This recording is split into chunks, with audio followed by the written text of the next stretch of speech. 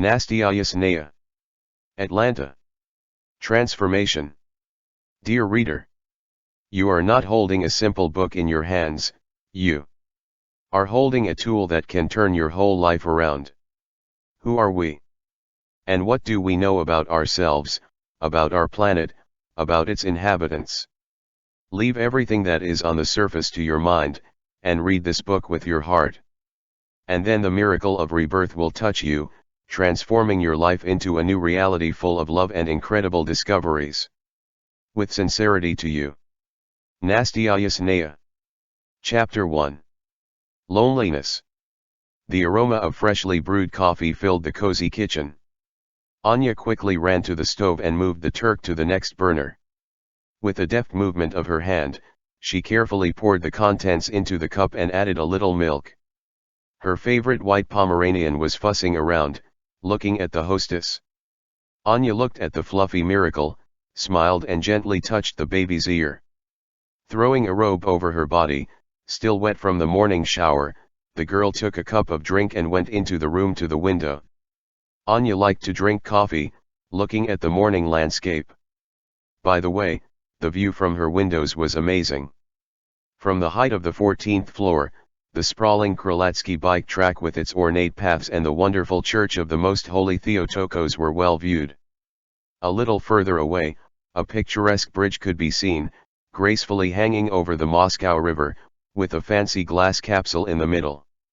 Anna inhaled the aroma of the drink and took a sip, enjoying the familiar taste. The sun gently caressed the green carpets of the hills, scattering its solar reflections everywhere, reflecting from the golden poppies of the temple. Suddenly Anya noticed something tall and dark, towering over the neighboring district, across the river. What is it? The girl thought, peering. A huge something, spread out over the entire horizon, was creeping up on the houses, devouring them. Anya closed her sleepy eyes. Maybe I imagined it? She thought. But when she opened them again, she saw the same picture. A cloud, or rather some dark mass, continued to devour the barely awakened houses with its merciless gaping mouth. Anna shook her head and convulsively took a few more sips of coffee. However, the vision still did not disappear, and now the neighboring shore disappeared in the mouth of a paunchy monster, eclipsing the morning sun with its high withers. My God, what is it? The girl screamed, dropping the mug on the wide windowsill and leaning against the window. A huge flock of screaming birds rushed past, crashing into the balcony and windows. Anya recoiled from the glass with lightning speed. Intently, with all her attention, she peered at the growing blackening wall. A tall sea wave was moving directly towards her, crushing everything in its path. A tsunami! The girl cried. But it can't be. There is no sea in Moscow. But reality did not recede, and a huge wave was flying right at her. Run! The thought cut her consciousness. But where? The girl rushed to the bedside table next to the documents, not taking her stunned gaze from the monster. The wave was already engulfing the picturesque bridge, collapsing with all its weight on the flimsy human buildings that were disappearing under its onslaught. To the roof urgently! Anya shouted and, grabbing her Pomeranian under her arm, which was always spinning under her feet, she rushed to the door, as if in slow motion. Krolatsky Station, a man's voice said dryly from the car's speakers. The doors opened, and the people poured out in a grey mass onto the platform, carrying the dozing girl with them. Anna stumbled out of the cramped space and immediately woke up. Ugh, she breathed, it was a dream. The girl casually adjusted her disheveled braid, still being impressed by what she saw, but after leaving the subway, she finally cheered up, greedily inhaling the February air, and showered with wet snowflakes, hurried home. Anna lived alone. More precisely, with his beloved friend the white dwarf Pomeranian Umka. The clang of the door lock and the joyful barking of the dog pierced the evening space of the landing. Jumping out of the apartment, Umka spun like a top at the feet of the hostess, whining and getting up on his hind legs. Anna bent down and took the fluffy ball in her hands. Hello, baby. She gently lisped and touched the dog's wet nose. Umka licked her nose and everything else he could reach, and shifted nervously in his arms. You are my happiness, the girl thought, putting on a walking harness and a blue sheepskin coat. It was still drizzling outside. Anna was walking along the usual walking route in her favorite Kralatsky forest. Wow, the girl mused, what a winter it is in Moscow. Wet snow, and that's a joy. It will slightly cover the gray everyday life, and that's good. Although in the morning it will still melt.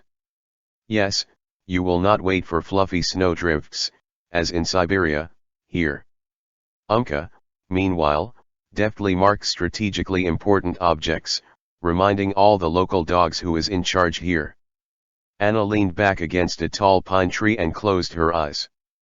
Quietly, almost noiselessly, the snow fell on her slightly tired face, leaving wet spots.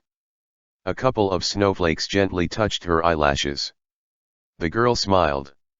She remembered how in her hometown, Krasnoyarsk, as a child, in the winter, with her mother and sister, they went to the Stalby Nature Reserve. They spent the whole day there, climbing up to the ancient stone statues. How joyfully and with perseverance the family reached the elephant, feathers, and other natural wonders, drowning in the mighty space of the taiga. Silver-plated firs, sweeping pines, powerful cedars always greeted them with strong embraces, blowing travelers with fresh air to dizziness. Anya was especially pleased with their fluffy white fur coats. By the way. And didn't I choose Umka for a white fur coat? She thought jokingly and looked at the dog. The Pomeranian obediently sat at her feet, shivering slightly from the cold. Let's go home, baby. The hostess cheerfully called out to him and took him under her arm. An hour later, Anya was already fussing in the kitchen, setting the festive table. The delicious aroma of cooking food wafted out of the oven. The girl put a large pink dish, utensils, and napkins on the table. Almost done. It remains to cut a salad and put the culmination of today's dinner out of the oven, chicken with potatoes in garlic sauce, she concluded. Umka was spinning under his feet, anticipating the stunning treats from the table. Anya turned on some nice music and took out a bottle of red wine from the 2004 harvest, which her friends gave her for her last birthday. And now I'm celebrating my birthday alone, the birthday girl thought. More precisely, its threshold. By the way, it was in 2004 that I came to Moscow, full of hope and confidence in my victory. Deftly uncorking the bottle, she filled the glass with a dark red liquid and slowly inhaled the pleasant aroma. Turning the wine clockwise, the girl took a small sip. It was tart and sweet. It was obvious that his bouquet had not yet opened. The wine leg slowly flowed down the glass, captured by elegant fingers with a delicate pink manicure. 36. Anya stated aloud, frowning. I'm turning 36 years old, and what have I come to? The oven beeped loudly. The girl put the glass on the table and hurried to turn off such a shrill sound. Umka, happily wagging his tail, followed her. He sat down next to her legs and coquettishly raised his front paw.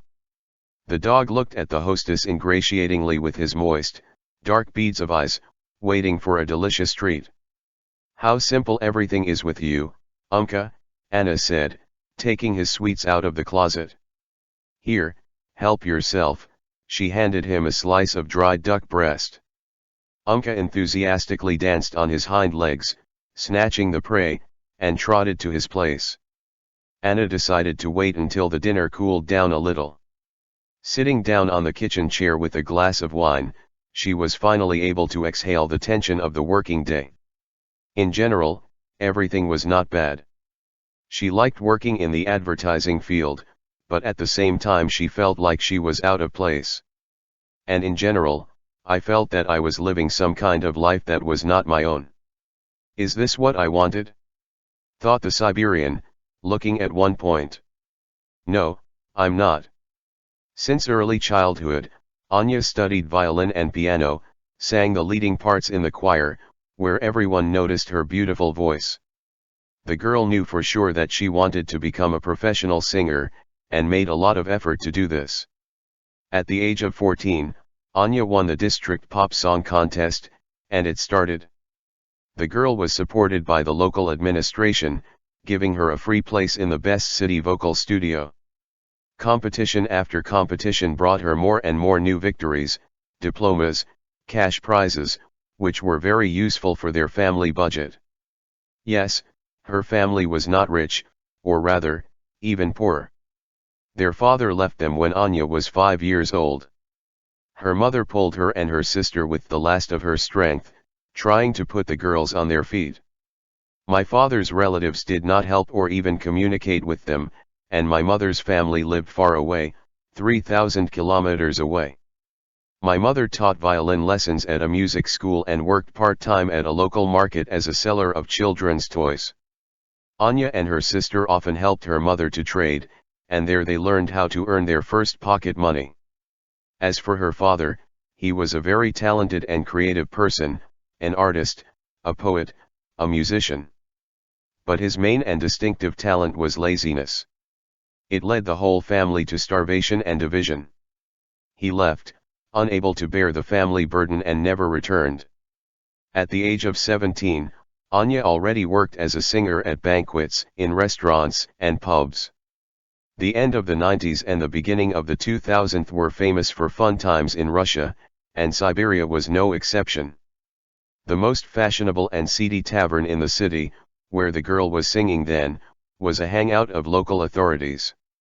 The bandits staged a showdown right before her eyes, having fun to the point of godlessness. Anya, watching all these nightly oil paintings, was no longer surprised by anything. Of course, all this tavern nonsense prevented the girl from finishing the hairdressing lyceum a little, but she stubbornly continued to attend lectures and practice, falling asleep on the go. In general, Anya wanted to finish all 11 classes, and then go to study as a psychologist and at the same time continue her singing career in parallel, but life, and especially the financial need for a family, ordered otherwise.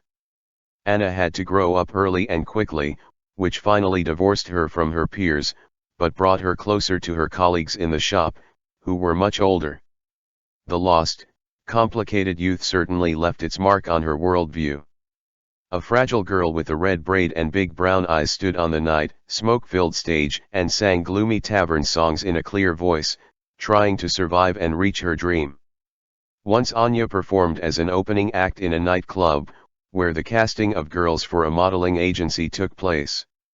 The Siberian woman was aware of her comeliness and suitable height and decided to try her hand. Without hesitation and shyness, walking along the catwalk in one swimsuit under the spotlight and inquisitive unfamiliar glances, she joined the main staff of the leading modeling agency of the city. With this event, her life became even more intense and interesting. In addition to the pub, banquets, and city performances, there were auditions, screenings, magazine shoots, beauty contests. All this was followed by new suitors who curled and buzzed around the girl, trying to bite her. But Anna was adamant, because her heart was already given to the only one she met on the eve of her coming of age. It was a married man older than her. He had a pregnant wife, and he drove around the city in a blood-red foreign car. Of course, this was a bad guy who had a special authority among the locals. At first, Anya was afraid of him, but the man skillfully won the girl to himself and quickly penetrated her heart. In a heart waiting for a miracle, waiting for love. Almost immediately, they began to live together. The wife was sent to her parents, and there she gave birth. Anya became more and more confused in these relationships, trying to figure out what is good and what is bad. And while she was floundering in this mess, he bit into the girl more and more like a tick, and was jealous of her for every post, with all the consequences that followed.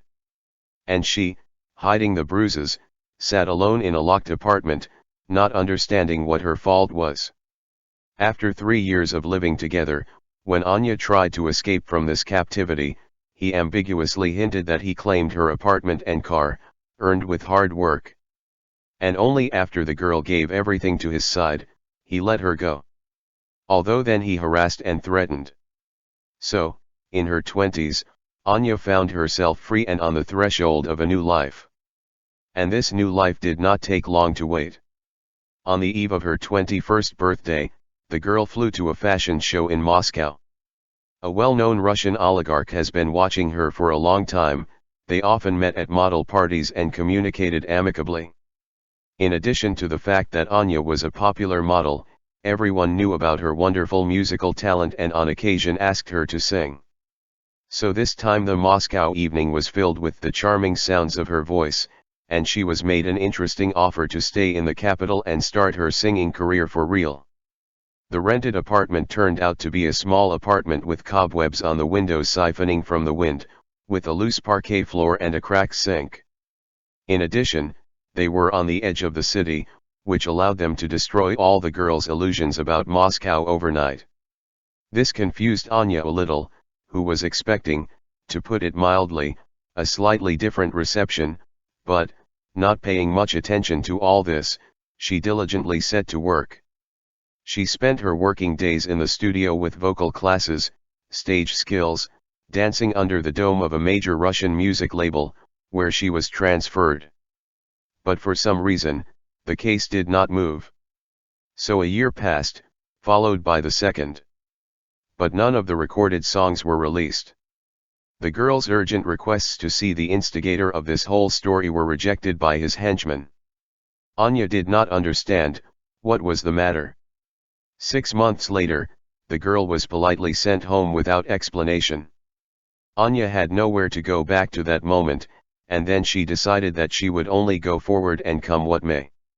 Without a higher education, the Siberian was able to get a job only as a courier, all in the same label, where yesterday she was a nascent star. Moreover, the 10-year contract was still in force, which tied the girl's hands.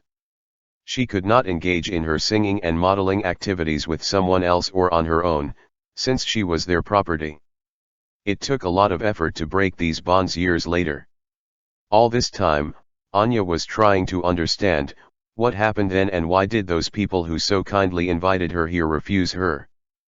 But no matter how much she dug into her guesses and assumptions, she did not manage to find the truth, and gradually she forgot about it. Anya continued to spin and survive in Moscow as best she could. However, she noticed that in a difficult moment, help always came to her suddenly, as if someone invisible and omnipotent was watching her and carefully led her through the thorny thorns that she felt she had to go through. The vicissitudes of life forced the girl to put on mask after mask and build high walls between herself and the world around her, locking her true self in a bulletproof vest of strained smiles, goodwill and pleasant phrases. Nevertheless, her life gradually became clearer. She went to study in absentia at the Institute of Arts and received a higher cultural education. At the same time, she began working in the field of show business as a manager, and then on television. Already being free from an unsuccessful contract, she tried to build her own singing career, but she failed to achieve much success.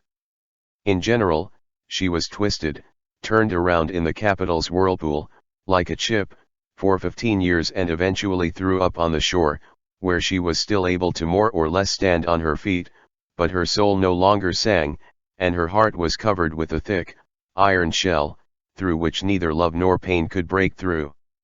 Of course, during all this time, many men were ready to lend her their shoulder and even offered their hand, but the past experience of love left her with too painful memories and distrust of the strong half of humanity. In addition, all these men seemed to her to be some kind of strangers, and in the end, not letting anyone get too close to her, she continued her journey alone. However, in the depths of her soul, Anya still cherished the hope of meeting with the very native and beloved person whom she would immediately recognize and feel. As time went on, she became more and more closed in herself and gave her preserved love to the faithful dog, who was now quietly curled up at her feet and sweetly dozing. Every year she became even more beautiful, but also even more lonely among tens of millions of dry metropolitan faces. I wonder if the solarium will help me, Anya thought, sipping a little wine. A year ago, The girl, in search of answers to her questions, became interested in scientific astrology and entered professional courses of astrologers. The sky, the stars, the planets had attracted her attention since childhood, and now they gave her strength. Having learned that there is an effective method in astrology that corrects fate, Anna immediately turned to her senior fellow students with this question. The essence of the solarium was that with the help of an astrological program, a place is being searched for on the planet where it is best for a person to celebrate his birthday. Arriving there almost on the eve of a personal new year, a person activates powerful cosmic currents and directs them to exciting areas of his life, thereby correcting it. Anna resorted to this method, grasping at it as if it were a straw. Solaris pointed to the solar cube. The young astrologer has never been there, which caused her a double interest and a desire to visit this piece of the planet. In addition, Cuba was located on the shore of her beloved Atlantic Ocean, which Anya once visited and had an amazing contact with it for herself. Chapter 2. The Escape. Anna was sitting in a cozy airplane seat. The aluminum bird was moving slowly along the runway, preparing for takeoff. The cabin was quiet and cozy. The lights were dimmed, which created the atmosphere of an evening living room. The girl completely gave herself up to her unconscious mental flow, exhaling a busy day. Moscow. I live in Moscow. I wanted it so much. I dreamed that I would be happy to walk along these streets, and here I am, and what? Fuss, noise, haste, sales, purchases, plans and endless masses of people. The girl thought, then indifferently looking out the window, then aimlessly wandering her gaze over the tops of the seats and the passengers sitting nearby. Across the aisle, to her left, she noticed a married couple with a child. The baby fidgeted in the arms of his parents, not wanting to stay in one place. The young father was sitting on the edge. Anna noticed his dark, long hair, scattered over his broad shoulders. She really liked long-haired men, and, involuntarily admiring them, Anya smiled slightly. Suddenly the guy turned around and looked at her with his bright big eyes. From this unexpected look, the girl shuddered and lowered her eyelashes. Happy, thought Anya, turning away to the window and sadly realizing that she does not have such happiness, but how she would like it. The glass of the porthole reflected her tired face with soft, refined features. Arched brown eyebrows framed her light brown eyes expressively. Anna took a tube of glitter out of her pocket and ran a brush over her plump, dry lips. Looking at the lights located on the runway, in the reflection of the window, the girl caught the gaze of her neighbor. He was a man of about 60 with a long gray beard. Anya noticed how he was looking at her intently. Well, stop staring at me. She mentally growled and abruptly leaned back in her chair, surprised at her own anger.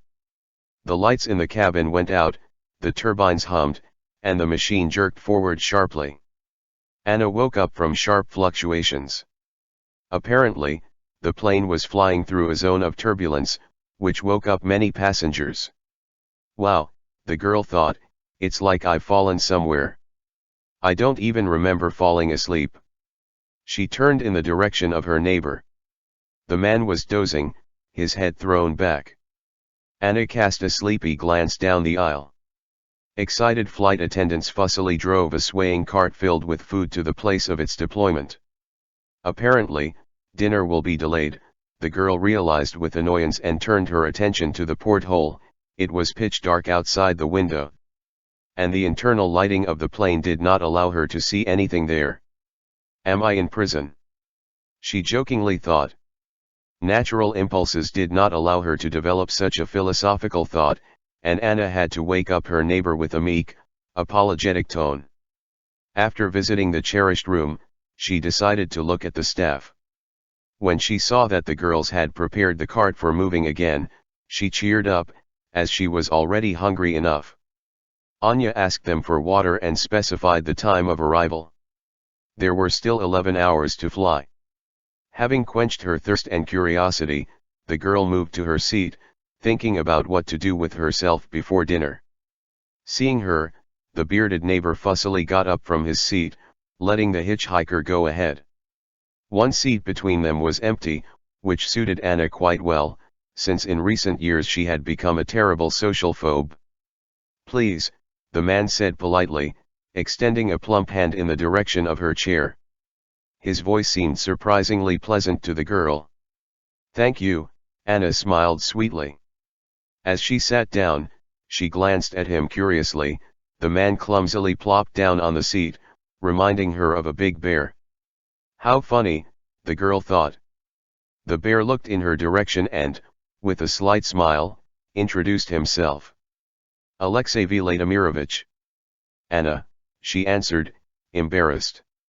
"As I understand it, you are also interested in the hot country where we are flying now." "Quite," Anya answered, and after a second added. "They say that it is very colorful and fun there. And Cuba also had friendly relations with us not so long ago, which affected their life and architecture," the girl continued, who had made some inquiries about the hot country in advance.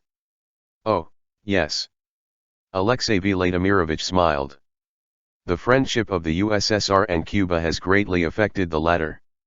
They still drive our Soviet cars there, Zhiguli, Moskvish. What are you doing?" "How cute." Anna laughed. "They probably have all fallen apart there already?" "Well, not really. Cubans are very fond of Russian cars and take good care of them.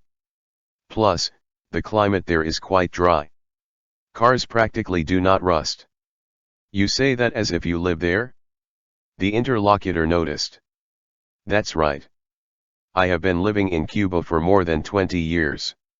She's like my own," the fellow traveler said with love in his voice. "So you are a Cuban, then?" "No. It is difficult for people from other countries to obtain citizenship in Cuba. But I love Cuba as my own. My wife and children and I moved there in the 90s. As a result, we stayed in Cuba, and our sons returned to Moscow. Now they are doing their business here. They like it better in Russia, they have got families, and we come and visit. Yes, and they look in on us." The cabin smelled delicious food. The cherished cart slowly moved along the aisle, causing a rumbling in the girl's stomach. Standing up, she cast an impatient glance at the coveted object, assessing how many more meters remained to their row. "They'll be here soon," said Alexey Vladimirovich, turning his big gray head in the direction of the cart. "A couple of minutes, and we will be full." Anna smiled tightly and returned to her chair. "And what do you do in Cuba?" "I read briefly that this is a poor communist country. There is no abundance of food in stores, medicines, clothes." The Siberian woman continued the dialogue. "Yes, Cuba is a poor country. However, not everything is as bad as they say. She has her own beauty, her own unique charm, from which my wife and I personally could not tear ourselves away. I am diving on Varadero, where we are actually flying now." "Wow! Are you a diver?" "Yes," the man replied with satisfaction. "How interesting. Is it difficult? What is needed for this?" Anna perked up. "First you need a desire, of course," Alexey Vladimirovich laughed. "In general, this is a real sport, if you take it seriously. Although for a trial dive in shallow water, you need quite a bit." The bear smiled slyly, looking Anna straight in the eyes, and added, "Do you want to look at the ocean from the inside?" The girl lit up. "Yes, I would like to try it." "All right," Alexey Vladimirovich replied. "Then here's my number for you." He pulled out a white business card in English from his pocket and handed it to the girl. "We are on the edge of the spit, where the submarine docks. As you decide, call." "Thank you," Anna said, taking the cheaply designed card. "And you, as I understand it, are on vacation?" the neighbor asked good-naturedly.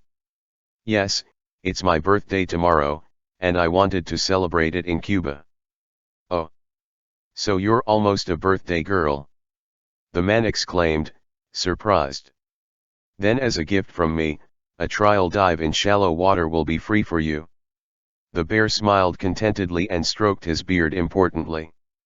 Anna broke into a smile. She did not expect such a gift. Thank you very much, she exclaimed, beaming. The flight attendants served dinner. Did Anna find the pasta with sausages very tasty, or was she just very hungry? Anna, have you been to the Atlantic Ocean before? Alexey Vladimirovich asked, actively chewing buckwheat with meat. The girl hesitated for a second. Yes, I was in the Canary Islands, she muttered, swallowing her food. Hot Spain. I can imagine how beautiful it is there. Yes, very much. It's very beautiful, Anya continued. So affectionate and clean. I also remember that sometimes the waves were higher than me, although I was only waist deep in water. I had to constantly jump through them, as if through a rope, the girl recalled with a slight smile. Alexey Vladimirovich carefully handed her a glass of tomato juice. Interesting, the fellow traveler continued. I have not been to the Canary Islands, but I have heard that the flora and fauna there are magnificent and that it is a little warmer there than here. I don't know about warmer, I still have nothing to compare it with, Anna answered after drinking a significant part of the red drink from a paper cup, but you're right, the places there are fantastic. The Canary Islands have a volcanic nature. Stunningly beautiful mountains, jungles, the ocean, the girl shone more and more. By the way, the ocean is especially beautiful there at night. A huge moon hangs over the water like a spaceship. And in general, I had a feeling of home there. Anna paused, her eyes clinging to the disk of the moon visible in the night window. She remembered how in the evening, being in the Canaries, wandering along the coastline, she felt that she was at home. She felt that this place was familiar to her to the core. Standing on the shore and admiring the smoothly outlined horizon line, the girl reveled in the liquid sunset and talked to the ocean. Yes. I was talking to him. It's unthinkable, but Anya heard his voice and felt with all her heart that she definitely once lived here. It was a strange feeling, the sun was slowly sliding into the water, and she wanted not to run, but to swim after him. She dreamed that she was floating in the ocean sunset waters and there was someone else next to her. What was the young traveler thinking about? A pleasant male voice suddenly sounded in her memories. And the girl returned to reality. Oh, yes. I just remembered how good it was for me there, on the shore of the Atlantic Ocean. And even then it seemed to me that there is definitely intelligent life in its waters, Anya answered dreamily and turned her gaze to the remnants of tomato juice smeared on the walls of the cup. There are a lot of legends about underwater inhabitants, Alexey Vladimirovich carefully picked up her frank dialogue. They say that an ancient underwater civilization lives in the depths of the world ocean, where no man has ever descended before. But perhaps these are only the fantasies of ardent writers and inventors, the bear continued, stroking his beard. In general, he often stroked his beard, as if he found some kind of support or comfort in it. Anna finished the last sip of the thick drink and deliberately said loudly, lifting her chin. Well. So, we need to dive into the ocean and check who still lives there? The girl smiled and gave an intricate look at the interlocutor, and then at the flight attendant, handing her an empty cup. Alexey Vladimirovich amiably agreed with her with a nod of his head. What do you want? Tea, coffee. A smiling blonde in a blue uniform intruded into their conversation. Tea with milk, please, Anna gestured. The bear carefully handed her the tea, and took black coffee for himself. Chapter 3. Sleep. After dinner, life became much easier, and Anna, stretching contentedly in her chair, decided to take a little nap. It was 2:30 in the morning Moscow time, although who knows what time it really was in the part of the sky where their plane was flying. Anna was walking with Umka through the Krolatsky forest, flooded with the honey rays of the setting sun, which flowed down the branches of the trees in light streams and disappeared into the grass. The dog's white fur coat glowed like a flashlight in the golden glow, illuminating the familiar path. Tall pines, maples, and birches rustled around, and grasshoppers chirped bizarrely in the grass. High up, in the spreading crowns of the cedars that came from nowhere, sweet-voiced birds were shouting over each other, filling the space with gentle iridescences. The wonderful forest music caressed the girl's delicate ear, bringing her into rapture. Right at her feet, Anya saw a large scarlet strawberry. The girl sat down to try the liquid berries. The strawberries were incredibly fragrant and melted on the tongue like ice cream. Having had enough, Anna got up and looked at herself. She was wearing a light blue dress that her mother had given her for her coming of age. Touching the material, the Siberian felt her mother's love and care, and her soul felt so good. Meanwhile, Umka was busily sniffing the nearest bushes. Suddenly the dog stopped, raised his small muzzle and sniffed. Pricking up his fluffy ears, the Pomeranian barked loudly and jerked to the side. Anna called out to her friend, but he did not stop. The girl, shaking her head, hurried after him, cutting through a green carpet of herbs. "Umka, come to me!" she shouted, entering the thicket. But the dog was neither heard nor seen, which caused Anna to get excited. Suddenly, ahead, through the mighty trunks of trees, she saw a blue strip of water. Squinting, the girl saw the sea. It beckoned her with its blue and calmness. "Where does the sea come from?" she thought. Umka suddenly appeared in the landscape captured by his eyes. He happily jumped out of the grass, dragging his beloved mistress with him to the sea. "Umka, wait!" the girl corrected him again. The perky Pomeranian gave another squeaky bark, quickly spun several times in one place and set off for the sea, drowning in green silk. Anya hurried after him. The sun kissed everything around with a soft bronze light. The most delicate aromas of the forest intoxicated the girl with their sophistication. Suddenly she noticed that her pet had disappeared again. "What a hooligan!" thought the hostess, and immediately heard someone's muffled voices coming from the sea, which was breathing very close. They were mixed voices, male and female, and they seemed to be speaking in an incomprehensible language. Quickly coming out of the forest, she saw a group of young people, about her age, standing on the shore in a semicircle. Anna noticed that they all turned to her at once and fell silent. These people looked unusual. They were about 2 meters tall, they all had bright turquoise eyes that seemed to pierce through her, a light breeze played with their long, loose hair that fell below their thighs. For some reason, the men were half naked, only in loincloths, and held small bouquets of forest flowers in their hands, while the girls stood in thin, belted chiton of silver shades, artfully draping intimate places. "How strange," thought Anya. "I need to ask them about my Umka." "Sorry, you didn't see." She didn't finish, stunned by the fact that her voice didn't sound. Strange people with interest studied the lost traveler with their blue lights of their eyes. Suddenly, one dark-haired man tilted his head to one side and looked intently at Anya. He smiled broadly, and at that moment the girl felt a powerful wave of heat run through her body from the top of her head to her feet. For a second, she thought she knew him. The man handed his bouquet to one of the blonde girls and slowly walked towards the lost forest guest.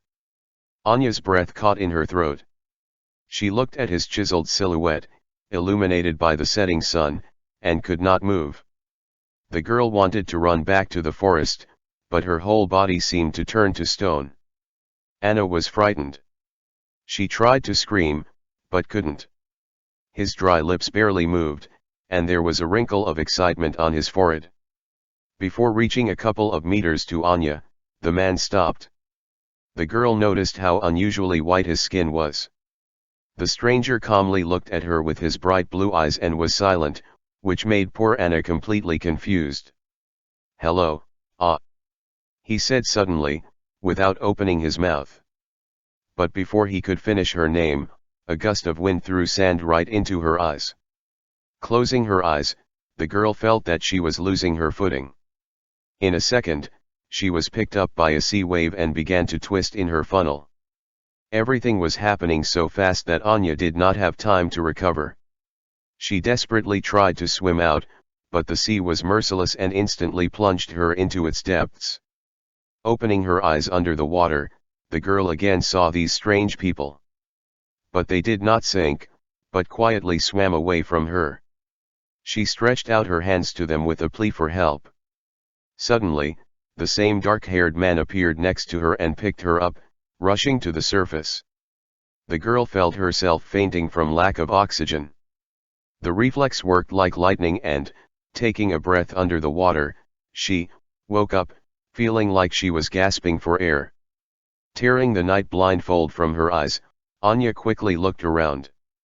Finding herself still in the airplane seat, she exhaled loudly and leaned back. "Thank God, I just dreamed it."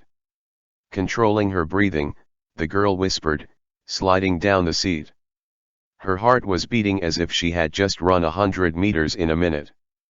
Feeling the wet armpits, Anna swallowed saliva. These strange dreams again. We need to calm down and drink hot tea. The excited traveler decided and pressed the call button for the staff. The helpful stewardess instantly brought the desired drink, seasoned with a pretty smile. The main lighting in the plane was turned off, which allowed Anya to see the night landscape through the window. The almost round moon hovered alone among the black matter strewn with stars. The dreamy picture calmed the girl a little with its silence and mystery of outlines, and, after taking a sip of a good tart drink, Anya thought, "I wonder how many civilizations the moon has seen on our planet? How many cataclysms, wars, tsunamis did she unwittingly witness?" The silent disk shone indifferently in her face, showing a meteorite-battered face. Anna looked down at the cup, admiring the reflections of the dim light on the dark liquid. She remembered how often, throughout her life, she had dreams associated with the water element. Huge tsunamis fell with all their weight on her tiny body, the dark depths of the sea dragged the girl into their depths. But for some reason she always remained unharmed. "I wonder why I dream about the sea so often," Anya mused, trying to dispel the disturbing feelings from the last dream.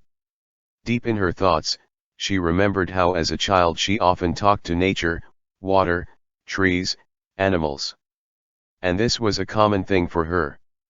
The child's imagination drew her a wonderful fairy tale about underwater inhabitants, with whom the girl felt a strong connection. One day, Anya decided to share her secret with her friends in the yard, to which she received a powerful slap from ridicule and mockery. Since then, she has not told anyone anything else and has not let anyone into her inner world. And upon arrival in Moscow, in the centrifuge of metropolitan life, the girl finally closed herself, losing herself in the bubbling sea of survival. Anna finished her tea and closed the window curtain. "I think I'll go back to the world of dreams," the traveler decided, pulling a mask of dark plush over her sad eyes. So, in a rapidly flying plane, along with other sleeping passengers, the girl fell asleep, not realizing that her dreams are nothing but deep memories from the distant past. Chapter 4. Cuba. Morning. Cuba welcomed tourists with a hot sun and a humid sea wind. After saying goodbye to her fellow traveler, the bear, the girl slipped into the interior of a blue old Cadillac, polished to a shine. "Here we would like such in Moscow? Then the city would not have seemed so gloomy." She smiled. On the way to the hotel, Anna enjoyed the colorful scenes of local life flashing outside the window. Cozy horse-drawn carts with horses scurried along the narrow road racing with colorful Cadillacs harnessed by dark-skinned Cubans.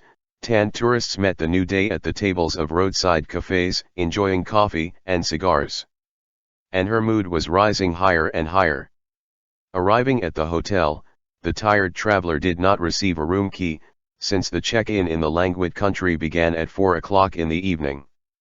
Anya sat down in the lobby of the hotel, waving her cap in front of her face like a fan.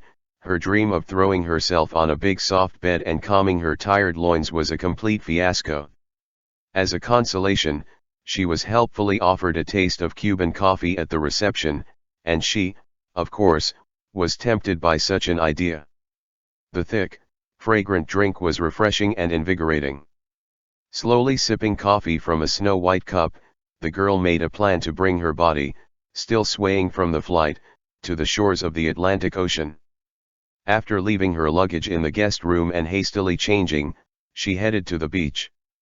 Going out into the garden, Anna fell into a semi-fainting state from the view that appeared before her tortured Moscow everyday eyes.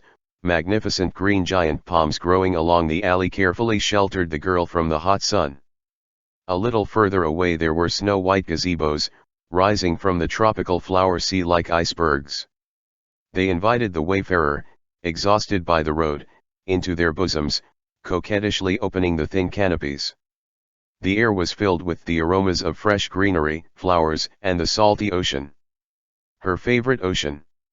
And now, through all this splendor, her eyes finally caught the rich blue thread of the coastline. As she approached her, Anna spread her smile wider and wider, enjoying every inch of this blue canvas she saw.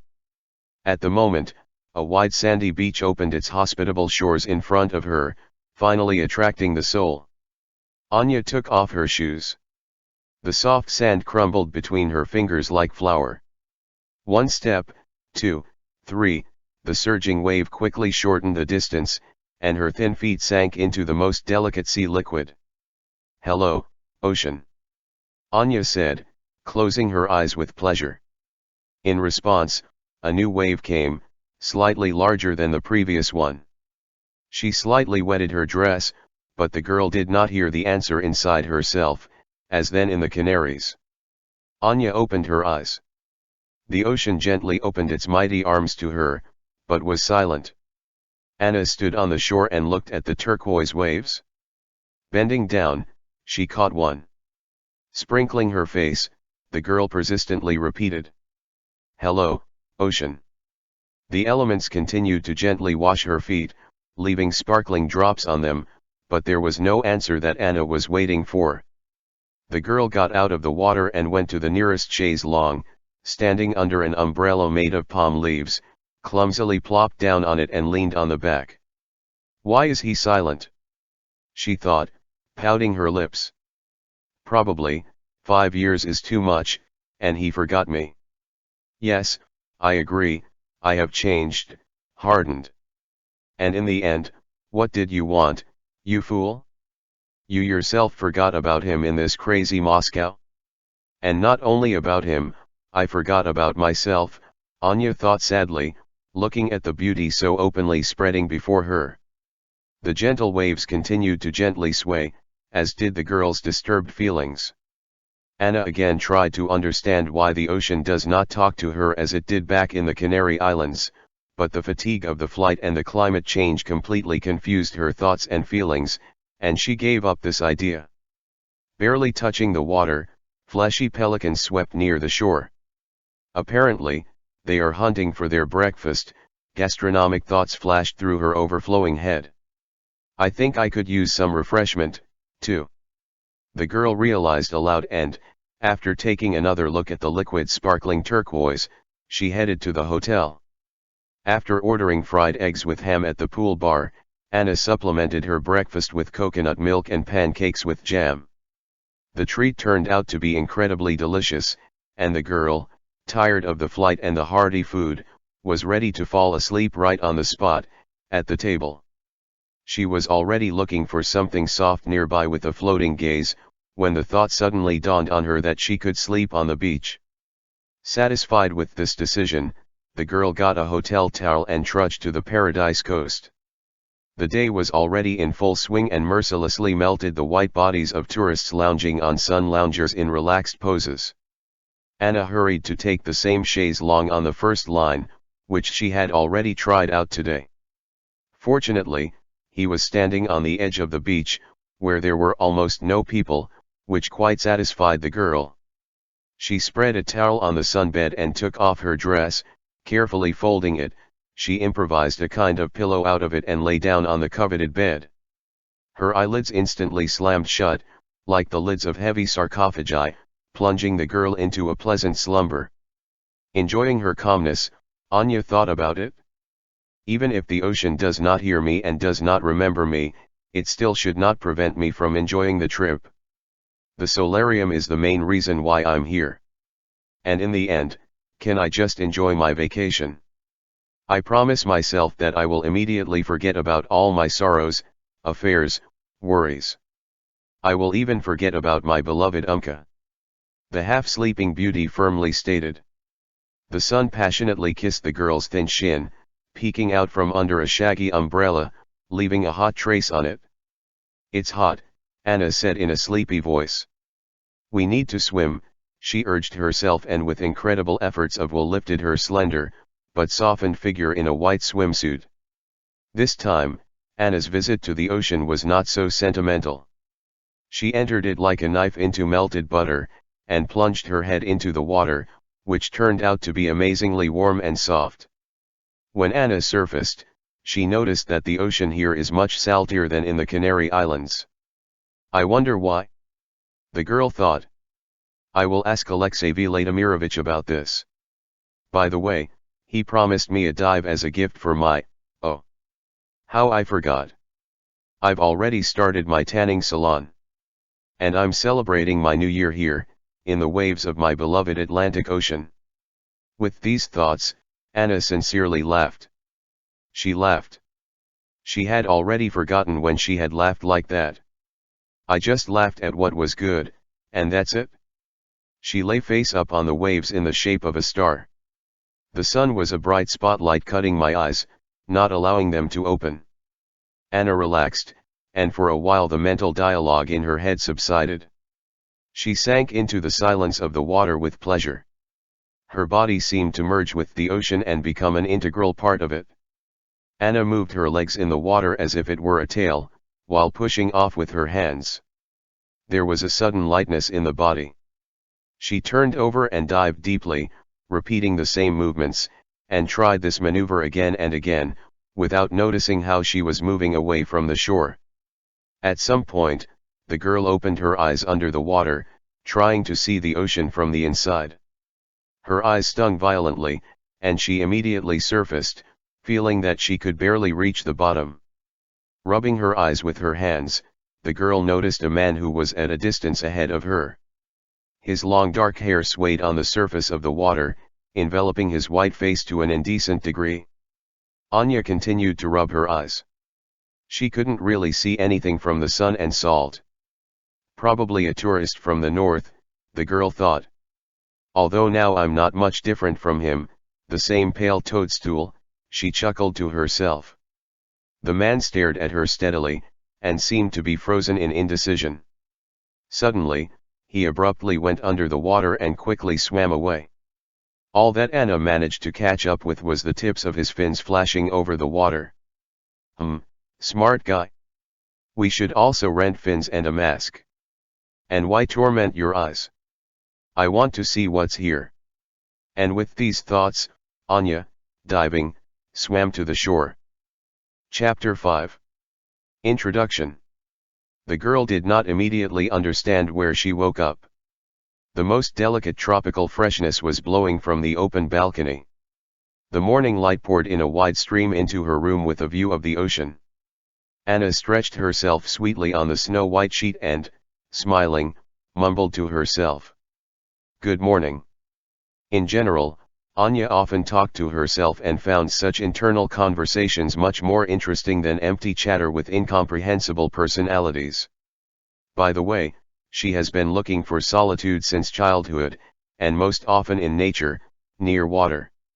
She was absolutely satisfied with such deep-sea silence and observation of people from the outside. She noticed that most representatives of Homo sapiens were afraid of solitude, incorrectly calling it loneliness. In a panic, they ran away from themselves, filling their lives with unnecessary meetings, events, people.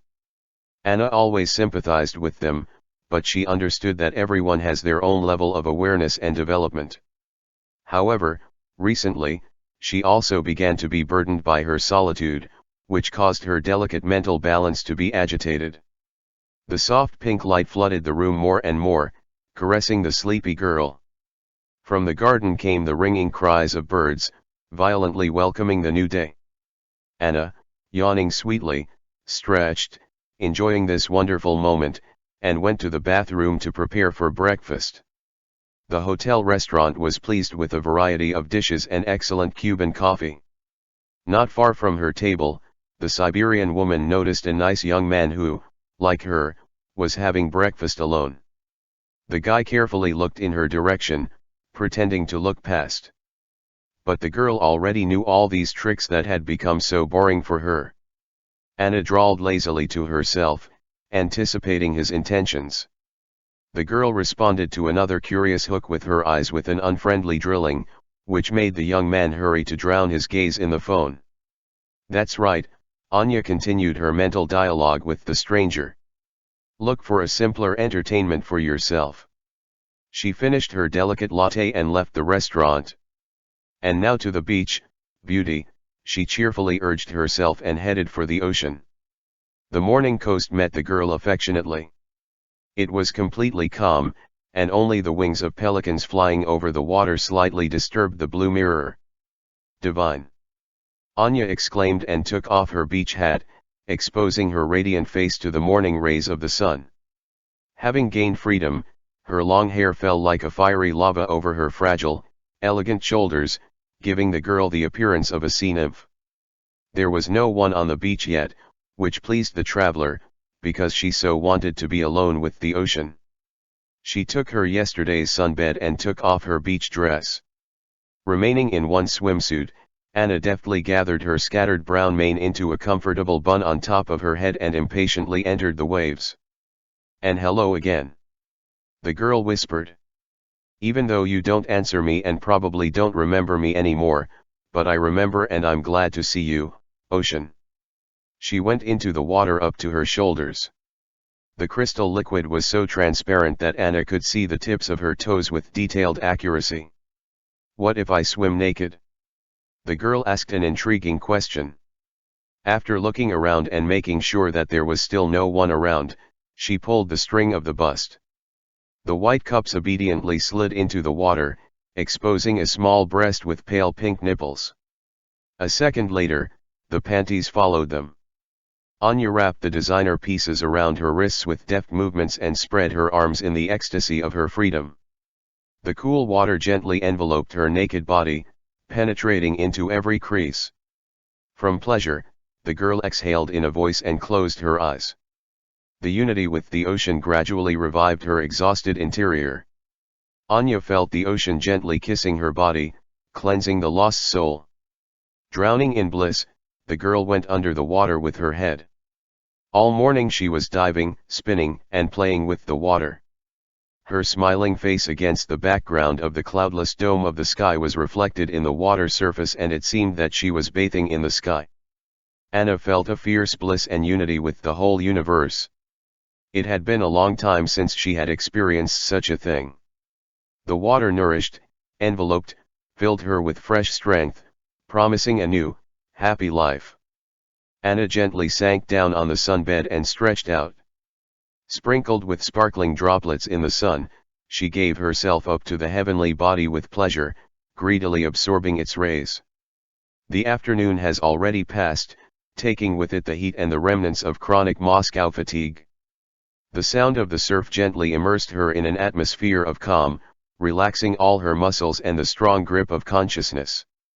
The breathing became slower and more rhythmic. In a half-doze, Anya plunged into memories. Mentally passing the way from today into the depths of her past, she noticed how she had changed. From an arm-to-the-teeth girl in a tank, she came to a bright-eyed child, open to the whole world. Here she is, a 3-year-old, naked, with 2 pigtails, running along the shore of the lake and playing with the water, talking about something with the fish.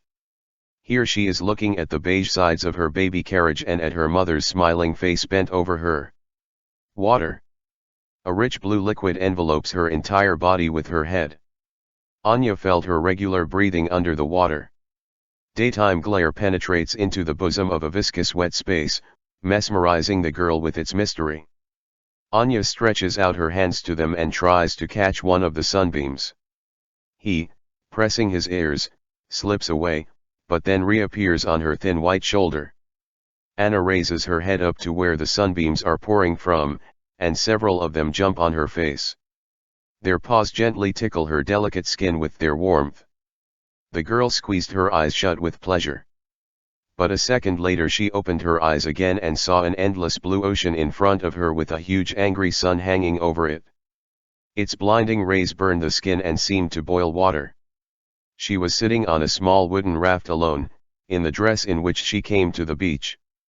Looking around, to her amazement, Anya found only massive waves and a looped horizon line around her. Where am I? The girl thought. Her excitement made her thirsty, and she began to look for her bag, which should have contained a bottle of water that she had taken from the hotel, but with increasing excitement she discovered that the bag was not there. There was nothing but this raft, the ocean, and the infernal sun, ready to incinerate her to the ground. Anna was really scared. Her brain gave her images of death from dehydration or sharks in a second. The sweat, already profusely protruding, gave her a double portion. Realizing the misery of her situation, Anya was horrified. Jumping up and taking as much air as possible into her lungs, she screamed. But her cry hung dully over the water and disappeared into the crackling air from the heat. She screamed again and again, breaking into hysterical screams, seasoned with tears that spurted from despair. The girl fell on the raft and began to beat on it with her hands, cursing selectively. From her hysteria, the raft began to sway, and one of its extreme boards detached. Anya was there with lightning speed and quickly began to attach the board back. Her hands were shaking, and her thoughts were rushing at the speed of light. What should I do? What should I do? Returning the board to its place, Anya sat down on the edge of the raft, tucking her legs under her. The waves beat against the piece of wood, licking its edges and scaring the girl with their appetite. Suddenly, something heavy rocked the raft from the other end. Anna froze in horror. Shark! Flashed a breathless thought in her mind. Afraid to turn around, the girl began to read a prayer to herself, but the words were confused, and she, in a state of complete shock and with the only thought, let all this end soon, turned around. A white-skinned, blue-eyed man with long dark hair was looking at her intently. With his powerful elbows, he leaned on the edge of the raft, slightly sinking it. Anna was speechless. Is my head baked? The thought hit her temples. The man, without looking away, looked at her with eyes the color of the sea and was silent. Who are you? Anya asked hoarsely, barely moving her dry lips. There was no response. The man continued to look at her and suddenly smiled. His beautiful pale pink lips revealed a row of white teeth, disarming the girl completely. Anna involuntarily admired him and for a moment felt an irresistible sexual attraction. Smiling back at him, she lowered her eyes, and when she looked up, the man was no longer there. Looking around in search of a beautiful stranger, the girl sat up and woke up. The sun was already setting, and it was getting a little chilly. Anya lazily moved her head, feeling her body stiff without movement. Ah, those sea dreams again, she thought listlessly. But what a beautiful man I dreamed of. The girl started up, coming to herself. I think I've seen him somewhere before. Yes, that's right. I dreamed about him on the plane. It was him. The same look and feel. What would all this mean? Who is he? Why does he come to me in my dreams? Anya got excited, replaying various versions of the scenario in her mind, pulling on a rumpled dress. The memory of him made her feel so good that she didn't need anything more. Just to see him again, but in reality. Oh, I would definitely be happy with such a man, thought the excited girl. At least he will make beautiful children from him. She suddenly reduced her fervent fantasies to a domestic female worldview, entering the room. Anna came down to dinner neatly combed and noticeably tanned. As she passed the buffet table, she noticed the same young man she had seen at breakfast. Meeting her eyes, he politely inclined his head in greeting. In response, Anna forced a sweet smile and quickly looked away. It's him again. He also says hello. Apparently, we will have to fight back, the girl sighed and chose the farthest table for herself. For dinner, as the main dish, fleshy lobsters were served, just removed from the grill. That's what 5 stars means, the gourmet smiled to herself. May I always live like this? A dark-skinned waiter came up and politely asked what kind of drink the guest would prefer. Anna chose chilled mineral water. The lobsters were divine. Slowly enjoying her wonderful dinner, Anna stared out the window at the hotel garden. Lost in thoughts about his beautiful trees and what she would do after dinner, the girl did not notice how her stranger approached her. A pleasant voice suddenly sounded on the edge of her attention. Good evening. Anna almost choked on her surprise. She turned around abruptly and, seeing the same guy, casually said, Good afternoon. Do you mind if I join you? The young man continued, leaning towards a nearby chair. Yes, of course, have a seat, Anna said, chewing the final portion of lobster, and thought to herself, well, it started. My name is Alexander, let me ask, and you? Anna, the girl replied stiffly. Nice to meet you, Anna. The girl nodded indifferently in response. I noticed you at breakfast alone, Alexander continued, and seeing you alone again now, I decided to come over to meet you. I also came alone. It's very nice of you, Alexander, but I'm not looking for company, you know. Anna interrupted him, not hiding her dislike. Yes, I understand, me too. Otherwise, I would not have come here alone, the young man replied in confusion, realizing that he was not welcome. The pause was followed by a second attack. You arrived yesterday, didn't you? It's just that I've been here for more than a week, but I haven't seen you before. That's right, the girl replied coolly and looked at him intently. She nervously picked up her glass of water and took a sip. And why did you come alone? Suddenly, unexpectedly for herself, Anya asked. I wanted to rest from everyone and everything, the young man replied, watching her graceful movements. So, I'm not the only one looking for solitude from the worldly bustle, the girl emphasized, raising an elegant eyebrow, thereby hinting to the interlocutor that she still does not want to communicate with him. Yes, you're right, Anna. I'm sorry that I disturbed your peace, Alexander continued, embarrassed. If you allow me, I will show you the nearest neighborhood, so that you will not get lost here in the evening, and then, I promise, I will disappear from your horizon, okay? Idiot, Anna thought to herself, and she smiled. I'm sorry if I offended you. I just don't like all this small talk about anything. Then let's talk about the cube. Alexander cheered up and smiled back at her. Anna noticed that his smile reminded her of the one she had seen in her dream today. Compared to you, I am already a local here, the interlocutor continued to smile, which aroused the interest of the girl. Yes. Anna slurred, hiding her confusion behind a glass.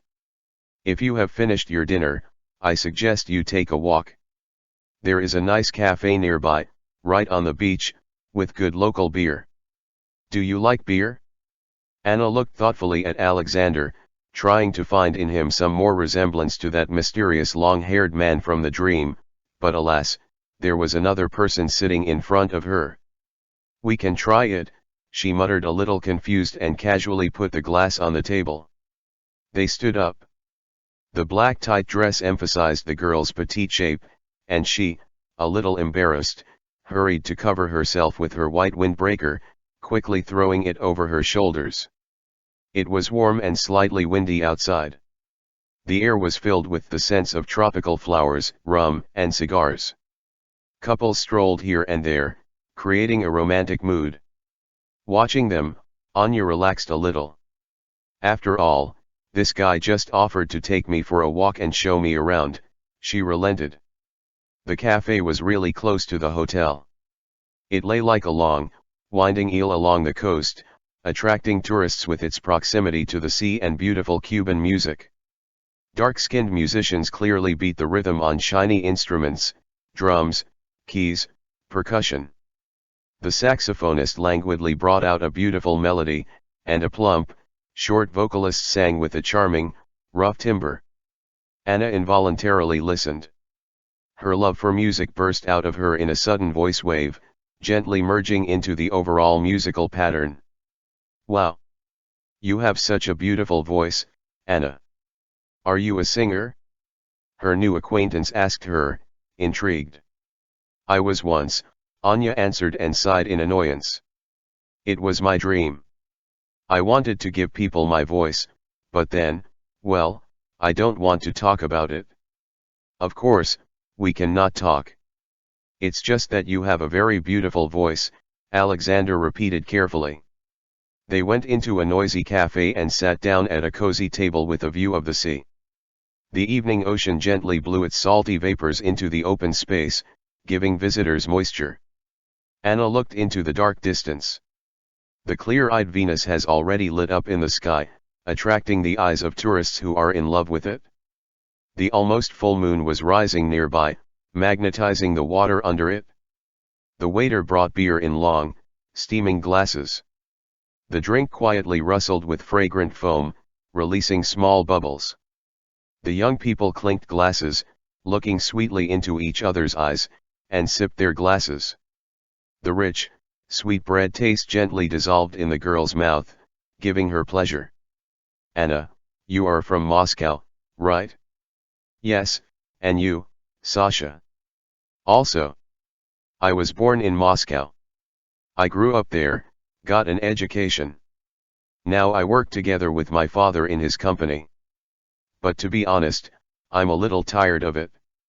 From Moscow or from working with my father?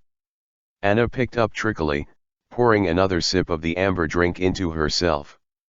And from both, Alexander waved his hand. You see, there is such an even life there. I always know that I have tomorrow. Well, how to say? I, for example, have lived such a life in Moscow that is steeper than on a roller coaster, without a safety net, Anya noticed and grinned, raising her eyebrows nervously. Weren't you born in Moscow? I was born in Siberia. The girl deliberately sang a phrase from a famous song. They both laughed. In conversation, Alexander was very nice, and Anna even felt a little embarrassed that she first combed him under a common comb. He turned out to be an interesting, intelligent, and well-mannered young man a little younger than her. The realization of this completely discouraged Alexander, because he thought, like everyone who actually saw Anya, that she was at most 25 years old. Gradually, either a beer or a pleasant evening relieved the tension of the first meeting, and the young people switched to you. It seems that we are running out of beer. Looking into the empty glass, Sasha discovered. Shall we order more? Come on, the cheerful girl smiled. Sasha looked in the direction of the waiters scurrying between the tables and raised his muscular arm. Anna clung to him with her eyes. The profile of her new acquaintance was soft and rounded. A small convex forehead was slightly covered with dark brown strands of hair, cascaded in a model haircut. Nothing stood out or shouted in his good-natured, pretty face, and even his small green eyes were childishly calm. It turned out that Alexander is from a rich Moscow family, which owns an oil production company. His whole life was honed by his parents so that he would become a worthy replacement for his father and successfully continue the family business. He didn't resist it, but he wasn't happy about it either. Born with a golden spoon in his mouth, he did not know any other life, which sometimes, as it seemed to Anna, saddened him.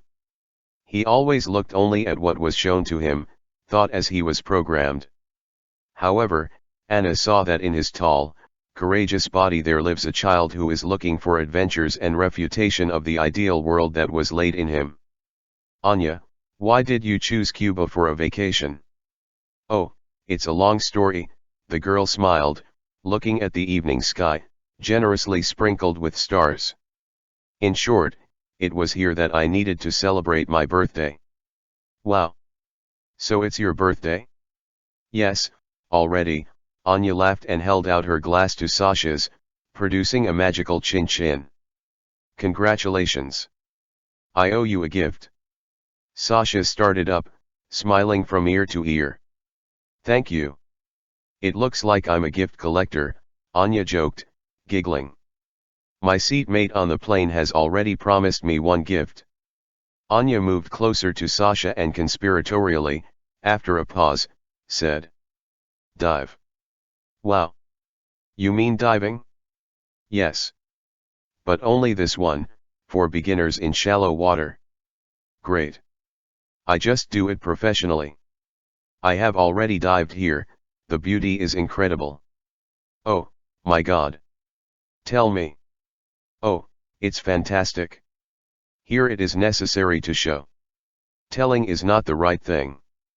We must dive. How great.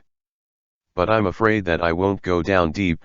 The girl stuck out her lower lip like a child and looked at her newly made friend with annoyance. Don't cry, Anyuta, Sasha winked at her, I'll take you with me. I'll show you the underwater world. He exclaimed, taking a sip from his almost empty glass again. How great, hooray. The girl could not resist and stopped herself. I mean, thank you. The young people once again drank to her birthday, being carried away by stories about each other's lives. Alexander was very encouraged by the fact that Anna turned out to be a Siberian. He asked her to show him Siberia someday, and the girl agreed, but on the condition that it would be in winter. So that he, the Moscow Finch, could feel the real Siberian frosts. Well, it's time to go home, Anna summed up their evening in a slightly tired but cheerful voice. Are you probably already tired? It's only your second day here, right? Yes, my body is still acclimatizing, and it needs time to rebuild, the girl muttered yawning. Sasha closed the account, and they slowly headed towards the hotel. Already in the room, Anna went out on the balcony. The almost full moon shone like a lantern through her windows, casting its mind-blowing reflection into the ocean. Countless brilliant scattering of stars twinkled in the halo of her mysterious face, stretching into the distance. Anna whispered to someone who didn't understand. Thank you for this beauty, for the warm meetings that warm the soul. She cast a sleepy glance at the splendor of the ocean night and, having imprinted it in her memory, went to bed. Chapter 6. Vision. In the morning, the freshly baked friends met for breakfast. Over a cup of coffee, they had the idea to take a ride around Varadero today and see the local sights. The day promised to be hot, and Anya decided to go up to the room to change into something light, but not too beachy. She tried on short denim shorts and a pink t-shirt. Having liked herself in the mirror, the girl supplemented the bow with a white cap and the same color with slates. That's so good, the traveler thought, putting her hair under her headdress. In high spirits, she went down to the hall, where Sasha was already waiting for her in a beige sports ensemble, torturing the arch of teardrop-shaped glasses with his aristocratic fingers. You look great. Thank you, the girl replied, smiling. Well, you're probably already used to compliments. How about a ride in a convertible in the color of your t-shirt? Wow, cool. They went out into the street. Next to the hotel was a retro convertible in bright pink with a convertible top and a beige interior. The car was a shaggy 60s. She shone in the sun like a New Year's toy, throwing rosy bunnies on the bright walls. Please, Alexander smiled, pointing in her direction. Anna approached the car with genuine admiration. The smiling dark-skinned driver opened the back door with a clang, letting the passenger pass ahead. The worn creaking seat abruptly enveloped the girl with the sweet smell of old leather. How great it is here! Anya exclaimed, snuggling down. I tried to please the birthday girl, I carefully selected the color, Sasha joked, sitting down next to her. Anya, appreciating the joke, gave him a friendly slap on the shoulder, and the cabriolet meanwhile moved to the center of the radiant braid. Passing the submarine that Alexey Vladimirovich mentioned on the plane, Anna remembered about diving. "Sasha, where did you try diving for the first time?" "On the Red Sea, in Egypt. It was fantastically beautiful. But before that, I was trained at a special diving school in Moscow.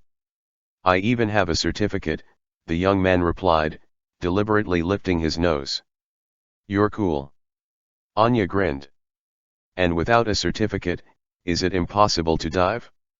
"You can, but under the watchful guidance of an instructor. Diving is an extreme sport. If you have at least the slightest contraindications for your health, then even the most insignificant dive may be the last." "What are the contraindications?" Anna was interested, for some reason fascinated by watching his lips move. "Well, for example, if you have problems with breathing or with your heart." "There are a lot of nuances there," Sasha stated. "I see," the girl thought, remembering if she had something like that. 5 minutes ago, we passed a submarine, where a yacht with tourists leaves for a dive. There is a diving training center there. If you want, we can look there today," Alexander continued. "Yes, it's time to look," Anna said, thinking about Alexey Vladimirovich. "We can do it on the way back," Sasha suggested. "Great." The girl answered cheerfully, turning her shining gaze to the sunlit road. They drove along the hotels located on both banks of the Spit. Palm trees dancing in the wind greeted them with spreading, shaggy paws. The hotels were very different, but one distinctive feature still united them: Savdapaya. Anna remembered about the love story of the USSR and Cuba, and right now she saw a real confirmation of this. Gradually, they drove into the walking area, where they let the car go.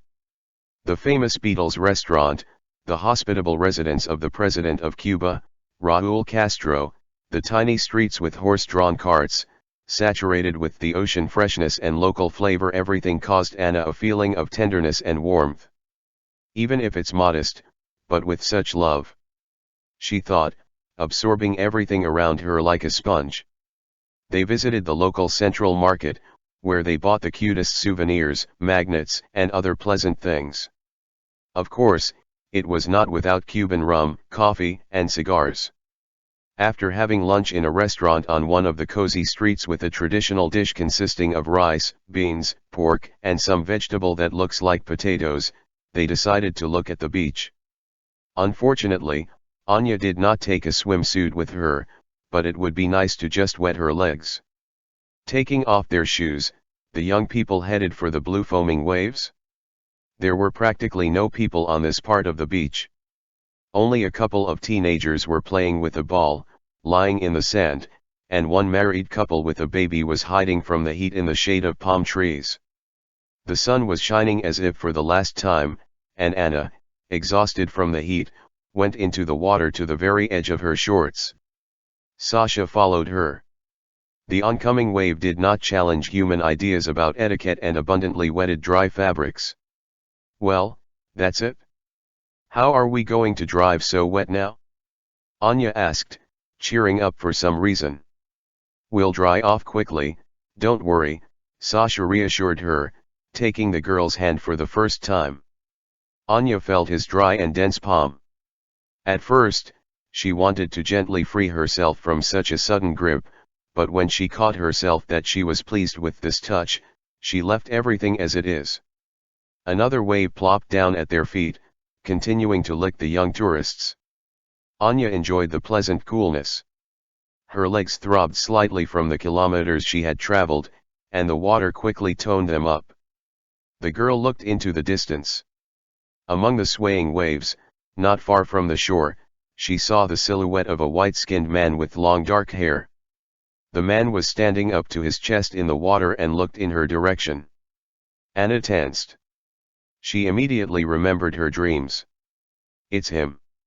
Her thoughts raced in her head. Anna quickly put her hand to her forehead, creating a shadow and not taking her eyes off the captured point. Suddenly the man went under the water.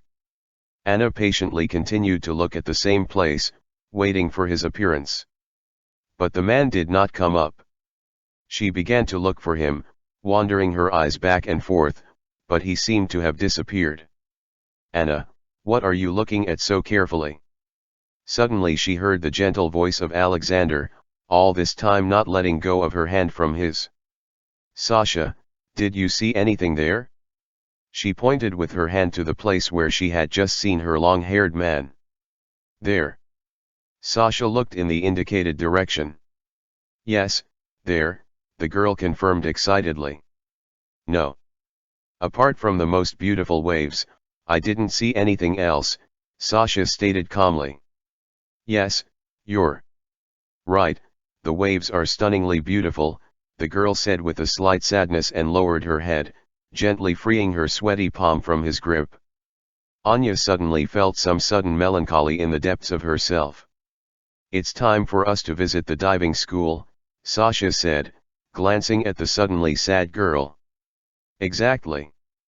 Let's go. Anya looked up at him and immediately looked away, so as not to betray her secret thoughts about the disappeared vision. Let's go. Alexander smiled, and they both went to dry off. Anna hurried impatiently inside the small building. Alexey Vladimirovich was busy with inventory in a room with a slightly open door directly opposite the entrance. When he saw her, he exclaimed joyfully. Oh, what people! Finally, you remembered about us, beautiful. Hello, the girl replied, smiling. It turns out that my hotel is located next to you. For some reason, Anna was glad to see this kind-hearted man, who again reminded her of a bear with his waddling gait and large dimensions. Do you know each other? Alexander asked, nodding at the bear. Yes. We flew next to each other on the plane, the girl replied, and hurried to introduce the men to each other. But it turned out that they already know each other and are united by a common love for diving. Well, traveler, are you ready to pass the initial check? Alexey Vladimirovich asked happily. And why not? She answered fervently. Is it here? Yes, come in, and you, Sasha, as I understand it, will accompany our little mermaid? By all means. With your skill, brother, she won't really need me, but let's train her a little, the bear teased the young man, and they went after the girl.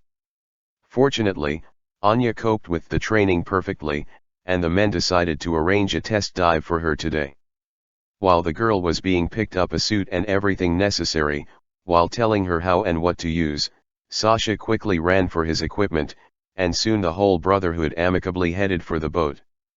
In general, the tour begins at 11 in the morning and ends around 4 o'clock in the afternoon, the bear broadcast. So maybe we should come another day? Anya asked. That's right. Another day everything will be real, but now you will just splash around a little, breathe. We'll teach you how to use the equipment and show you a beautiful sunset, right, Sasha? The captain said with satisfaction, starting the engine. The beaming young man nodded in agreement with a smile. With a roar, the ship pulled away from the shore, leaving behind a smell of burnt gasoline. Soft sunlight poured on the water, highlighting its upper layers. Anna tried to catch the fish with her eyes, but their flying ship was rushing so fast that she caught nothing but splashes in her eyes. Smiling, she wiped away the salty drops and just looked ahead. The wind played gently with her hair, which had escaped from under the cap, and it seemed that a thin golden spider web was wrapped around her neck and shoulders. Anna admired the ocean and inhaled its moist, slightly salty air with a full chest. And Sasha admired her, although he tried to hide it. Both the girl and the bear, of course, noticed this, but they all felt so good in silence and contemplation that no one wanted to start any conversation. We've arrived, Alexey Vladimirovich said, turning off the engine. There are beautiful fish and vegetation. There are rocky formations a little to the right, but you'd better not go there, it's too early yet. Be near the ship so that I can see you. Sasha, under your responsibility, as agreed. Alexey Vladimirovich looked intently at his colleague. Sasha nodded confidently. Well, are you ready? Do you remember how and what to use, how to breathe? The good-natured old sailor turned to Anna, taking out her equipment. Anya, are you ready? Sasha asked a little excitedly, putting on a dark gray amphibian man suit. I think so. Just hold my hand, okay? Anya mumbled, looking at her combat equipment. Okay, Sasha showed the trademark gesture of divers, fixing the mask on his contented tanned face. Anna pulled on a wetsuit. The rest of the equipment followed. Exhaling, the girl felt like a Terminator, only weapons were missing. Although she had a weapon, the delicious suit emphasized all her bulges and hollows, creating a feeling of a second skin. Such an outfit may well disarm the good land half of humanity, Anya giggled to herself and put on a mask. Sasha was the first to enter the water. Awkwardly, backing backwards, Anya plopped down there too. The young people held hands and, looking at each other, simultaneously dived. The gentle aquamarine liquid instantly embraced the girl from head to toe, revealing an incredible underwater world. The sunset rays of the sun were refracted, coloring the ocean waters with magical turquoise shades.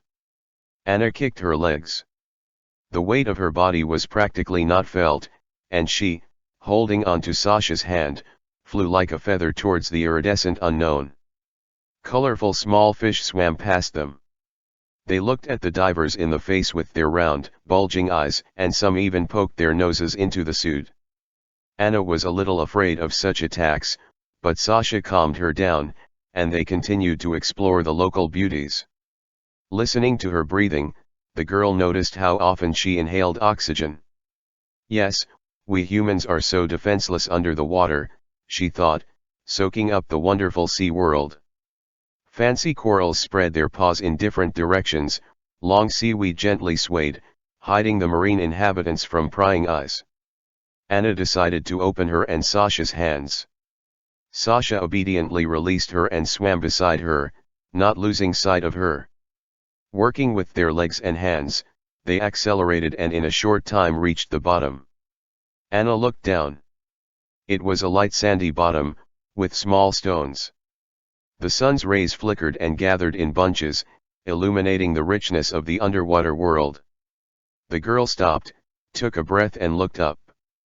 God! She was stunned. It was not water, but a mass of liquid light, dissolving in the rich blue of space. And only the bottom of the boat was a dark blot that reminded her of where they were now. Anna looked at Sasha, who was hovering, like her, as if in weightlessness, next to her, to the right. He, too, was admiring the wonderful landscape, throwing his head up. Suddenly, something soft touched Anna in the area of her left forearm. She quickly looked at the hand, but found nothing. There was no one around either. Then she looked in the direction of the nearest convex rock. On the dark relief, the faint outlines of a figure began to emerge, shrouded in a murky moving cloud. What is it? Anna was frightened. The dark cloud gradually dissipated, revealing the silhouette of a man with glowing blue eyes, looking directly at her. The girl was stunned. Suddenly, the picture began to blur, and the last thing she managed to photograph with her eyes was a huge fish tail. Anya woke up already in the boat, lying on the deck. The suit pressed down on her like a concrete slab. My head was buzzing, there was barely enough air. Sasha and the bear were fussily trying to bring her to her senses. For God's sake, Anna, what happened to you? How are you doing? They both chattered excitedly. Anna looked at them and could not utter a word. The picture she saw rose before her eyes again and again. Those blue eyes. Oh, my God. Yes, this is the same man from dreams. And what did he have there? A tail. The girl remembered convulsively. She sat up slowly and unbuttoned her suit. Both accomplices fell silent and fixed their excited glances at her. Anya looked at Sasha slowly, her eyes clearing. What happened there? What is it? She asked in a low, suppressed voice. Yes, I didn't understand it myself. We admired the underwater beauty with you. Suddenly you somehow all went limp, gave in. I grabbed you and pulled you up. You fainted for some reason, the bear interrupted him. It turns out that Sasha didn't see him, the thoughts raced through the girl's buzzing head. Did you see anything unusual there? Alexey Vladimirovich asked. Anya turned her glassy gaze on him. I don't know. I don't remember. Okay. The main thing is that you are alive. But now I'm afraid to let you go with the tour group, the captain began. No, no. I am okay. I really want to go with the band, Anna mumbled, rubbing her temples. Let's see how you feel, okay? Alexey Vladimirovich suggested, trying to hide his concern. Good, the girl replied, looking at the edge of the almost set sun, which generously splashed its golden threads on the surface of the water. Still, I shouldn't have let go of your hand, Sasha persisted. If we swim any more, I'll hold both your hands, he repeated to himself, frowning. Chapter 7. Meeting. Anna woke up from a strange feeling of the presence of someone nearby, looked around in fright and looked at the clock. It was about 2 o'clock in the morning. I'm seeing something again, the sleepy girl thought and turned over on the other side. She tried to go back to sleep, but it didn't work. The underwater vision kept popping up in her head, and everywhere she looked, she saw this glowing blue gaze. The tail. He had a fish tail. The thoughts in her head shouted over each other. After making several more attempts to sleep, Anna gave up. That's it, I'm going to go to the shore to breathe. You see, the night ocean will help calm my disturbed psyche. She hastily dressed, took a towel with her and left the room. Passing through the garden, the girl breathed in the tranquility and freshness of the tropical night and calmed down a little. The crickets gave out melodious trills lullingly, singing their lullaby to the surrounding world. The dark, shimmering expanse of the ocean delighted with its beauty and unexplored nature. Anya felt the sea air freshen her tired face and touch her loose hair, which fell in a brown wave to the waist. The traveler took a deep breath and slowly headed to the edge of the beach, to her usual place. She wanted to take a sunbed, but they were all stacked on top of each other and covered with a metal tourniquet. Well, I'll sit on a towel, not sugar, the girl decided. To the left, not far from her equipped place, there was a bulky rocky block that completed the line of the hotel beach. Anna saw her during the day, but at night she looked a little intimidating. Maybe we should stay closer to the hotel, the traveler thought, stopping her gaze on the inhospitable block. But the place, so warmed by the day, called the traveler to itself, promising comfort and safety. Anya succumbed to his call and hurried there. She spread out a towel and sat down in a meditative pose, crossing her legs. The ocean drowning in the night was amazing. Out of the darkness, one after another, quiet waves rolled, silvered by the moon. The light of the night luminary enveloped the shore with a kind of fairy tale haze, and it seemed that all this was happening on another planet. Anna stared straight ahead in silence. The night landscape, indeed, had a calming effect on her, and she yawned a couple of times, felt the desired relaxation. However, the underwater vision still did not leave her mind. Wow, she thought, it looks like this man is following me, but why? Anna's thoughts were rolling in her head like ocean waves on the shore. She stretched out her long, slender legs and touched them to the wet edge of the sand. Another wave tickled the tips of her fingers, which caused a smile on the girl's face.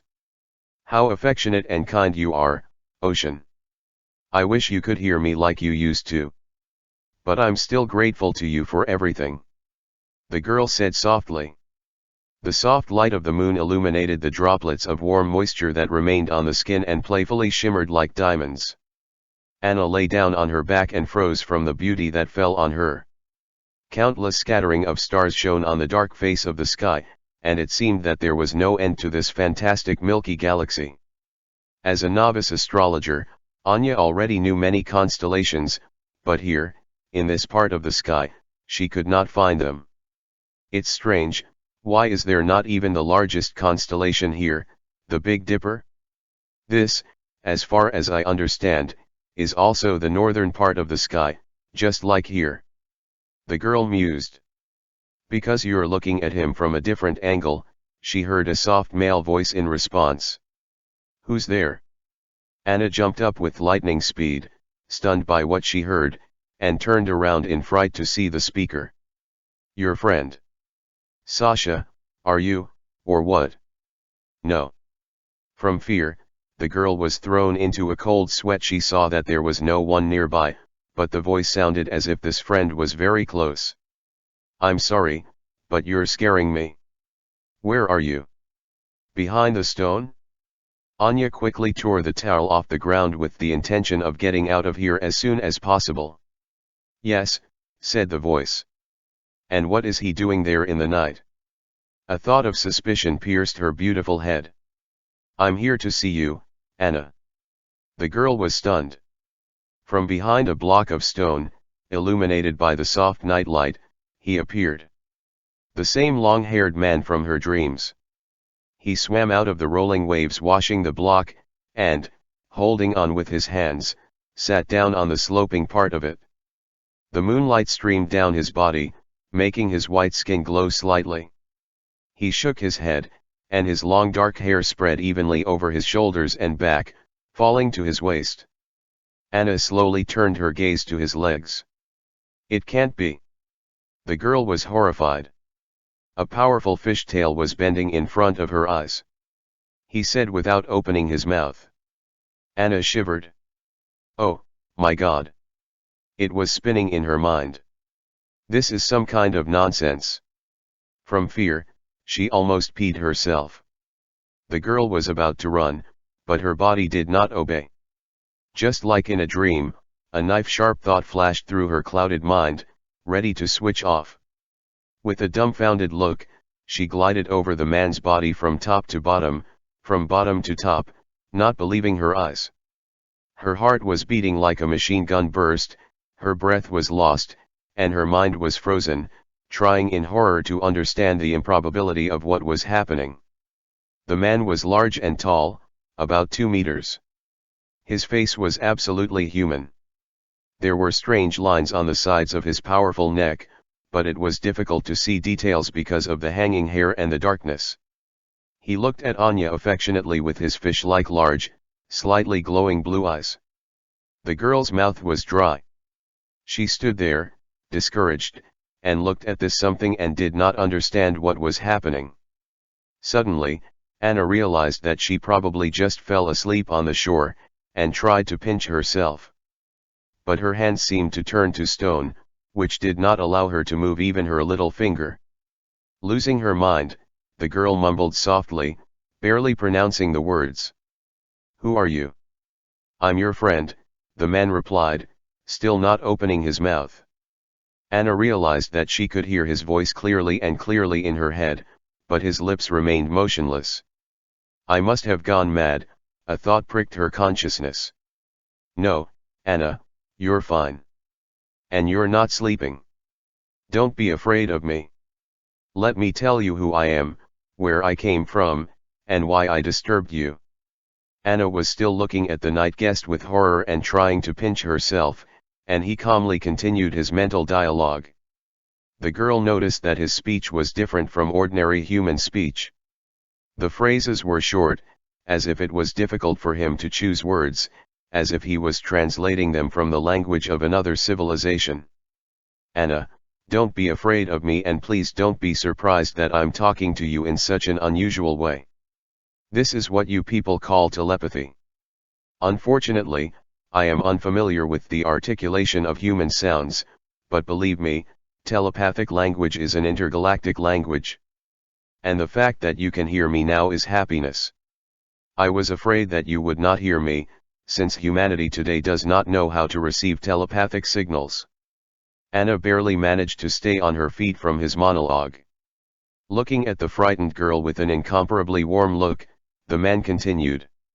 Anna, I am a representative of a civilization that lives in the water part of this planet at the level where the waters of all the oceans merge into a single whole.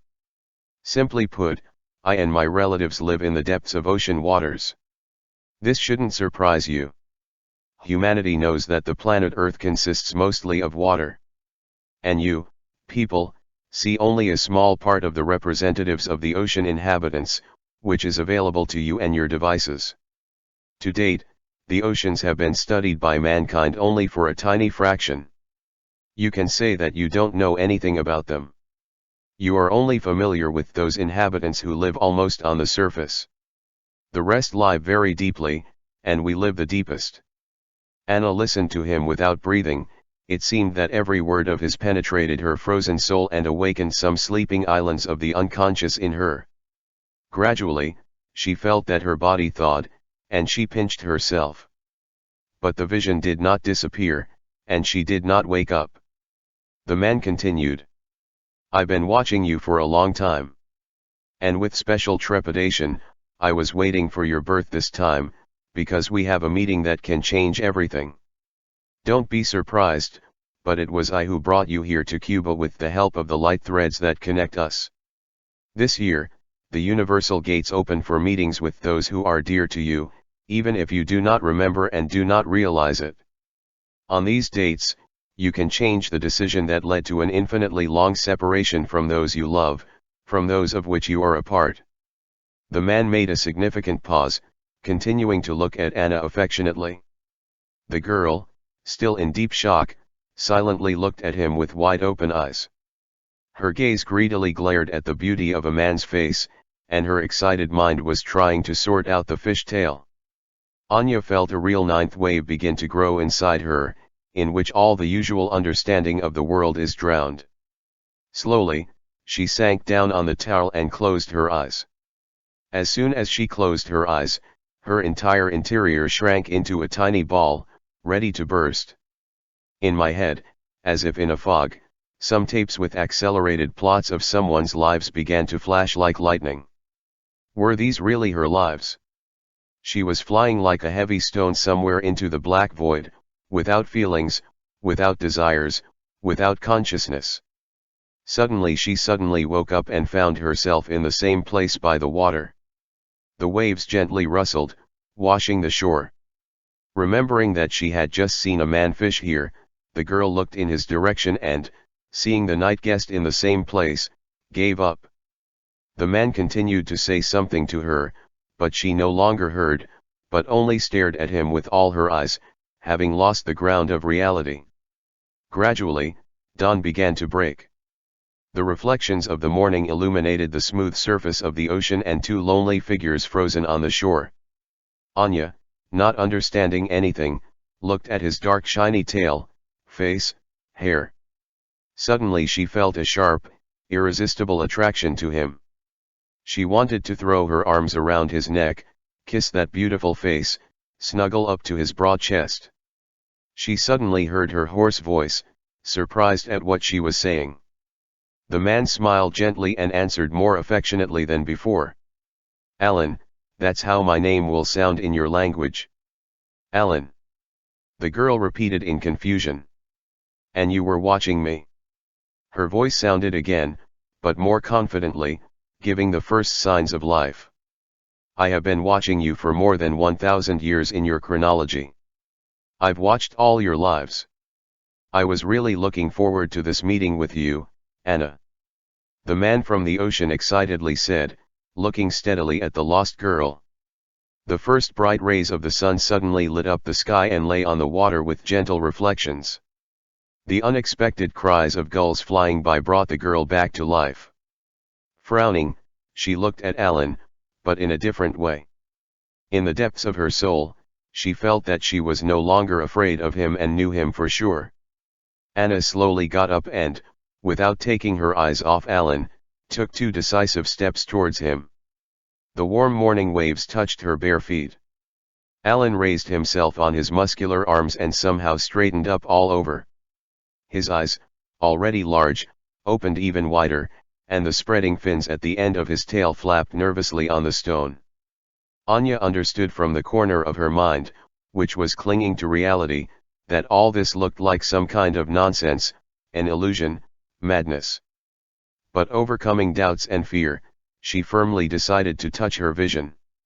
Taking another step towards him, she closed the distance between them to a meter. The girl caught the heavy breathing of the man and resolutely looked into his eyes. In the morning light, his pupils were clearly dilated. Anna slowly stretched out her thin hand to him. In response, he raised his own. Everything was happening so slowly that the centimeter distance between them seemed like a kilometer. As if in slow motion, they touched their index fingers and froze. And at that moment, Anya felt that her world had fallen into something with a crash, turning her whole being upside down. She wanted to scream with all her might, either from joy, or from pain, or from fear. And she screamed, falling rapidly into the abyss of feelings that instantly flared up and carried away somewhere in the salty streams that gushed from her eyes. Chapter 8. Awareness. Anna woke up in her room. It was already about 5 o'clock in the evening. She was lying naked, her chest and thighs were slightly covered by a snow-white thin sheet. The girl's brown hair spread out in picturesque waves on the pillow, creating the illusion of climbing plants. The sunlight coming through the narrow strips of curtains generously cast thin golden lines on her face and body, drawing bizarre patterns. Anna lay thinking about everything that had happened that night. She saw Alan again and again in front of her. She felt the touch of his hand, which caused such a strong storm of feelings and an unthinkable, uncontrolled attraction in her. His appearance no longer seemed to her as stunning and impossible as in the first minutes. The girl looked at the rays of light streaming through the cracks. How strange. After all, I have been communicating with nature and its inhabitants since childhood. Why did the appearance of the fishman strike me so much? And in general, it feels like I've always known him and always, the girl shuddered, loved him. Anna carefully brushed a lock of hair from her tanned forehead. Going over in her memory all the men who had ever attracted her, tall, long-haired, with a good athletic figure, she noted that in each of her cavaliers there was some resemblance to Alan. The girl abruptly got up and sat on the edge of the bed. "Oh, my God! I've always been looking for him!" she exclaimed at the top of her voice, and her eyes suddenly filled with tears, one of which rolled down her cheek and fell on her sharp knee, forming a wet spot. "Well, what should I do now? He's not a human being. Not a person. But how I want to see him again. To hear his voice." She remembered that yesterday, or rather today, Alan had told her that he would be waiting for her at the same place as soon as the moon entered the zenith, and he really hoped that she would come. "Will I come?" Anna mused, as if in a fog. "My heart is ready to jump out of my chest and chase him to the end of the world, but how can all this be?" "The heart knows," she answered herself aloud. "I will definitely come, because I feel that." Her thoughts broke off in confusion, lost in mixed emotions. Wiping away her tears, Anya decided to cool her hot head and go for a little swim before the sun completely set. When she came to the beach, the girl settled in the same place where she met Alan at night. When she came close to the block, she saw that the beach was already wild beyond. "This is where the tourist zone ends," the girl stated aloud. "Well, I'll know how everything works here, since I'm going to wander around here at night." Anna photographed the block, which yesterday inspired her with fear, and today gives her warm memories of a night meeting, and herself against its background, thereby capturing the place that was becoming, as she felt, fateful for her. "Here I feel that he is near," the thoughtful traveler reflected, putting the phone in her bag. She sat comfortably on a towel and began to look at the ocean. But for some reason, with each new wave, she became sadder and sadder. Tears welled up in her eyes and trickled down her pale face in thin streams. Anya couldn't understand what was happening, but she couldn't stop this salty stream either. It's good that no one sees, the girl thought, wiping her hand. Apparently, all the tears that remained unshed for my sinful life decided to leave me at once. The poor woman tried to laugh it off. Suddenly, the ocean intensified its waves, and the last one came right up to her, soaking the towel. The girl got up and moved the towel a little further away. Once again wiping her strange sadness with her hand, she took off her beach dress and, remaining in one swimsuit, headed for the water. She wanted to wash away all this madness and the surging wet mood. The ocean embraced her with an oncoming powerful wave. Anna staggered, but held on and quickly dived into the next one. The salt water mixed with the salt of her eyes, cooling the ardor of the latter. Anna surfaced, brushing the clinging hair from her face, and opened her eyes. The water was as always magical, especially in the light of the setting sun, and brought the girl back to a pleasant reality. "How beautiful you are, ocean." "What is it?" she whispered. "Thank you, Anna." She heard a quiet and familiar voice in herself. "How? Can you hear me?" the girl cried. "Yes, Anna. I've always heard you and talked to you, but you didn't hear me." "But how is that?" "Oh, my God." The girl was surprised, instinctively clutching at her heart. "Alan opened your channels when your hands touched. I am very glad that you can hear me again, my daughter." "Your daughter?" Anna continued to be amazed. "Yes." The ocean answered gently in her head. Anna hesitated for a second. "And then who is Alan for you?" "What is it?" she asked carefully. "My son." Anna froze, realizing what she had heard. Her slender body was swaying in massive waves, and another one tipped her on her back with her sudden emotions. The ocean embraced her whole body, rocking the girl in his arms like a child. Anya closed her eyes, yielding to a sensual impulse. She suddenly felt a complete unity with the water element, and the desire to ask questions disappeared. Taking a deep breath into her lungs, the girl said loudly with full awareness and acceptance, "Hello, Father." For the rest of the evening, she happily dived into the reflection of an orange obediently rolling over the horizon, enjoying her discoveries. The awakened daughter of the ocean mentally talked to the elements about her life, about Alina, about her feelings. She, captured by violent emotions and sensations, did not see, and could not see, how all nature around her was watching her with bated breath on the eve of the miracle of human rebirth. Anna was standing in front of the mirror, trying on an evening dress for dinner. The choice fell on a long green sundress, effectively emphasizing her tan. She knew that she would meet Sasha at the restaurant, who was probably looking for his mermaid all day, who did not leave him any contacts. But how she did not want to communicate with anyone. The meeting with Alan seemed to instantly rewire her entire being, and now she felt completely different than yesterday. And so it turned out.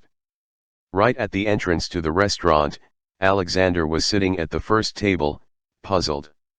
When he saw her, even more tanned, with her loose, curly hair, he immediately jumped up to her. "Anna, where have you disappeared to? I've been looking for you all day, I'm worried." "I'm not lost," the girl answered vaguely, "I just went out a little into another dimension." She smiled and went to the table generously covered with dishes. "Another dimension?" Sasha repeated in confusion, rushing after her. Anna tried to switch from thinking about Alina to the momentary moment. Here she is now, and a nice young man is looking at her excitedly. "Well, yes. Never mind. I'm fine," the girl continued more mundane, putting a portion of grilled king prawns on her plate. "Well, thank God. And then I thought maybe you got sick after this dive. So I have medicines. And then here in Cuba, pharmacies are often empty. Thank you. You are a real friend," she smiled, looking her interlocutor straight in the eyes. Sasha, greedily catching her gaze, smiled back. "Tell me better, what did you do today, besides looking for me?" Anya asked amiably and added a portion of green salad to her evening protein shake. "I was swimming, sunbathing, and I won't hide it, I was thinking about you." "It's nice," the girl replied absently, her gaze wandering around the nearest tables, which, as luck would have it, were all occupied.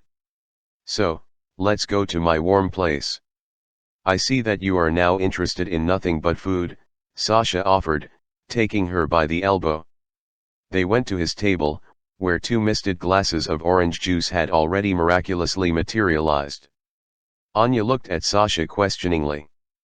"I foresaw it," he replied, suppressing a smile. The shrimp was delicious. Delicious food brought the girl back to earth. Sasha was the first to break the girl's smacking. "How would you like to really get under the thin skin of the ocean tomorrow?" That's a great idea. I would really like to get a better look at this whole underwater world." The girl perked up, actively gesticulating with her fingers smeared in garlic sauce.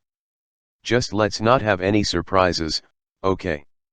I won't let go of your hand anymore." Sasha was serious, touched by her spontaneity. With a nod of her head, Anya confirmed his intention, continuing to chew juicy shrimp. However, at the mention of the ocean, her thoughts returned to Alan again. Anna was sitting impatiently on the bed.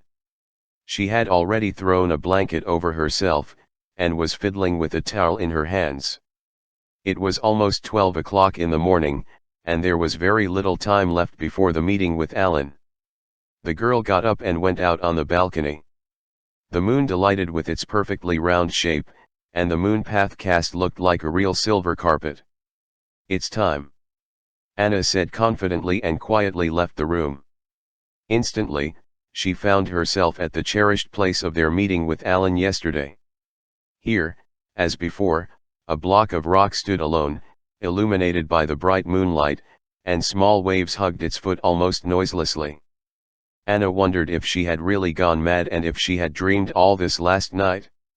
The moon was shining at the zenith, illuminating everything around like a searchlight. Anna walked back and forth, peering into the distance. However, Alan was still not there. Tensely, she spread out a towel and sat down, frowning. The girl decided to distract herself from bad thoughts about her possible madness and began to look at the stars, studying their bizarre clusters. As yesterday, she did not find any of the familiar constellations. Then Anya tried to turn them over in her mind, and suddenly, how could she not have noticed? The young astrologer clearly saw the constellation of the Big Dipper, which was hanging upside down. The same bucket, known since childhood, looked at her from the sky in an inverted position. Anna laughed out loud and exclaimed, "Yes. It exists. This is not a dream. And I'm not crazy. After all, it was Alan who suggested to me yesterday that the constellations here are located at a different angle." Elated, she looked at the Big Dipper and tried to find the little one. Suddenly, splashes of water were heard from the side of the block, and Anna instantly forgot about the stars. Now a familiar silhouette appeared out of the darkness. Alan, carefully leaning on the stones, crawled to the gentle edge of the block. The girl threw up her hands and, clasping them at her chin, looked at him with a frozen happy smile on her face. Alan deftly sat down on the sloping part of the stone and smiled back at her with an equally joyful smile. "Hello, Anna." She heard a soft male voice in her head. Anya could not resist and stretched out her hands to him. "Hello, Alan," she whispered and, without expecting it, ran up close to him. He took her small hands in his, squeezed them slightly, and Anna felt how wet and warm they were. Uncontrollable goosebumps ran through her body, plunging her into some confusion. Alan looked at her with such tenderness that it seemed to Anna that there was no creature closer and dearer to her on the whole planet than him. Anna clung to him with her eyes. His face was absolutely human, only his eyes were a little bigger and rounder, like a cat's, and had a large iris. His nose was slightly flattened and, judging by the heavy breathing, had some special structure of its own.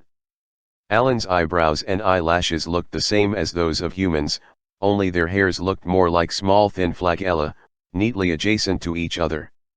Anya noticed that the hair on his head was exactly the same flagella, only very long. The girl gently freed one of his hands from his hands and brought it to her hair. A centimeter away, she stopped and looked at Alan questioningly. "Can I touch it?" "You can," he replied, as always without opening his mouth. Anna sank her hand into his hair. Thin flagella easily scattered between her fingers, creating a feeling of flowing grass. She stroked them, and the flagella began to heat up. "What is it?" the girl asked. "Why are they getting hot?" "They react to my feelings." "How is that?" "This is how they convey my emotional state. They can also change color if there is something very energetically powerful or dangerous nearby." "Wow. What a hair. Not like ours dead flesh, and that's all." "Anna, you have very beautiful hair," Alan said and gently touched her hair with his large fingers. He carefully took the slightly disheveled braid and put it on his broad palm, and carefully covered the other one. Then he closed his cat-like eyes and took a deep breath. From Alan there was a pleasant, slightly salty aroma, unlike anything that the girl had previously known. Drawing in his scent deeper, the girl continued to slide her gaze over her unimaginable vision. She noticed that his hands, like the rest of his body, had no hair, and his skin was smooth and slightly glossy, like a dolphin's. The girl again carefully put her hand into the magic flagella that fell on the owner's shoulder, and noticed the edge of a pointed, slightly protruding ear, similar to a human one. "I wonder how they hear," she thought curiously, to which Alina immediately received an answer in her head. "Our ear is designed so that we can pick up sounds well both underwater and on land.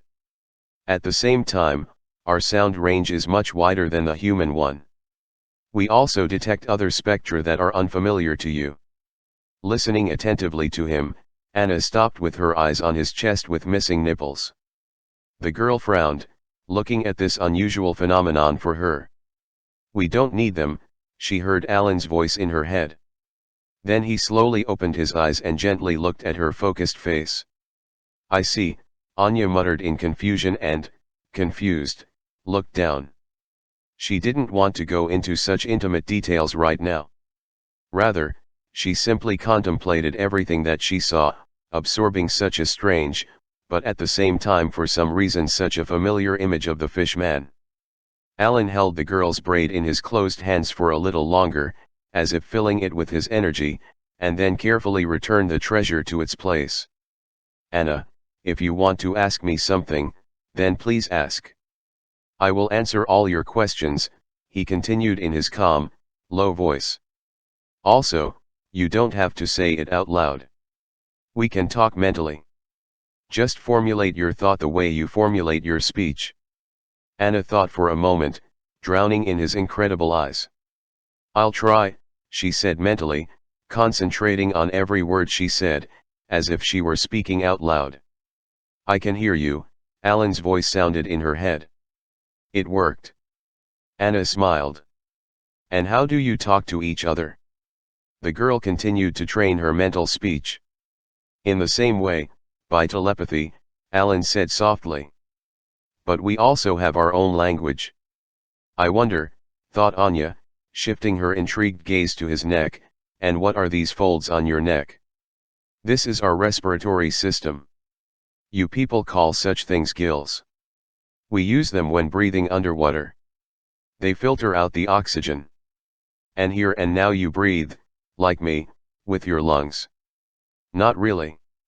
We do not have such a respiratory system as a human." "Yes, we can breathe about as well as you. We have empty spaces filled with oxygen at the depth, where we also live. However, the main thing for us is not to stay without water for a long time, because our main life takes place in the water element on the third day, and our bodies are designed for such a life. And what will happen if you breathe for a long time like this? My body will die. It's a pity, Anna thought, completely forgetting that Alan was reading her thoughts. He won't be able to be with me for a long time. Even when you don't feel, see, or feel me, I'm still with you. Why are you always with me? The girl asked. Because I love you.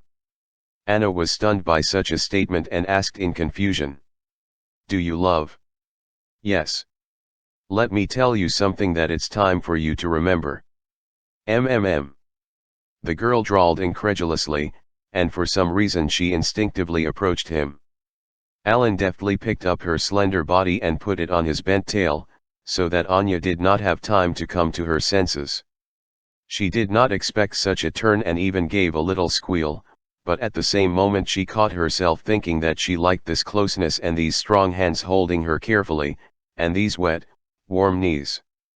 Feeling the wet tail under her, the girl could not resist and gently touched it with her thin index finger. Alan shuddered slightly, and the place that the girl touched began to heat up quickly.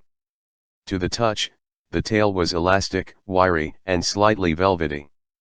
Anya did not understand why, but all this no longer frightened her, but even on the contrary, attracted her to herself. I'm sorry, she mentally turned to her night guest, embarrassed, and smiled. I really wanted to touch it. Alan smiled back at her and lightly pressed the girl to him. Then, taking a deep and slow breath, he began his amazing, mind-turning story. Chapter 9. Atlanta.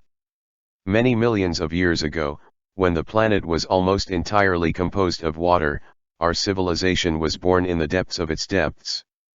We were created by representatives of another highly developed galaxy, who were temporarily here at that time, and the Earth itself. We were the first super-intelligent beings on the planet, and we remain the same to this day. All management of the water element is entrusted to us. Our civilization lives very deep underwater. So deep that no living being, except us, can penetrate there. Nor can primitive human technology penetrate there. At the moment, humanity does not know anything about us. Wait, Alan. Anna interrupted him. What about the legends and stories about mermaids with tails, like yours? They were periodically seen and are seen in the seas, lakes. There are even documentaries about them. Legends say that they lured sailors and sank ships. Yes, there are such creatures too. But this is another underwater civilization that appeared much later than us. Their essence is predatory. Their bodies are inhabited by entities of a lower order. They really sank the ships and now continue their games with man. Yes, they are similar to us, but only in appearance and only partially. They are harmless to us, but dangerous to humans. Wow!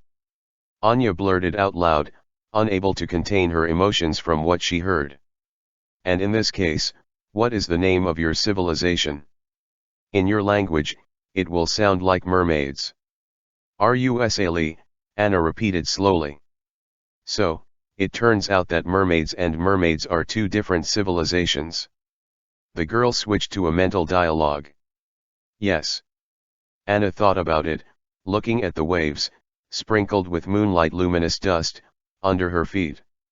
Alan, watching her reaction, carefully continued. At that time, only we and several other sufficiently developed civilizations lived on the planet, not counting the numerous forms of unintelligent life. Basically, the inhabitants led an underwater lifestyle, but gradually they began to master small pieces of land, and our planet, as an intelligent and integral being of the universe, decided to give them such an opportunity. Representatives of the underwater worlds began to come out on solid ground. For thousands of years, passing through various mutations, they were transformed into new forms of life. Gradually, they and new civilizations that arrived on the planet from other stars and planets began to form humanity. The land zone grew, giving its representatives more and more territories. Humanity, let's call it so for simplicity of understanding, constantly changed its form, adapting to life, through natural and artificial mutations. Thus, different races with different body specifics, skin color, radiation were obtained. We watched all this. It has happened that we have come into contact with some civilizations and tried to do joint things with them that move our planet towards development. The last representatives of humanity with whom we came into contact were the Atlanteans. Atlantis? Anna asked again. So they did exist, after all. The girl was alarmed, peering into her interlocutor's face. She remembered how from early childhood she was interested in the Atlanteans and read many books about this civilization, but in all the sources that she studied, information about them varied and eluded. Yes, they existed. And they were the most developed and intelligent representatives of humanity in its entire evolutionary history, Alan noted. But they couldn't resist. Anna, not paying attention to his last sentence, interrupted. Is it true that they were strong magicians? And that they had flying machines? And that they were very omnipotent and lived here, on the territory of the Atlantic Ocean? Yes. They possessed the art of magic, but not in the understanding that a person now has. It was a powerful force based on technical developments on a cosmic scale. But this was not enough for them, and as a result, Atlantis now rests on the second floor of the Atlantic Ocean. However, their traces can also be found on land in a fairly wide range from here. On the second day? How's that? Where is this? Please explain. Anna bombarded her interlocutor with questions, snuggling up to his broad, heaving chest. There are 3 bottoms in the waters of the world ocean. The first is familiar to mankind, but barely. You will never get to the second bottom. Your bodies and all your structures will instantly perish when approaching the second bottom. The third bottom has a powerful energy protection, which is subject only to our civilization, and only we can get there. So we will never see Atlantis and prove its existence to ourselves. The girl chirped excitedly out loud. You'll see. The Earth will return Atlantis to you in due time. If you want, I'll try to show it to you, but not today. Yes, I really want to. But how will you do it? Anna lit up, looking into his beautiful and calm eyes. Alan tilted his big head and looked at her cute excited face. He gently touched the rounded girl's chin with his hand and, smiling, mysteriously telepathed. You'll see. Anna smiled back at him. You are my wizard. She whispered softly out loud.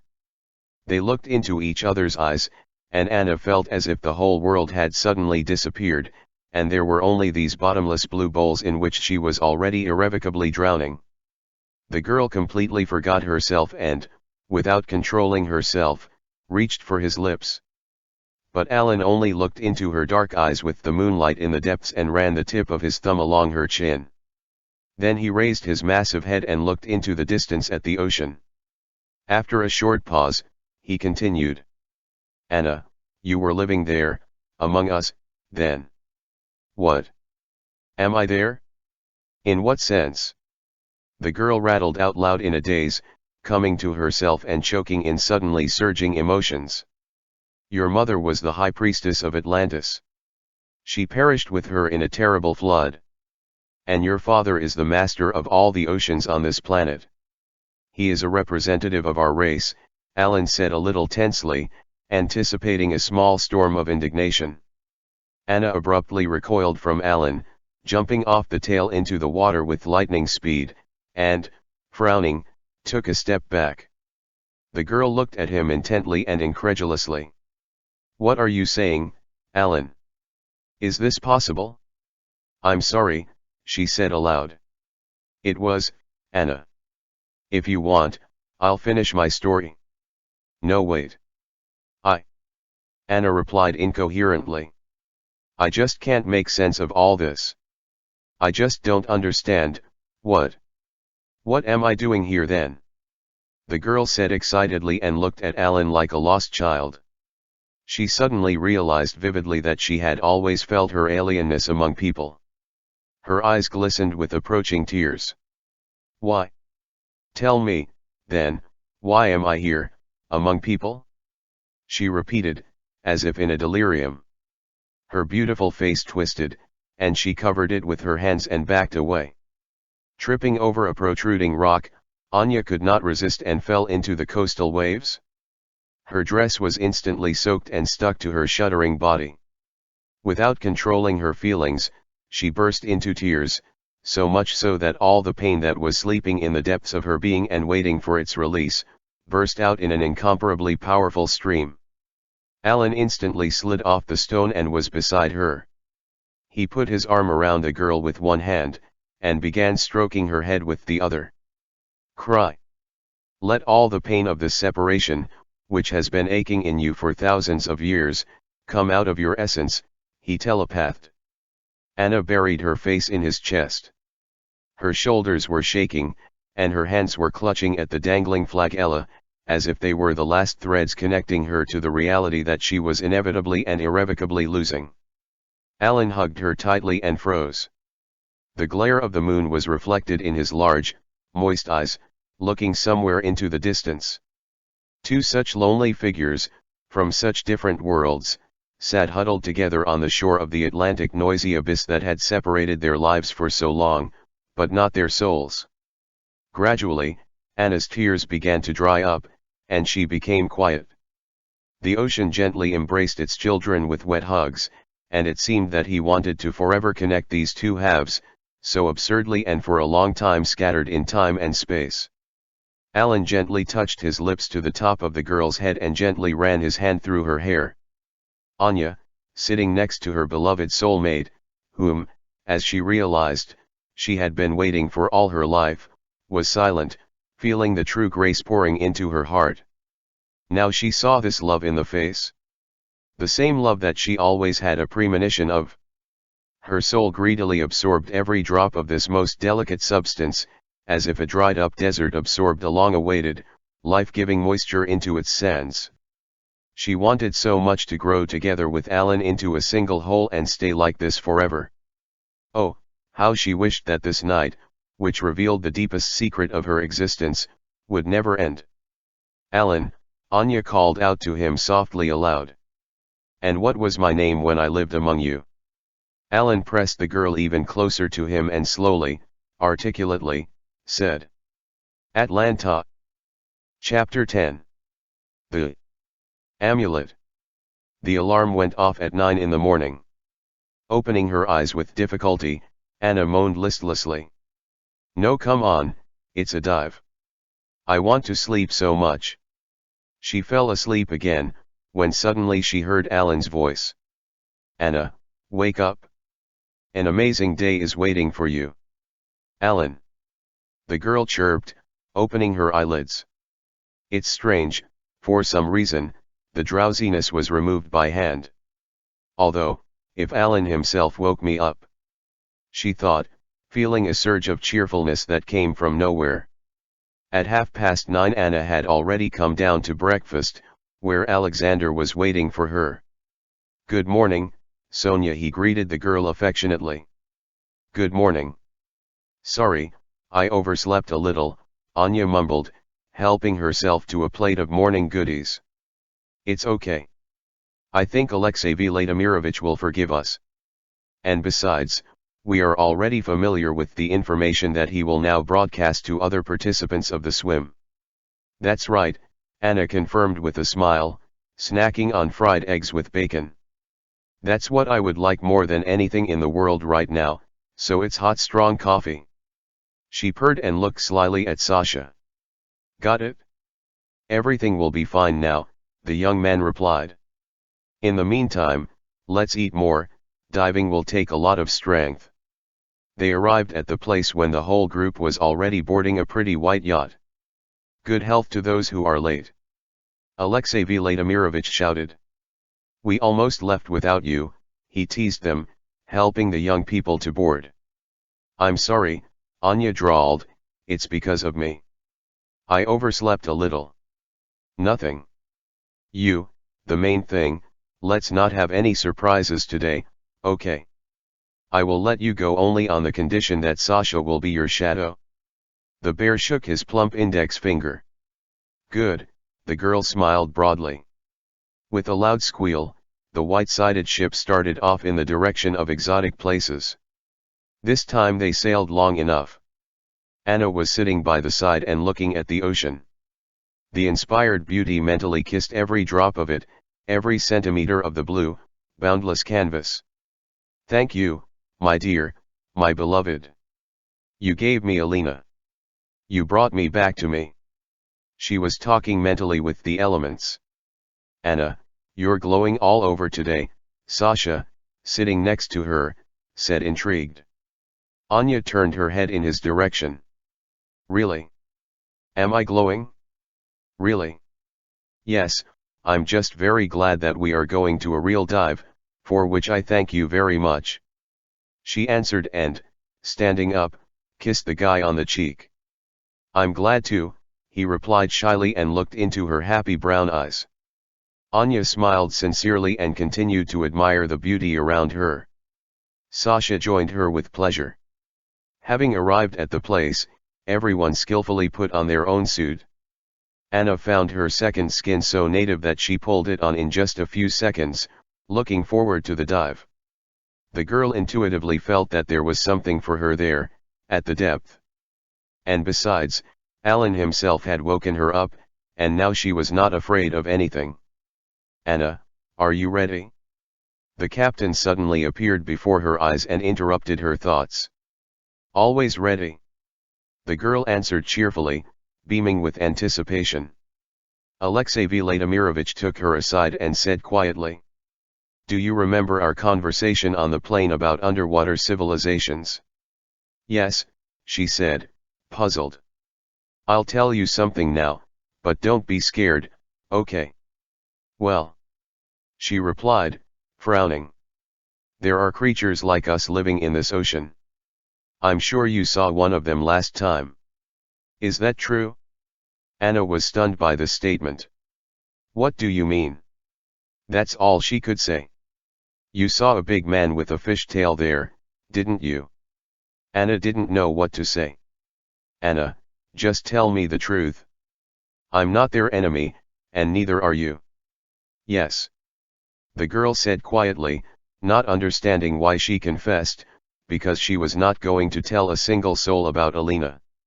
Listen, he never shows himself to anyone, but there was a case.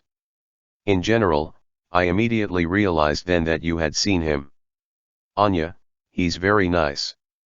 I'll tell you how I know him later, okay? Okay. The girl drawled, turning pale. For now, just hold Sasha's hand and don't be afraid of anything, the old sailor summed up. Alexey Vladimirovich winked at her conspiratorially and, turning to the whole group, said loudly. Friends, this is one of the most beautiful places in Cuba. There are reefs, underwater rocks, many incredible fish and plants. Enjoy it, but remember about the safety precautions, about all the instructions and do not swim too far, please. And also, guys who have been at sea for a long time, he turned to the already experienced scuba divers, please keep an eye on the newly made comrades nearby. What did he tell you? Sasha asked, coming up fully armed. Just like that, he asked me if I would do something stupid underwater, like last time, Anna answered, somehow confused, hiding her gaze under the mask. It's okay, don't worry. Are we going? They jumped into the water from a special ladder. Once under the water, the young people looked at each other and exchanged okay gestures, held hands tightly and swam away from the boat and other tourists floundering in one place like beetles. This time, the bottom was not visible. All around was a deep blue infinity with shimmering rays streaming from above. Strange fish appeared out of nowhere and looked at the travelers with curiosity. To their right, a large purple-colored fish with bulging eyes and an angry lower jaw protruded swam by. The guys were a little scared, but she shied away from them in response, and, calming down, the couple continued their dive, smoothly working with their feet. I can imagine how Alan moves under the water, with such a gorgeous tail. Anna thought to herself. I would like to see him here today. Sasha kept looking at Anna all the time, but there was no reason to worry. The deeper they descended, the more amazing and beautiful the underwater world became. Huge corals spread their branches royally, forming a unique, fabulous relief.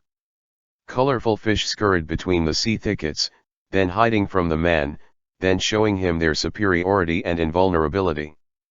The sea vegetation was like a small forest, showered with muted sunlight, gradually melting into the blue. Anna was delighted. She had never seen such beauty. For a moment, she imagined how she would live here with Alan. Here they are swimming together on these coral alleys. Suddenly, Sasha's face appeared before her dreamy eyes. He waved his hand, attracting attention. Anya focused on his gestures. Sasha was pointing to a cave in the rock, located not far from them, in the lowlands. The cave was buried in the dark water column and was barely distinguishable. Anna looked suspiciously at the black hole, then at her companion and asked with gestures. "Do you propose to swim there?" "Yes," Sasha answered with a nod of his head. After looking up and assessing the distance to the boat and their strength, they looked at each other and made a positive decision. Sasha carefully checked the instruments again and gave a sign of readiness. They had underwater lights with them. Turning them on, they pretty much scared the animals scurrying around. Sasha squeezed Anna's hand tightly, and they headed for the rock. The closer they swam to this place, the more the girl felt excitement inside herself. What if there is something dangerous there? Or maybe Alan is hiding there. She became nervous. Curious researchers swam to the dark entrance of the cave. Holding a lantern in one hand and Anna's hand in the other, Sasha was the first to move into the alluring unknown. The girl followed him. The cave was small. On its walls there was a dense sea vegetation, in which small fish darted, dodging the bright lantern rays. Suddenly Anna's gaze fell on something shiny at the bottom. She highlighted this place and, lowering herself a little, saw the edge of a thin chain. Anna pulled on it and pulled out a small round object that looked like a locket from the mud. The girl in amazement handed the find to Sasha. He carefully took it in his hand and held it up to the lantern. The marine artifact glittered dully in the bright rays of the searchlight. Sasha gestured, "Class." He handed the thing back to Anna and signaled that it was time to return. The girl tightly squeezed the find in her hand, feeling a pleasant excitement inside her. The young people smoothly headed for the exit and, having safely left the cave, began a slow ascent, continuing to enjoy the fabulous beauty of the underwater world. Surfacing, Anna immediately took off the mask and opened her hand, exposing the thing to bright rays of light. It turned out to be a pendant that played merrily in the sun, welcoming its new owner. In the center of the medallion shone a slightly tarnished large light blue stone. Unbelievable. So that's what was waiting for me here today. Anya thought admiringly. Sasha also admired the find, framed by thin female fingers. "Hey, young people. Why are you hanging there? Let's get on board, it's time for lunch," Alexey Vladimirovich shouted to them, waving his hand invitingly. The guys did not make him repeat it twice, as they were pretty hungry, and quickly swam to the ship. "Well, now we will enjoy not only the views of the ocean, but also its delicious gifts," the captain said solemnly, and all the tourists, having obviously changed into their usual clothes, began to sit down together at a small table densely covered with viands. Anna began to eat the meaty shrimp impatiently. "Oh, and this sea trip of yours is very expensive," she cheerfully teased Alexey Vladimirovich. "Oh, yes." He laughed, putting the girl a salad of seaweed in oil. Tourists cheerfully communicated with each other, sharing their impressions of what they saw, and meanwhile their small yacht, like a tiny white gull, flew peacefully to its shore, carrying on its wings the most precious guest of these waters. By 5 o'clock, the whole group had already returned back. Anna waited until everyone got off, and was the last to get off the boat. Alexander gallantly gave her his hand. "Sasha, wait for me here, please, the girl said and quickly rushed to the bear. All right, he replied, puzzled, following her with his eyes. Anna ran up to the captain and asked quietly. Alexey Vladimirovich, did you want to tell me something about him? The girl looked intently and questioningly at the gray-haired man. Yes, Anushka, the latter replied affectionately, thoughtfully stroking his beard. However, we don't need extra ears and eyes. Can you come here at lunch tomorrow? Yes, I can, she replied seriously. Then I'll be waiting for you tomorrow at 1 o'clock. I will definitely come. The guys said goodbye to the bear and, full of pleasant impressions, went to their hotel. As soon as they were out of sight, Anna immediately pulled out the amulet. Sasha, look how beautiful he is. The girl admired. Yes, very much. And apparently, an old one. Look at how it is decorated in an interesting way, Alexander noticed, taking it in his hand. The medallion was made of gold. In some places, the metal was rubbed, which gave the find a special flavor. It was round, about 3 centimeters in diameter, and in its center was a large, perfectly round aquamarine. Sasha accurately identified the stone. He knew a lot about jewelry, his father had taught him to understand them. Small stones, decorated in strict 4 lines, moved away from the aquamarine to the sides. One line was made of dark scarlet rubies, the second of yellow diamonds. The third was lined with rich emeralds, and the fourth sparkled with dark blue sapphires. The whole drawing looked like an equivalent cross with aquamarine in the center. The surface of the medallion was embossed, in some arcs, but they were all clearly symmetrical with respect to each other. I think that these paths of small stones indicate the cardinal directions, north, south, west, east, stated Sasha, do you see? They are even underlined by the color of the stones. And the aquamarine in the center says that all roads lead to the ocean. Most likely, this medallion fell into the ocean in some shipwreck and, it seems, in the 16th-17th century.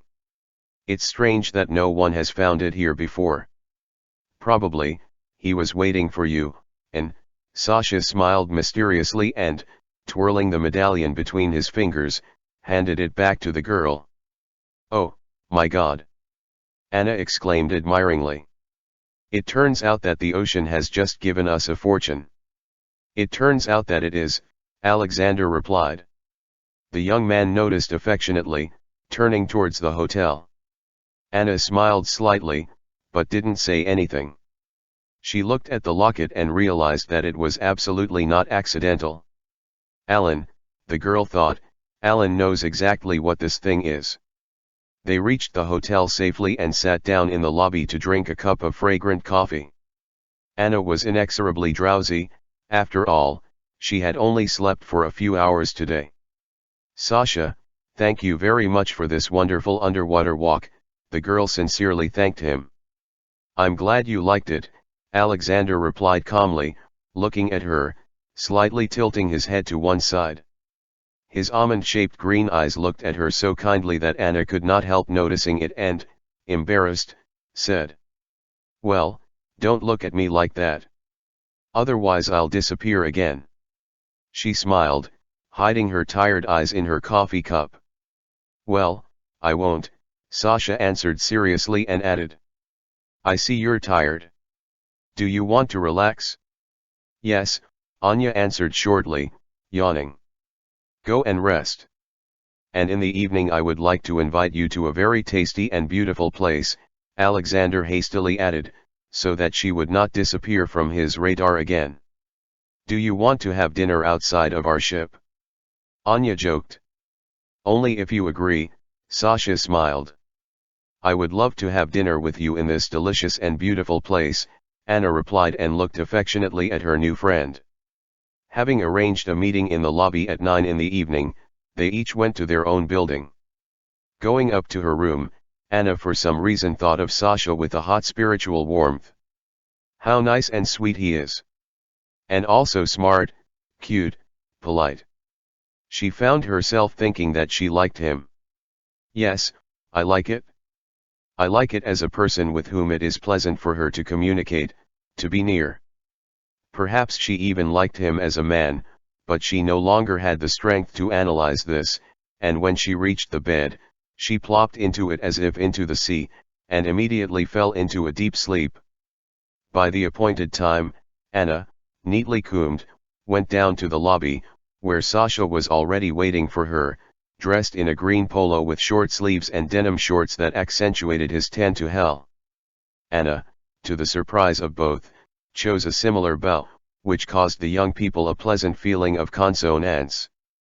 The guys got into a yellow convertible with a convertible top, polished to a shine, which Sasha, like the previous time, ordered in advance, and, having made their first joint selfie, they drove to that most delicious place with satisfied faces. The place turned out to be really very pleasant. It was a restaurant on the edge of the ocean, decorated in light colors, with wooden gazebos and light canopies swaying from the coastal wind. The waiter carefully brought the menu and lit a thin white candle on their table. Sasha was the first to break the silence. Since we are in Cuba, it's a sin not to taste the local rum, don't you think? He looked at the girl admiring the ocean. Exactly. How could we forget about the rum?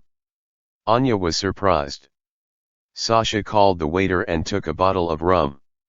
The girl hurried to supplement the order with mineral water, salad, and fried lobsters. The dark-skinned waiter left to fulfill their wishes. It's so beautiful here, Anna said, looking at the darkening waves rolling on the shore. Yes, Sasha turned in the direction where her thawing gaze was directed. Anya, my journey, unfortunately, is coming to an end. I'm going back to Moscow tomorrow, he said a little tensely, looking at her sweet face framed by brown curls of hair that had escaped from the tail. So soon? The girl was surprised, for some reason feeling disappointed. Yes.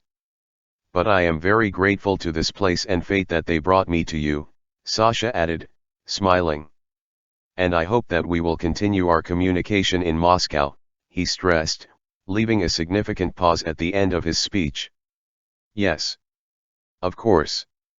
I will be happy to continue communicating with you at home, Anna tried to joke, brightening up the tension between them with ease. The waiter arrived in time and fussily put crystal glasses, rum, and water on the table. His dark hands deftly uncorked the bottle, pouring a fragrant chocolate-colored drink into the containers. A few minutes later, ruddy lobsters with salad appeared. I propose a toast, Sasha said with deliberate solemnity, taking the filled glass. To our friendship. For friendship. Anna repeated, and they drank a scalding Cuban drink. Anya felt the rum instantly penetrate her hungry stomach, unpleasantly disturbing it. Oh, how strong, the girl said, wincing at the sharp taste and smell. Yes, Cuban rum is a special rum, Sasha calmly dropped, snacking on a lettuce leaf. He was born here in 1934. Its origins originate in a small family production, which eventually conquered the whole world. Family. Sighed Anya, suddenly remembering her dream, to create a happy family with her second half, who turned out to be not a person. The girl suddenly became sad and thought. And, what are you doing? Sasha was surprised by such a sharp change in the mood of his companion. Yes, I'm probably hungry, she started up, not wanting to pour out her soul. Let's have dinner? Come on, the young man said, handing her a plate of hot food. Where do you live in Moscow? What is it? He asked, taking the instruments in his hands and starting to cut the fried sea creature. In Kralatoy. This is in the northwest, the most extreme district. After it, the Moscow region already begins. Wow. I also live there, but a little further away, in a village on Novaya Riga. Wow. So we are, it turns out, neighbors. Smiling, the girl noticed, quickly working her jaws. It turns out, yes. I think then we had another toast, raising a glass of mineral water, which caused surprise on Sasha's face. Anya gestured that she had enough, and continued. For a pleasant neighborhood. A fine toast, Alexander supported her, remaining faithful to the rum.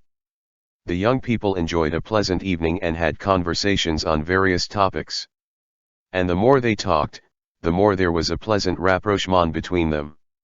Anna noticed that she liked his smile, face, figure. I like his manner of conversation, gestures.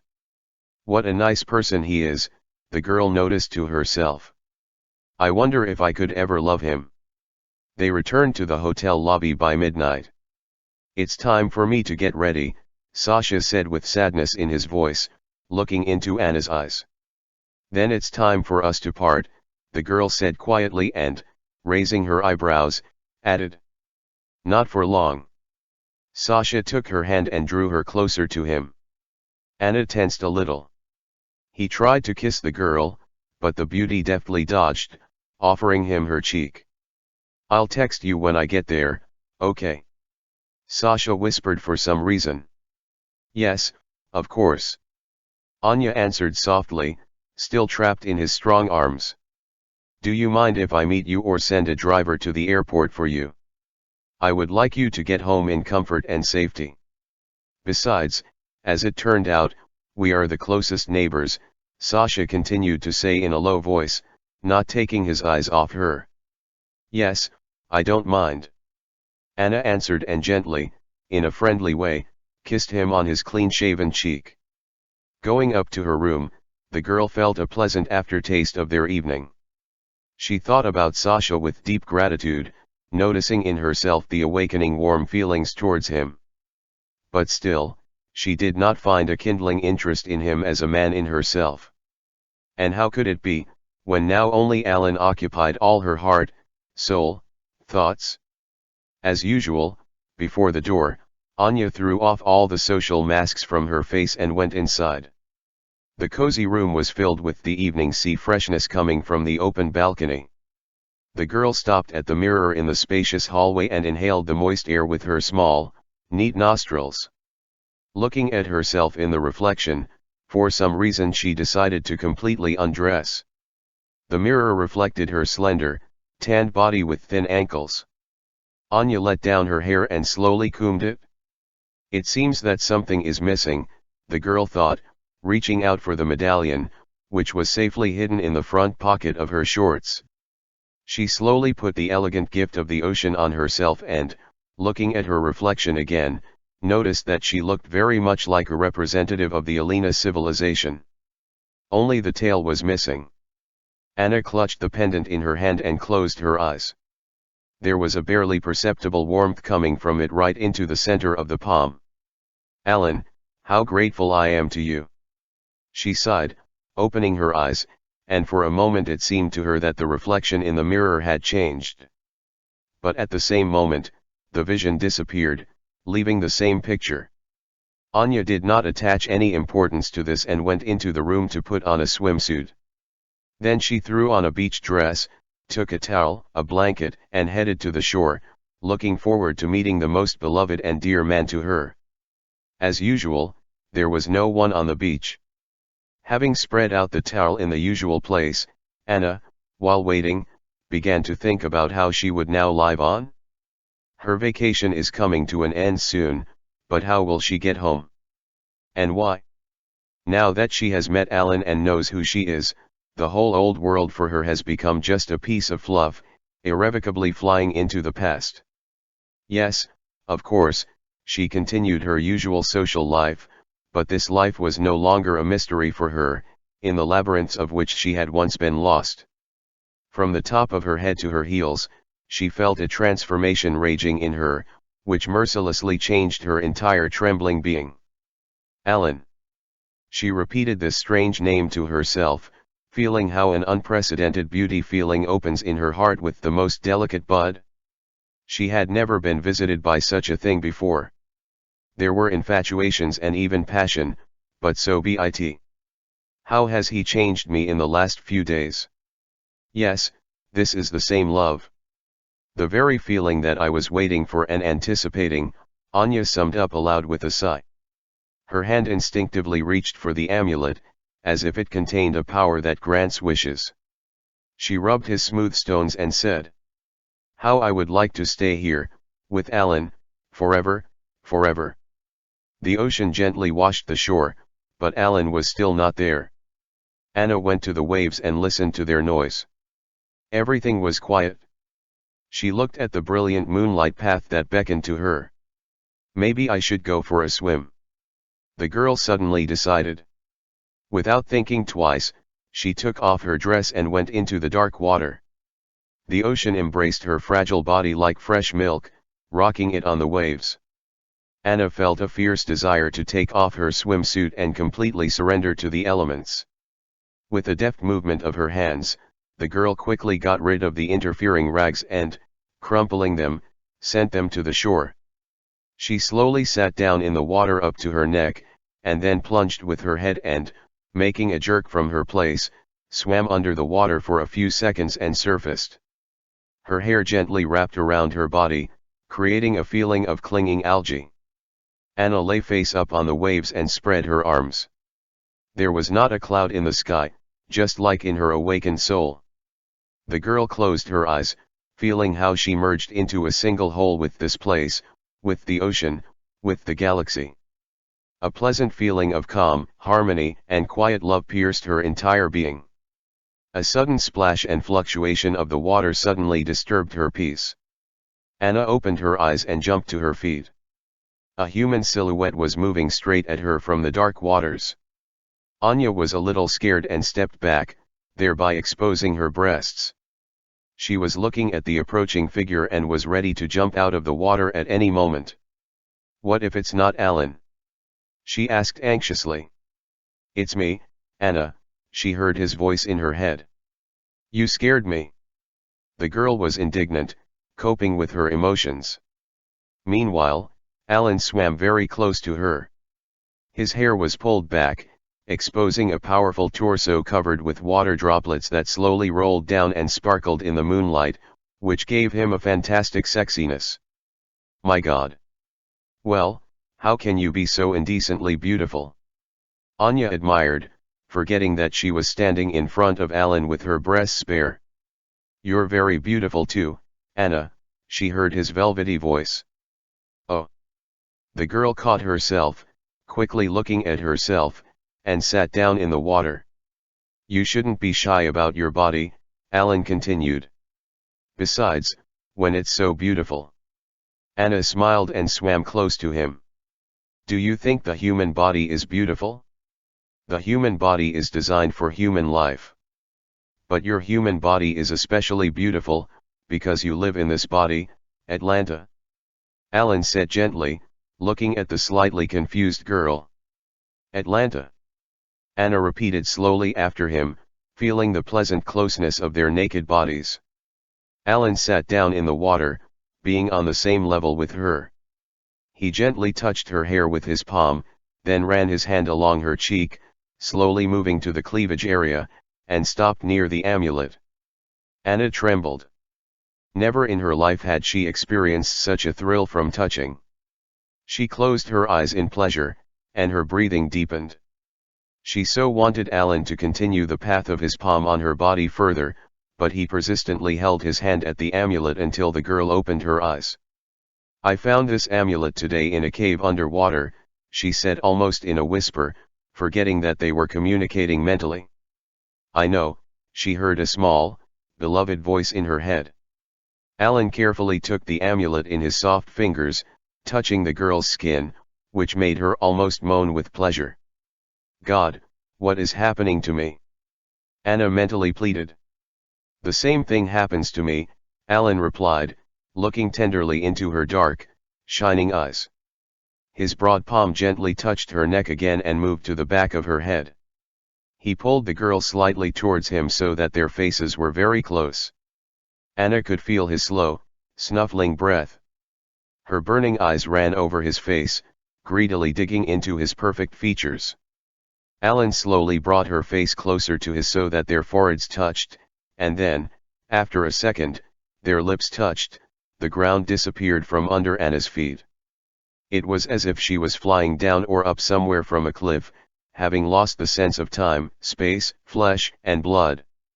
Their lips touched again and again, and again, and again she fell into the abyss of these unthinkable feelings, erasing all the boundaries and distances that had existed between them for thousands of years. Between two such different worlds, human and underwater. The ocean was rejoicing. He embraced his beloved children with playful waves that swayed around. One wave turned out to be too impetuous and overwhelmed the lovers with a head. Alan deftly picked up Anna and swam away from the shore, where it was calmer. He held her in his strong arms and slowly kissed her on the forehead, then on the cheeks, then on the lips. The girl's hardened breasts were in contact with his broad chest, but this did not bother the girl anymore. Anya felt a powerful energy burst out of Alan's heart like a hot stream and penetrated into her heart, gently pulsating and warming everything inside. She leaned towards her beloved with all of herself, wrapping her arms around his neck, and her tail with her legs. A powerful, slippery tail moved smoothly, supporting them on the surface. In silence, they enjoyed the long-awaited closeness and irrepressible feelings, regardless of space and time, past and future. Alan was the first to break the silence. "Do you want me to take you for a ride on the night ocean?" Anna's eyes lit up even more. "How's the dolphin?" "What is it?"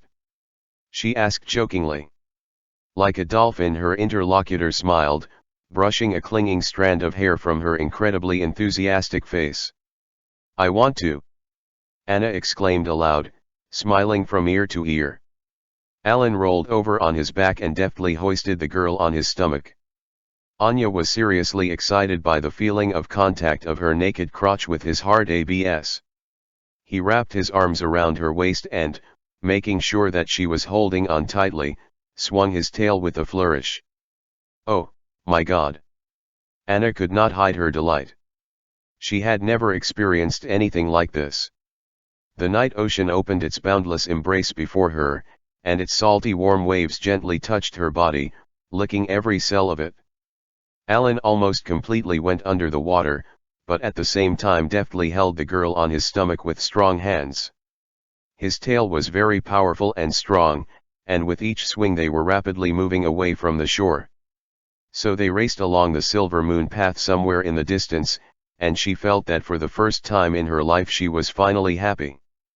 They sailed further and further, leaving their past life behind, and only the stars, the moon, and the ocean witnessed their happiness of loneliness together.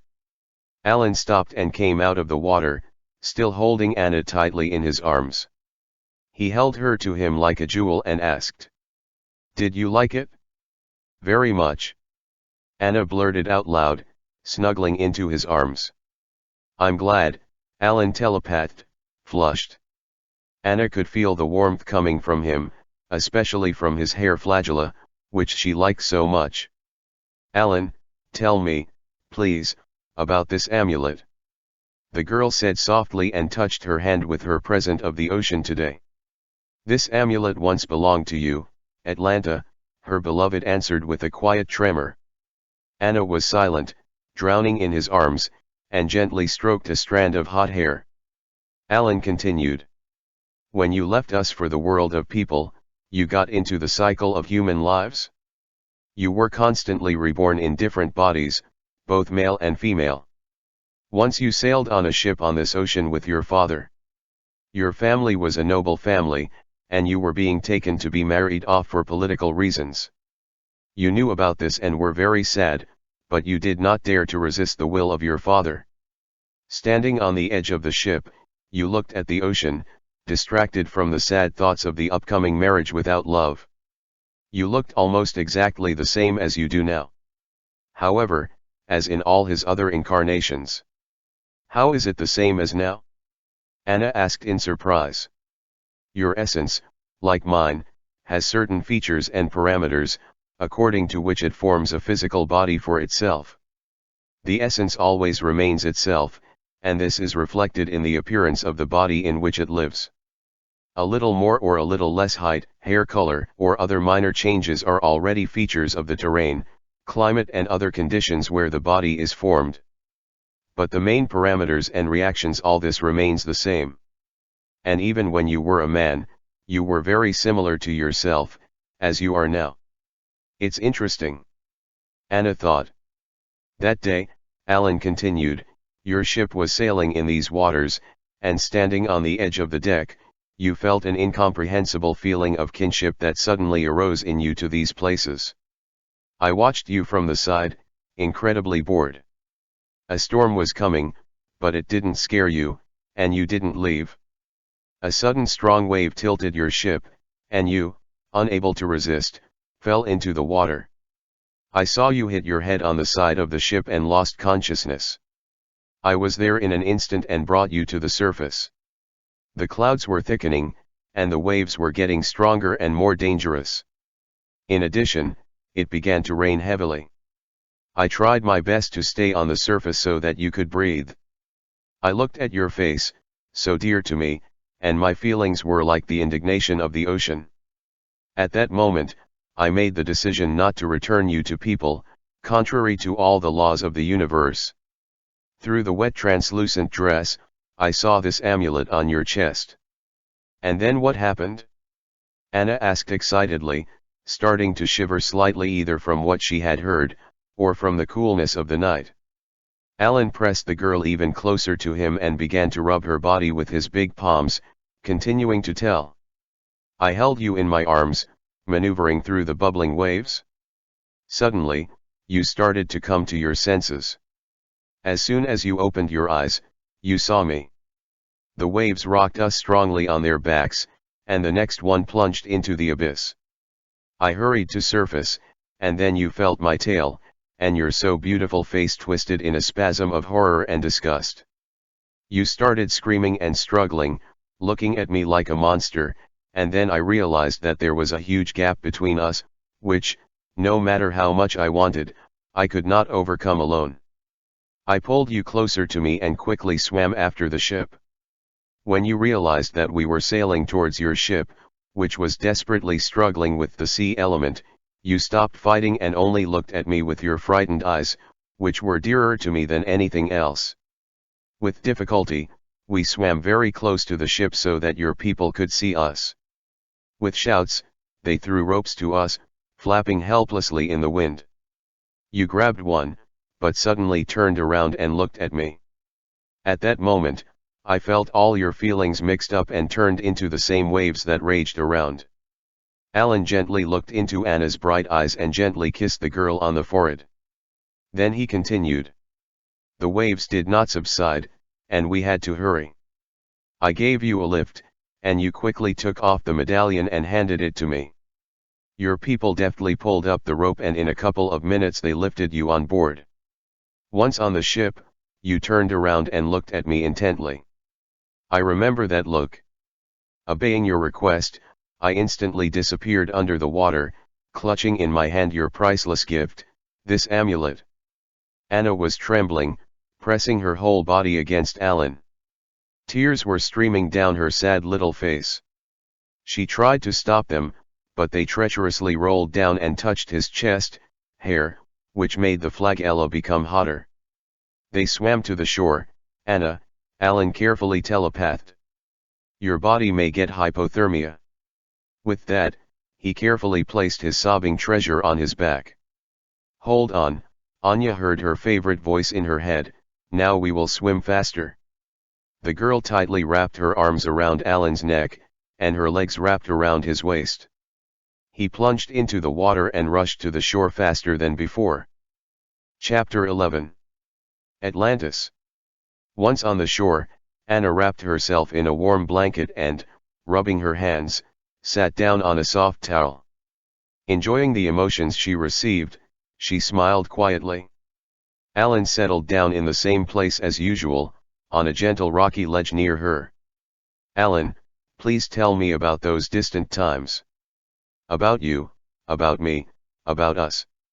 Anna asked with warmth in her voice, feeling an irresistible pull to her past. Alan stared intently at the girl who was comfortably ensconced on the shore. What I can tell you, Anna, may seem unthinkable to you, and your brain will begin to resist, which will cause a severe headache. I don't want to hurt you. Everything will be fine, don't worry, I'll stop you if anything happens, the girl insisted. All right, Alan said thoughtfully. In order to bring you back to the past in the most painless way, you will need the participation of my energy. I need to take your hand, the merman telepathed with a serious expression on his fantastically beautiful face. She nodded back at him and moved her towel as close to the edge of the shore as possible. Alan slid off the rock and crawled on his elbows to her, leaving his tail in the water. Anya lay down more comfortably and wrapped herself tightly in a blanket. Then the lovers stretched out their hands to each other, and their palms touched. The girl looked at Alan with unusual tenderness. She suddenly really wanted it to be like this forever from now on, he and she together. Alan rolled over on his side and put one hand under his head. He looked closely at her face, and Anya noticed how serious he was. The girl smiled at him and mentally said, "Don't worry. Everything will be fine. I'm ready." Good, she heard her favorite voice inside her, which for some reason moved to the solar plexus area. As I told you earlier, our civilization is the fruit of the planet itself and highly developed representatives from another galaxy. Then the Earth had a slightly different shape, mass, gravity, and it almost all consisted of water, but water also had a slightly different density and composition. Our bodies were more sparse than they are now, and larger in size.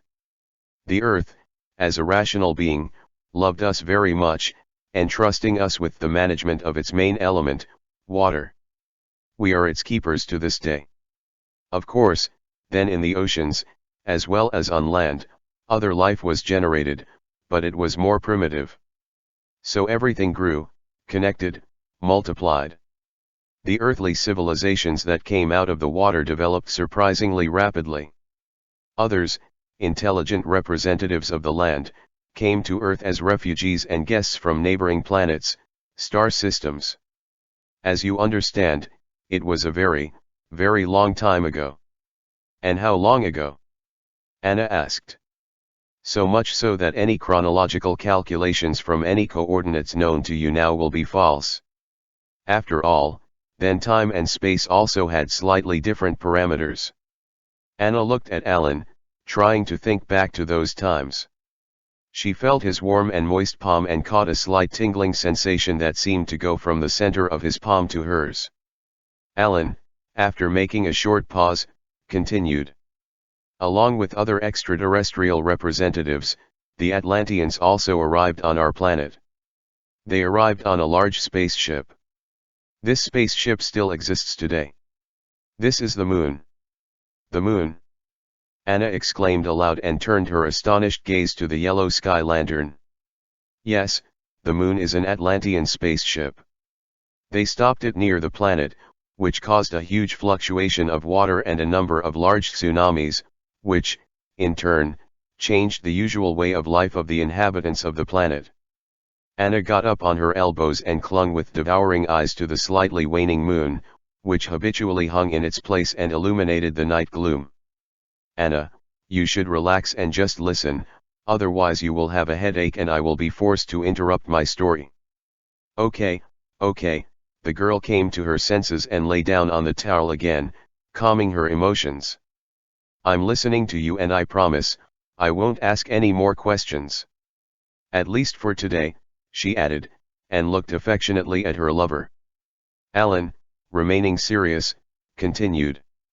Other civilizations that have already mastered the land and lived on it, considering themselves the indigenous inhabitants of the earth, received the Atlanteans warmly.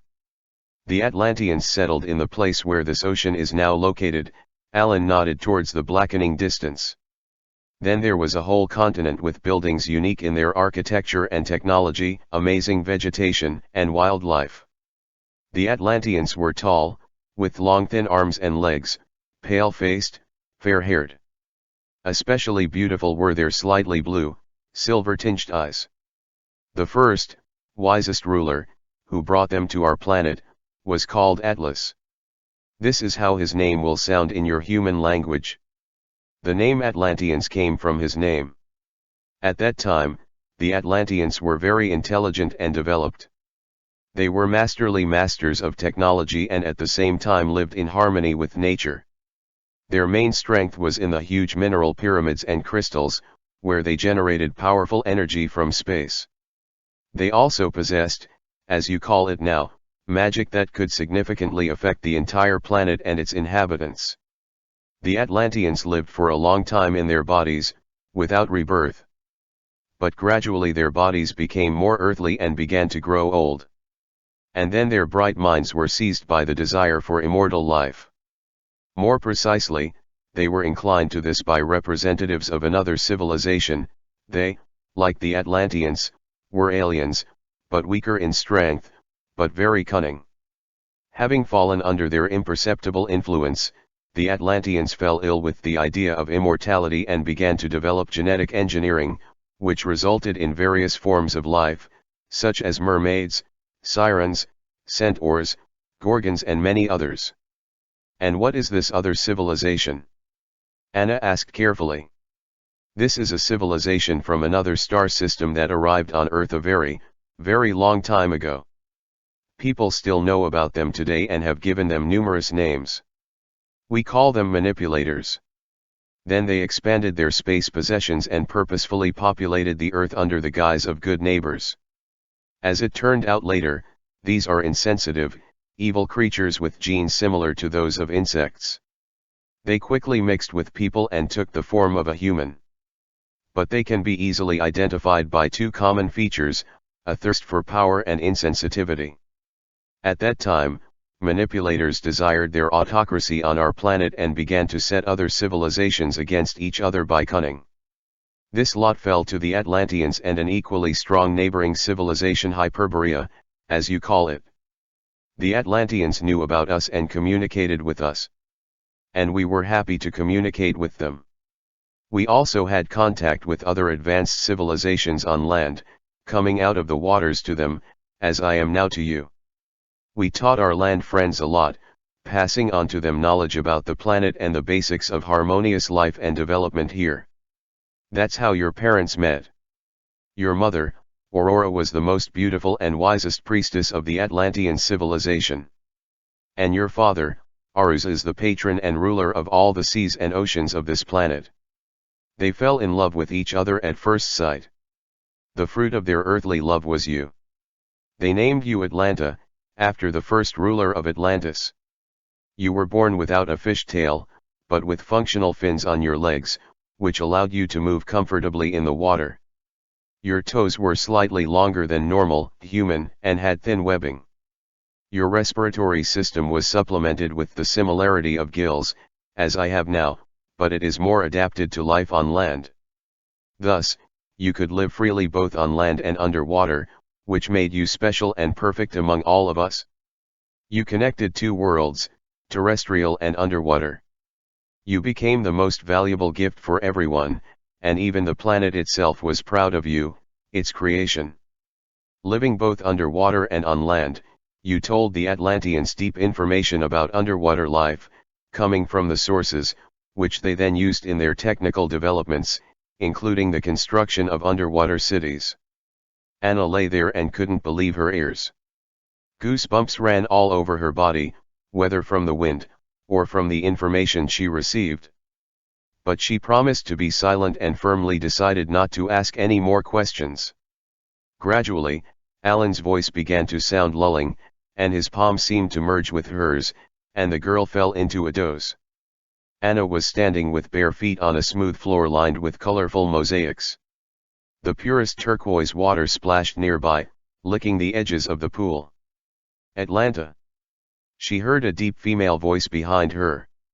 Anna turned around and saw a dazzlingly beautiful tall young woman approaching her. She glided gracefully across the multicolored floor, on which the sunbeams bounced merrily, reflecting off the smooth walls. Her long translucent chiton, with a slit to the middle of the thigh, shone with mother of pearl and opened when walking, exposing slender white legs. A light wind coquettishly touched thick, wheat-colored hair, which gently fell in waves to rounded hips, emphasizing a fantastically thin waist. Coming close to Anya, the woman gently asked, Atlanta, my daughter, where are you going? Her voice was soft, but authoritative. Anna looked into the woman's large silver eyes, fringed with dark, shiny lashes. I wanted to swim a little with Alan and visit my dad, she replied, realizing that she was in the body of a young girl who was now standing in front of a blonde beauty. Atlanta, you know that it has become unsafe for you to visit the underwater world lately. The pale, softly shaped lips of the mother opened fascinatingly. You're being hunted. You are unique and are a subject for studying are, unfortunately, brothers who have fallen into the abyss of pride. The woman suddenly became sad. You know that they want to catch you and subject you to study and experiments. Yes, I know, Mom, Atlanta interrupted her. But I can teleport at any time. And if you don't make it? Aurora persisted, frowning her elegant dark eyebrows. She took Atlanta by the shoulders and squeezed them gently. Anna felt how light and gentle her touch was. Atlanta. The mother began. Mom, don't worry. Anya interrupted her. I can smell them for kilometers. And besides, I'm under Dad's protection in the water. Yes, under protection, but... The woman said thoughtfully, casting a sad glance at the clear water splashing nearby. I miss him so much, she whispered, turning sad in her eyes. I also. Atlanta said softly and snuggled up to her mother. Suddenly, there was a loud splash in the water. Mother and daughter turned around and saw Alan emerge from the turquoise surface, smiling. He waved at them, and Anya felt her face instantly break into a smile. Atlanta, are you swimming? What is it? He asked quaintly. MAAAM. Drawled Atlanta, folding her lips like a child. Well, let go, please. I promise we'll be quick. The woman looked seriously at her daughter, then at Alan and, after a pause, sternly said. Okay. But only for a short time. Alan, she flashed a lightning glance in his direction, and only under your responsibility. Good. Alan quickly replied and smiled his disarming smile. Atlanta clapped her hands and hugged her mother. We'll be there soon, don't worry, Mom, the girl chirped and immediately dived into the water. Atlanta and Alan joined hands and began to slowly sink. Anna looked at and felt her body with interest. First, she could see everything under the water to the smallest detail. Secondly, she was breathing freely, but not through her nose, but through her neck and upper back. Well, and thirdly, in terms of speed, she was not a bit behind Alan, who had a powerful fish tail, and she had... God! She had large translucent fins on the outer sides of her legs. The fins were quite flexible, similar to cartilage. The girl felt how deftly they helped her to swim. Looking at her legs with surprise, Anna noticed how translucent webs were stretched between the phalanges of her long fingers. Why are you looking at yourself so strangely? She heard Alan's astonished voice, as usual, in her head. Anna realized that they were communicating telepathically and quickly answered him mentally. Yes, I just missed myself in the water. They exchanged glances and continued their dive. Atlanta was about 2 meters tall, very flexible and light. Alan looked a little bigger. Both had light, slightly bluish skin. Anna drew attention to her breasts, covered with a sticky, translucent hit. She was small and looked almost like a boy. However, her breasts were with nipples, like a human, unlike Alan's breasts. Anna wanted to touch her, but, being ashamed of Alan's presence, she did not do it. Suddenly, the girl felt the gentle touches of her long, knee-length hair. A wet, thick head of hair opened in the water like a rebellious cloud. She looked at Alan, who was looking with interest at her surprised face. His hair was darker and slightly shorter. Anna gently touched his hair, it was thin, but dense flagella. Then she touched her own, feeling the usual human strands. They sank lower and lower, and their lush manes, intertwining with each other, fluttered like the tails of comets rushing through the boundless ocean space into the depths of his being. It was dark and cold around, but Anna saw everything and felt very comfortable. So they swam for a while, and then faint rays of pulsating light began to break through the ocean darkness. As they approached, the rays became stronger and brighter. Anna felt an inexplicable excitement, but Alan confidently continued his way, leading her along. A little to the side, in the distance, Anya noticed the outlines of some strange underwater structures. The picture was rapidly approaching, and it became clearly visible that these structures were like huge glowing capsules. "What is it?" the girl asked mentally. "Have you forgotten?" Alan telepathed in surprise. "These are your underwater cities, or rather, their construction." Anna was stunned, realizing that she was seeing something unthinkable in front of her. Yes. It's just that I haven't seen them for a long time. Let's swim closer?" "I'm sorry," she mumbled. "It's dangerous, Atlanta. They are hunting you, you know." Atlanta enthusiastically looked at him, then at these capsules and was silent. "Okay," Alan gave up, but only with one eye. They held hands more tightly and headed towards these giant man-made monsters. After swimming up, the guys hid in the nearest vegetation and began to watch. Closed translucent capsules lit from inside were scurrying along large thin arcs, similar to rails. It seems that these arcs covered a large area, because many of the capsules were very far away and only dotted themselves in the gloomy abyss. In the middle of these glowing bugs towered one of the same, but very large, pulsating with powerful light. She was motionless. Inside this capsule was a huge oblong glowing crystal. Squinting hard, the girl managed to see the Atlanteans in silver suits who were fussing around him. Apparently, the brightest light of this colossus did not harm them in any way. "Let's go, Atlanta, your father is waiting for us," Alan telepathed softly. Anya, barely tearing herself away from the incredible picture, somehow vaguely nodded and grabbed Alan's hand more than ever, thinking about what she saw. "Wow," the girl gasped, "so that's how it really was." How long they sailed, Anna did not realize. Deeply immersed in her thoughts, she did not notice anything around her and only held tightly to her lover's hand. Gradually, the gloomy waters began to lighten, and Anya saw beams of light pouring out from some small point far ahead, as if the sun was shining there. Gradually, the dot grew larger, and the water around it became lighter and brighter. Then they swam into an area where the water literally glowed with soft blue shades and gave off mother-of-pearl. Looking closer, Anya saw a transparent mother-of-pearl field, stretching its size far up and deep. Incredible, the girl thought. Alan stopped slowly. Anya looked at him with a dull look. "And what next? Atlanta, what's wrong with you? Have you forgotten that further movement is impossible? The third bottom is protected by an energy mantle, so that no one can ever get there. Except for us, of course." "Yes, I remember all this. And yet, remind me, please, how will we get there?" Alan smiled and approached her closely. Atlanta looked into his large, luminous eyes with genuine expectation. The merman gently took her by both hands and said, "Let me help you. You haven't been here for a long time and probably forgot how to do it." At the same moment, Anya felt her entire body dissolve to the tips of her hair and only her consciousness remained.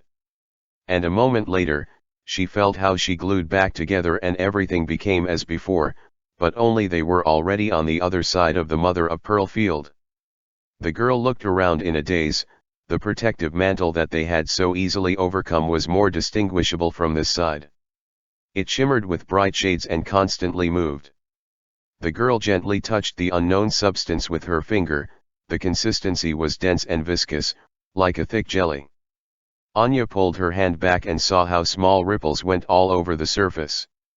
"Don't even try," Alan called out to her with warmth in his voice. Anna turned around. "And I'm not trying," The researcher was indignant, throwing up her thin shoulders. It's just interesting. Alan smiled and said contentedly. Well, here you are at home, Atlanta.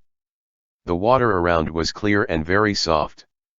Like a glycerin liquid, it caressed and nourished the already smooth skin of the girl. There was a lot of light and space around. It was unclear where it came from and it was unclear where it ended. Atlanta took a closer look. Strange transparent creatures were drifting around, resembling fluffy clouds in shape, which glowed and shimmered with different delicate colors, like garlands. There was no floor under my feet, as well as no ceiling. Anna felt goosebumps run through her body.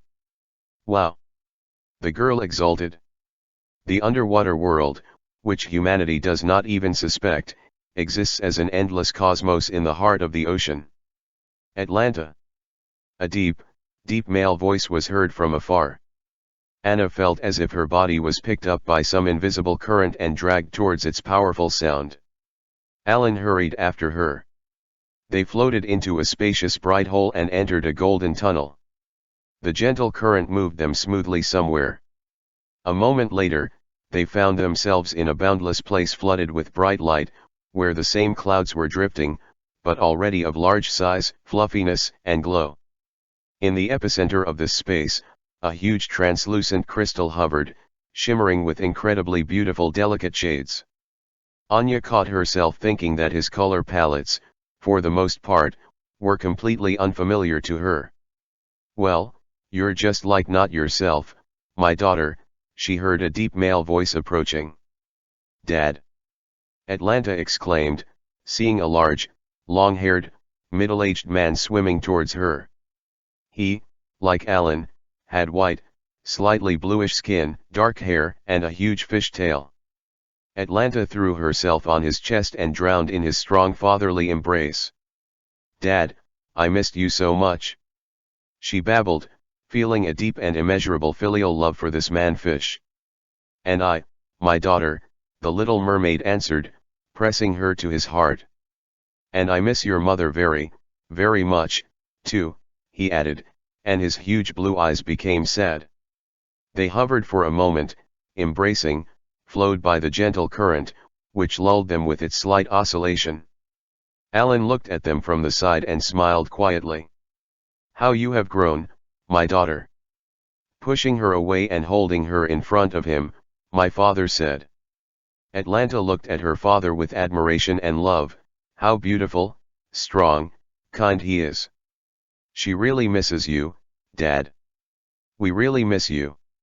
She said sadly. I know, honey, I know. But the Atlanteans are now a danger not only for us, but for the entire planet. I'm not talking about you and your mother right now. I'm talking about those who have succumbed to the terrible influence of manipulators and act under their insidious leadership. My daughter, I really want us to be together, but I don't understand how to do it yet. My father said with pain in his voice. The waters of the earth have become agitated. The planet feels threatened. Look at how the crystal is pulsing. He turned Atlanta to the crystal and gently hugged her from behind. Alan approached them, and all three of them began to stare with fascination at the giant light located in this amazing space that defies any laws known to Anna. The crystal pulsed with colored light streams, making a faint humming sound. This crystal contains the soul of the planet, and it is now very disturbed, continued the father of Atlanta. Do you remember what your mother told you about her ancestors? Yes, I remember. My mother said that their house was completely flooded and turned into an ocean planet, where they could no longer exist. Then they went on a spaceship to look for a new home. Yes. The Earth received them, as well as other alien guests. We helped them all, not knowing what treachery and deception are. After making a significant pause, the father added. We cannot allow the planet to suffer, because the only thing that we and all other civilizations living here have is our Earth. They stood and looked at the materialized soul of the planet, going high up and down. And everyone admired, enjoyed her strength, light, and beauty. Suddenly everything around began to vibrate. The vibration was getting stronger and stronger. The light clouds drifting around began to randomly blink and go out. The father hugged Atlanta tightly to him and looked at Alan excitedly. His so bright face suddenly clouded and expressed deep anxiety. Alan looked around. His eyes widened and his brows drew together. Alan, really? Aru's voice sounded discouraged. Yes, my ruler, we must hurry, Alan stated, and they both turned in the direction of the crystal at once and fixed their gazes on it. Instantly, their eyes flashed with a bright blue light, which, forming powerful rays, rushed towards the crystal. Quickly, out of nowhere, other mermaids with brightly glowing blue eyes began to swim up. Atlanta looked at the light, it pulsed more and more sharply, and darker tones began to prevail in the pulsation. There were more and more mermaids, and soon the entire space that could be embraced with a glance was filled with them, with shining blue lights on their faces. Gradually, the general glow enveloping the crystal intensified and flickered in time with the pulsations. But the soul of the planet did not calm down, but only threw out even more powerful cloudy dark flashes of light through the bluish haze, penetrating the entire space far around. The hum grew louder and became terrifying. It felt like someone was being torn to pieces alive. From this sound, Atlanta felt a strong pain all over her body. Suddenly, the huge light turned a rich scarlet color, as if it was filled with blood, and its pulsations became like the rhythm of a heart. Atlanta was horrified. She realized that something terrible had happened. Her body trembled. She squeezed her eyes shut and mentally rushed her consciousness up. When she surfaced, she saw herself in the flow of a giant black wave flying at her city. The wave was so huge that the capital of Atlantis seemed no bigger than a silver dish shaking on the ground that diverged beneath it. "Mother," she cried, "Mother." Atlanta tried to swim away into the depths of the angry wave, but gravity threw her back, breaking her fins. Her tiny body tossed like a straw in heavy, heaving streams mixed with rocks, debris, and the bodies of marine life. Suddenly, Atlanta felt a sharp, cutting pain in the abdominal area. Terror seized her. The thought of dying here and now flashed through her entire being, and she screamed with all her might. At the same time, she felt someone grab her arm sharply. Atlanta opened her eyes and saw Alan in front of her, pouring out blue streams from his eyes, which burned her with their heat. He immediately turned away, continuing to direct all his might at the blatant crystal. The girl exhaled. However, her heart was beating as if scalded. Suddenly, she felt a strong monotonous tremor permeate her father's body, against which she was clinging. Atlanta looked at Arus. The blue rays coming from his eyes were very strong and poured directly into the center of the crystal, but at the same time his body was shaking harder and harder. Atlanta pressed closer to her father than ever and looked around with horror. All the mermaids were staring at the crystal and, trembling. The crystal itself made a terrible, low sound, which was like hellish screams. Atlanta looked at Alan in fright. He was staring at the cherished light, and his body, like the bodies of the others, was shivering. And then Atlanta realized that the most terrible thing that could have happened had happened. Their planet was dying from some terrible blow. Remembering what she had just seen above, she clearly realized that her mother and everyone who was on the surface were already dead, and that Atlantis itself had perished, with all its greatness, beauty, and technical achievements. Atlanta looked at the crystal with horror. She realized that the future of the planet is being decided here and now. Whether the Earth will exist or perish is decided at this moment. She saw that the mermaids with their blue rays were holding the soul of the planet with all their strength so that it would not break. The girl caught herself. "I want to help my planet. This is my home. I love you, Earth." And with these words, Atlanta began to stare intently at the crystal, sending him all her love and strength. She remembered her mother and her love for her. She remembered about her father, about Alina, about her home and about everyone she still loved. All the brightest feelings were mixed in her, creating a single bluish stream pouring out of her beautiful eyes. And at the same moment, a small, pulsating tremor broke through her body. But Atlanta no longer felt it. She did not hear the terrible hum emitted by the soul of the planet. She only saw before her an endless stream of blue light, in which she herself was rapidly flying somewhere ahead, filling everything around with her love. "Anna, wake up," she suddenly heard the gentle voice of Alan. "Wake up, Atlanta." The girl slowly opened her eyes. She was lying on a towel, wrapped in a blanket, on the ocean shore. It was already light. Gulls circled and screamed above her, making her already aching head buzz even more. Anna slowly sat up and looked around. There was no one around.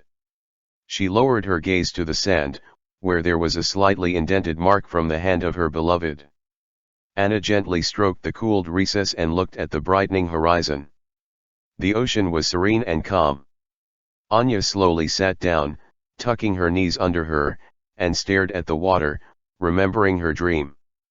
No, it was not a dream, but a journey back to my past, the girl thought, realizing that everything she saw was actually with her once, many millennia ago. Forgive us, Earth. We are crazy, terrible animals that have been crippling you for centuries. And you still love us, feel sorry for us and wait for us to love you as much as you love us. You expect that we will create together with you, but, alas, we only blow you up and drink your juices. We are not worthy of you. We are not worthy of your love. She repeated somewhere into space in a broken voice. At that moment, Anna clearly realized that humanity in the form in which it now exists is doomed. Chapter 12. The Man. It was incredibly hot. Anna hurriedly went to a meeting with Alexey Vladimirovich. She already clearly understood who she was, where she came from, but she still did not understand what she was doing here, among people. In addition to this question appearing in her head, the girl was eager to find out the details of the old sailor's interaction with Alan. What does he know about the mermaids? Thought Anna, approaching the building and sweltering from the heat. Alexey Vladimirovich was already waiting impatiently for her at the entrance. When he saw the girl, he smiled broadly and waved to her. "Hello." Anya said kindly. "Hi, honey," he said, "let's go." They boarded the white boat with a canopy, which they went on the first dive, and quickly pushed off from the shore. After sailing a short distance, the captain suddenly stopped the ship. He was very serious and thoughtful. Without even letting the girl open her mouth and sitting down next to her, he began his story. "Once, quite a long time ago, I went for a walk in the morning. I was just exploring the local underwater islands where you could dive with tourists. I sailed from the pier, he pointed to the place from where they had just arrived, far enough away, just in the direction of the places where you were diving yesterday. I was alone, but I was not afraid of anything, because I felt myself with the ocean element on you, as if I had been born in it. Besides, it was day, and I wasn't going to dive deep." Anna listened to him attentively and was silent, catching every word, facial expressions, gestures. "So," the bear continued, "imperceptibly I plunged deeper than I had planned. Colorful fish and corals pleased my eye, when suddenly I noticed something strange and large, shrouded in a dark, like a fluffy cloud. Gradually, the cloud dispersed, revealing the outline of a human body. I was stunned when I saw a large man with a fish tail and dark long hair. Instantly realizing that I was unarmed, I began to frantically rush in one place. Noticing me, the man fixed his slightly glowing blue gaze on me and stopped. He was of a large athletic build, and his dark tail swung back and forth, creating vibrations that made me swing slightly. Suddenly he started walking towards me, and then I realized that this was the end. He swam up close and looked into my face. The last thing I remember was his big blue eyes." Alexey Vladimirovich abruptly stood up and looked at the water. Then he quickly smoothed his beard several times and began to walk up and down the small deck, looking at Anna. I woke up already in my boat. My body was lying awkwardly on the edge of the ship, which made my ribs hurt. When I came to myself, I immediately remembered everything I had seen, and I was seized with animal fear. But the realization that I was safe and sound and that, apparently, this man was a fish and raised me to the surface, brought me back to life. I got up and looked around. There was no one around. Quickly starting the engine, I pulled as hard as I could from this place. The bear continued to wind circles around the small deck, looking past Anya somewhere into space. Later, I asked the locals about this phenomenon, he continued, but everyone shrugged their shoulders. Then I turned to the scientific literature and found information about mermaids there. However, it was different from what I saw. And besides, mermaids would never leave a person alive, especially a man. And then I ventured on a dangerous experiment. I decided to go to the same place again and try to meet him again. But not just to see it, but to capture it on camera. I've been thinking for a long time, should I take someone else with me for safety? But in the end, I decided to go alone, so as not to scare off such a big fish. And I didn't want to share this phenomenon with anyone else. Taking with me some food, an underwater camera, a lantern, in general, everything necessary, I set out on my way. All day I dived and looked for him, but to no avail. Then, without much hesitation, I decided to wait for the evening and dive after sunset. Anya felt a slight chill run down her back. Yes, I realized that the ocean is very dangerous at night, but the desire to understand everything, to see it again, to make contact with it prevailed over reasonable arguments. After waiting for the right time, I put on my equipment, took a flashlight, a knife, fixed the video camera on one hand and dived. It was getting dark quickly. The rainbow image instantly changed to a dark abyss, blackening before my eyes. I turned on the flashlight and checked the recording on the camera. Everything worked. Having descended a little, I began to watch and wait. I mentally invited him to our meeting, but he did not appear. Alexey Vladimirovich stopped and looked intently at Anya, who was listening attentively to him. The girl noticed that beads of sweat glistened on his face. The sailor turned away towards the horizon and somehow continued in confusion. Suddenly I felt a sharp push in the back. I automatically moved my elbow and looked around, but it evaded me. The light of the lantern managed to illuminate something large and gray. At that moment I realized with horror that it was a shark. In a second, I realized that I could not get out of here alive. The bear lowered his gray head and froze, stroking his beard again. He paused, as if remembering what had happened, or maybe he was very embarrassed to talk about it. Grabbing the knife as my last hope, he continued, I was preparing to attack, when suddenly I was illuminated by bluish rays. The rays intensified, and, hitting them, the shark froze right in front of my nose. This lasted for a couple of seconds, and then the predator tore away. I, not believing in what was happening, was dumbfounded for a while. Then I shone my flashlight in the direction of those rays and saw him. Alexey Vladimirovich raised his detached, inward-looking gaze to the girl. It was him, Anya. The same fish man I was looking for, the captain said almost in a whisper. These rays came from his eyes. I clung to him with my eyes. No. He definitely couldn't be a primitive mermaid. And then I felt very dizzy. The oxygen was running out, and I had to get out urgently. Suddenly, the fishman approached me and held out his hand to me. I, as if in a fog, handed him mine. He gently pulled me, and we began to climb. His tail flashed in the light of my lantern, and I kept wondering who he was. When I reached the surface, the first thing I did was greedily inhale the warm, night air.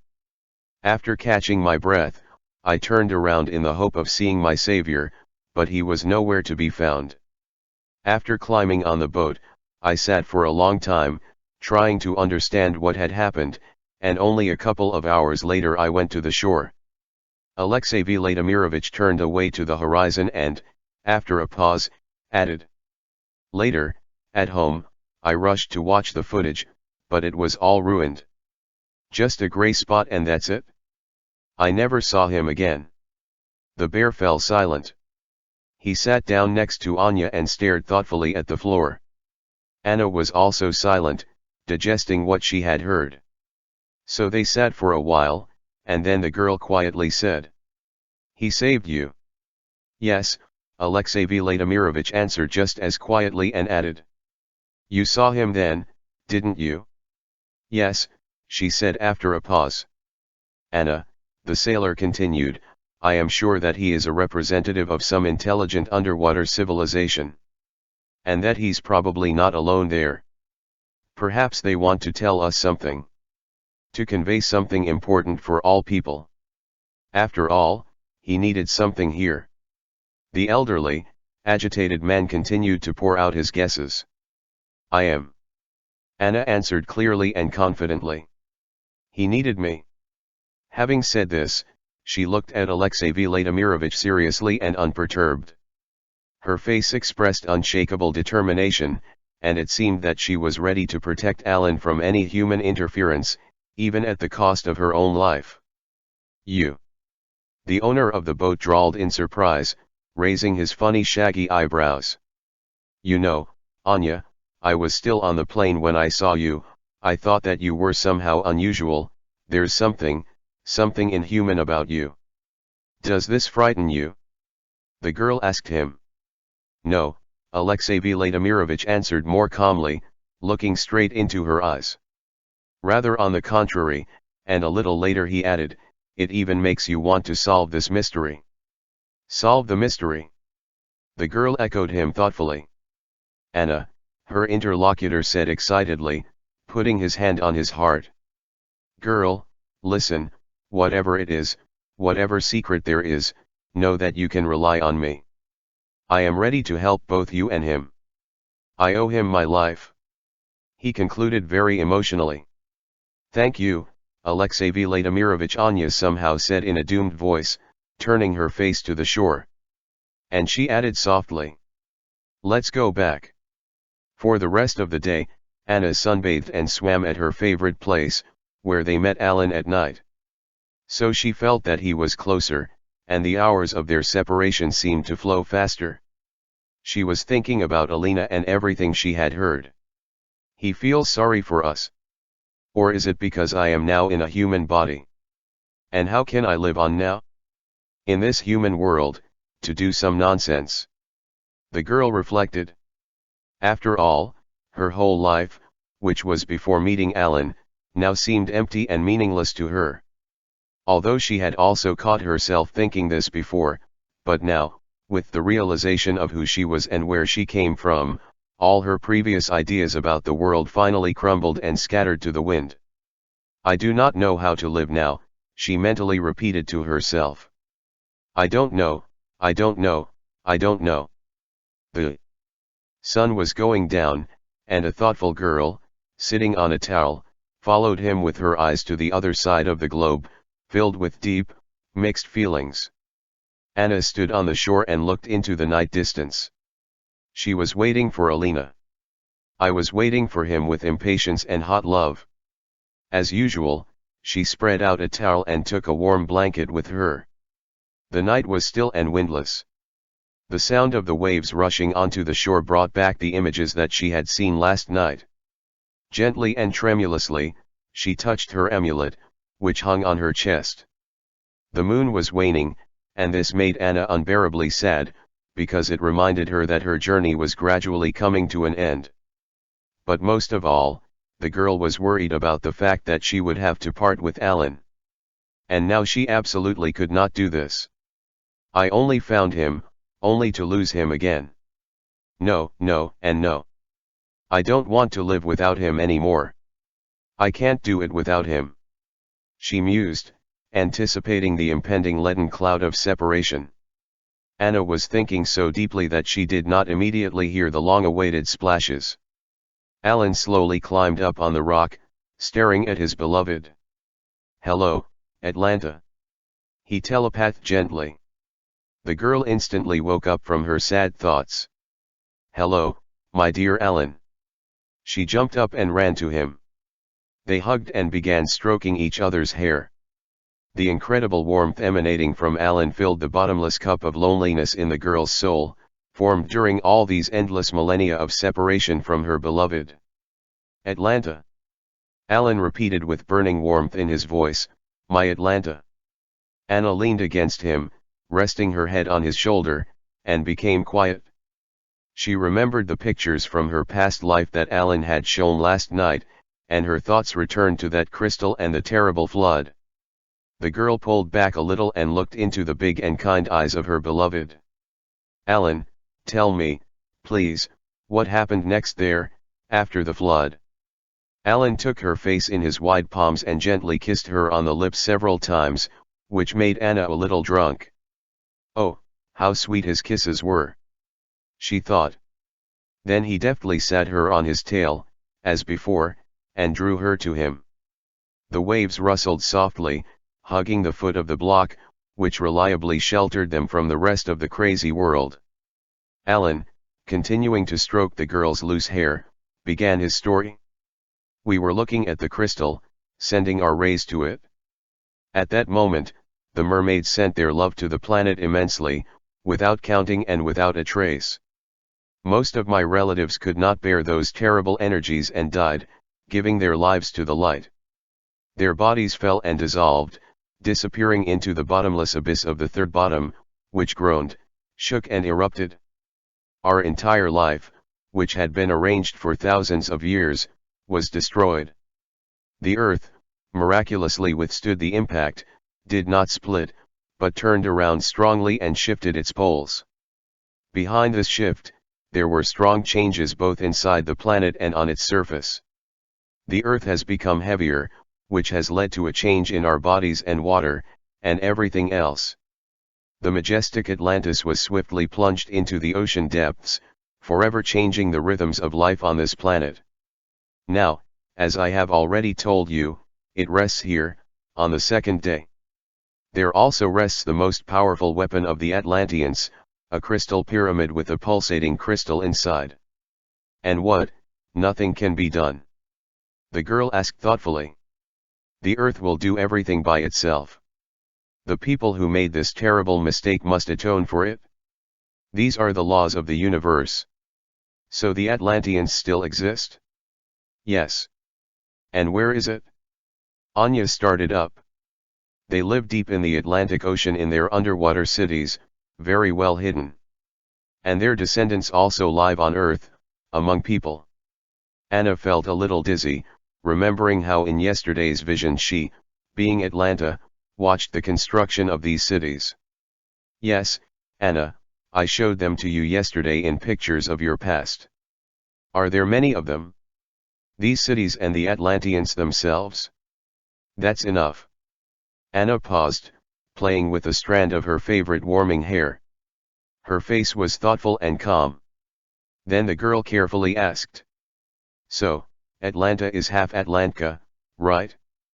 "That's right," Alan replied with warmth in his voice. "So that is, Atlanta, am also to blame for what happened?" "Not really, because you were only half Atlantean. But in general, all the Atlanteans who lived then and were unwitting accomplices of this tragedy, as a single people at the genetic level, are still responsible for what happened. This is one of the reasons why their incarnations on this planet continue to this day in different bodies of people scattered around the earth, or Atlanteans who now live underwater. All of them will continue to incarnate until they correct their mistake." "Wow, and when will this happen?" Laying her head on Alan's chest and listening to his heart beating, the girl did not let up. "In due time," Alan replied calmly. "The planet will return the sunken Atlantis to its former place, instead taking the descendants of Atlantis the neighboring continent." At these words, Anna tensed up. "How will he return it?" "Wait, which continent do you have in mind, Alan?" Alan paused, as if searching for the right word, and then slowly telepathized, "America! America!" Anna exclaimed aloud in surprise and stopped herself. "Yes. So America with all its skyscrapers will go underwater?" Already mentally she continued. "Yes," Alan answered calmly and added. "This is the payment for the mistakes made by the ancestors. And what if there are people who did not make this mistake?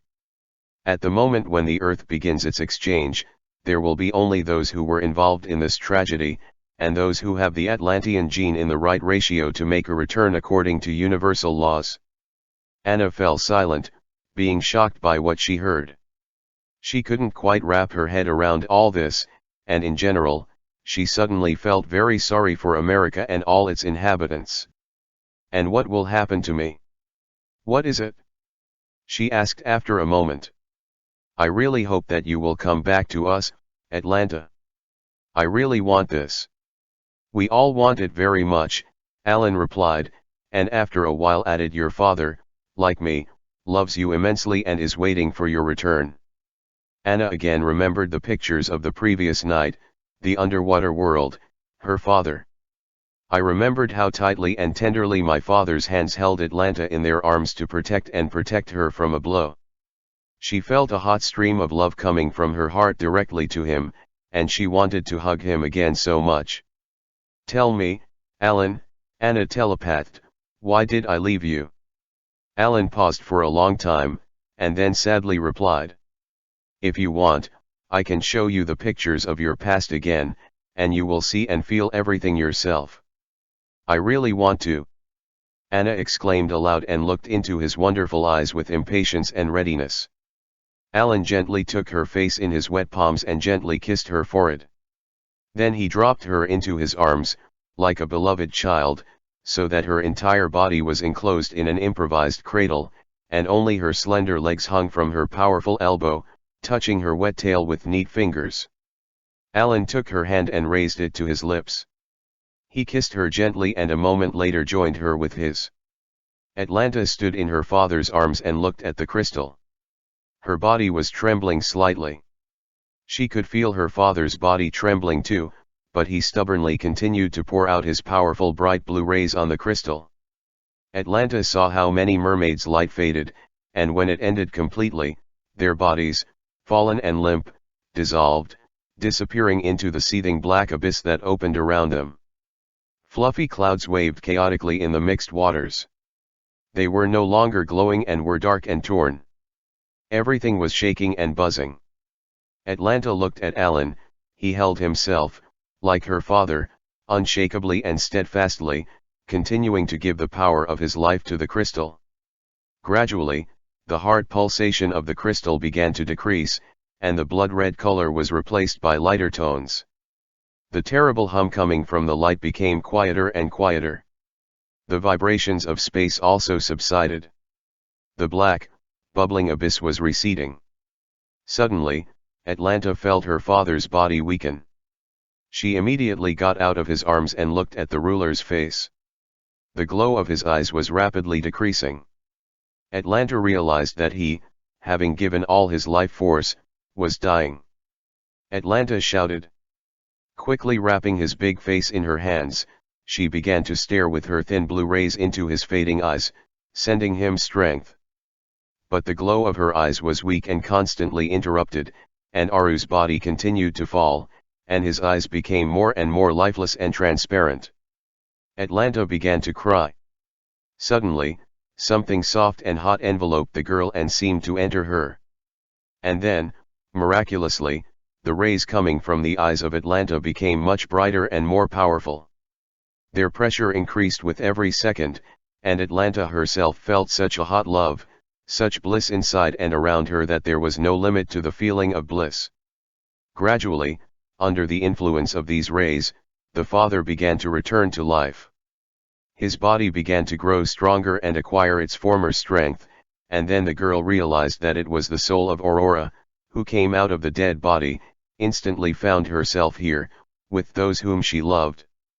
And it was she, her mother, who was now giving the life force of her soul to him, her beloved husband, thereby disappearing herself forever. Atlanta looked into her father's eyes with bright blue rays, feeling how much her mother loved him. All the feelings were mixed up in her, but they were not sad. On the contrary, they were life-affirming, deep, and filled to the brim with love. Her mother's soul, having given all of itself to them, dissolved. But that was her choice. Atlanta's father regained consciousness and looked at his daughter. He realized what had happened, and pressed Atlanta to him more than ever. Dropping his big head over his beloved daughter, he began to stroke her long golden hair, and his powerful, broad shoulders shuddered. Atlanta, too, could not hold back the tears of loss. Burying her face in her father's shoulder, she began to cry, and out of the corner of her eye she saw Alan slowly falling in the space of clouded waves. His head was lowered, the rays coming from his eyes were barely breaking through, and the whole body of the merman was shivering. Instantly, the girl was next to him and let a shining blue light into his eyes. Atlanta's father swam up next and warmly embraced the children, sharing the received strength with Alan. Chaos reigned everywhere. The crystal of the planet tilted strongly, turning over all the life that has been established here for thousands of years. With a deep pain in her heart, Atlanta realized that she had nowhere else to go back to. Her mother died, and her house and all her former life were completely destroyed overnight. Suddenly this picture went out and another one appeared. Atlanta and Alan were swimming up to the huge remains of the sunken Atlantis. The walls of the city were covered with marine vegetation, but this growth was still quite young. Sad Atlanta floated between the ruins of the sunken city, remembering how majestic it used to be. Alan held her hand, thereby encouraging his beloved. Here they sailed through the central place, where the most powerful object in Atlantis, the crystal pyramid, towered. The hulk was tilted to one side and pulsed slightly with a thin stream of light going up. Most of the pyramid was submerged in silt and debris. The guys swam past, skirting the destruction. There were Atlantean household items all around, in which local fish and other animals had built their homes and even entire cities. The sunken Atlantis was conquered and broken. Immersed in the ocean darkness, she was dead. Atlanta swam to the place where her house used to be. The priestly temple has not been preserved. Only the edge of the ruined wall with a piece of mosaic was visible. About here she had last seen her mother. Atlanta covered her face with her hands and lowered her head. Alan immediately put his arm around the girl's shoulders and gently pressed her to him. "What do you think, Alan, what is up there now?" Atlanta asked her beloved friend sadly. "I think that there is only an endless and boundless ocean." "And what do you think, did any of the Atlanteans survive?" she continued excitedly. "Perhaps, only those who managed to fly away on their flying machines or hide in the buildings that you and I saw under the water then, remember. Although with the changes that have occurred, it is unlikely that all this has survived." "Alan, I want to go to the surface," Atlanta said firmly. "I haven't breathed air for a long time, I haven't seen the sun. I miss you very much," she continued, looking into the eyes of her beloved. Alan silently looked at her with a confused look. It seemed that he had a premonition and even knew that this moment would come someday, and he did not want it so much. He took her hand and said softly, "We have to ask your father for permission." Atlanta and Alan were rapidly approaching the surface of the ocean. After surfacing, the guys looked at the water, which was covered with some kind of dark viscous film. Friends were completely smeared with it. The entire surface of the ocean, which their discouraged gazes caught, was covered with this strange oily liquid. There was an unpleasant, heavy smell in the air. The sky was dark and gloomy all around. The sun was not visible at all, and it seemed that eternal twilight reigned here. "What is it?" Atlanta asked, looking around. "I don't know," Alan replied, examining his soiled hands. "We have to find the nearest shore," the girl telepathed, and they sank back under the water and turned on their internal radars. They sailed and sailed, and sailed, but the shores were not visible for a long time. Atlanta felt very tired all over her body, but she did not give up. Gradually, the water became cleaner and assumed its usual, friendly appearance, which gave the girl strength. The sky and the air around them also became clearer and brighter. Alan, on the other hand, became more and more gloomy. At some point, they saw a strip of land and headed towards it. They were wild islands covered with dense greenery with white sand and turquoise water.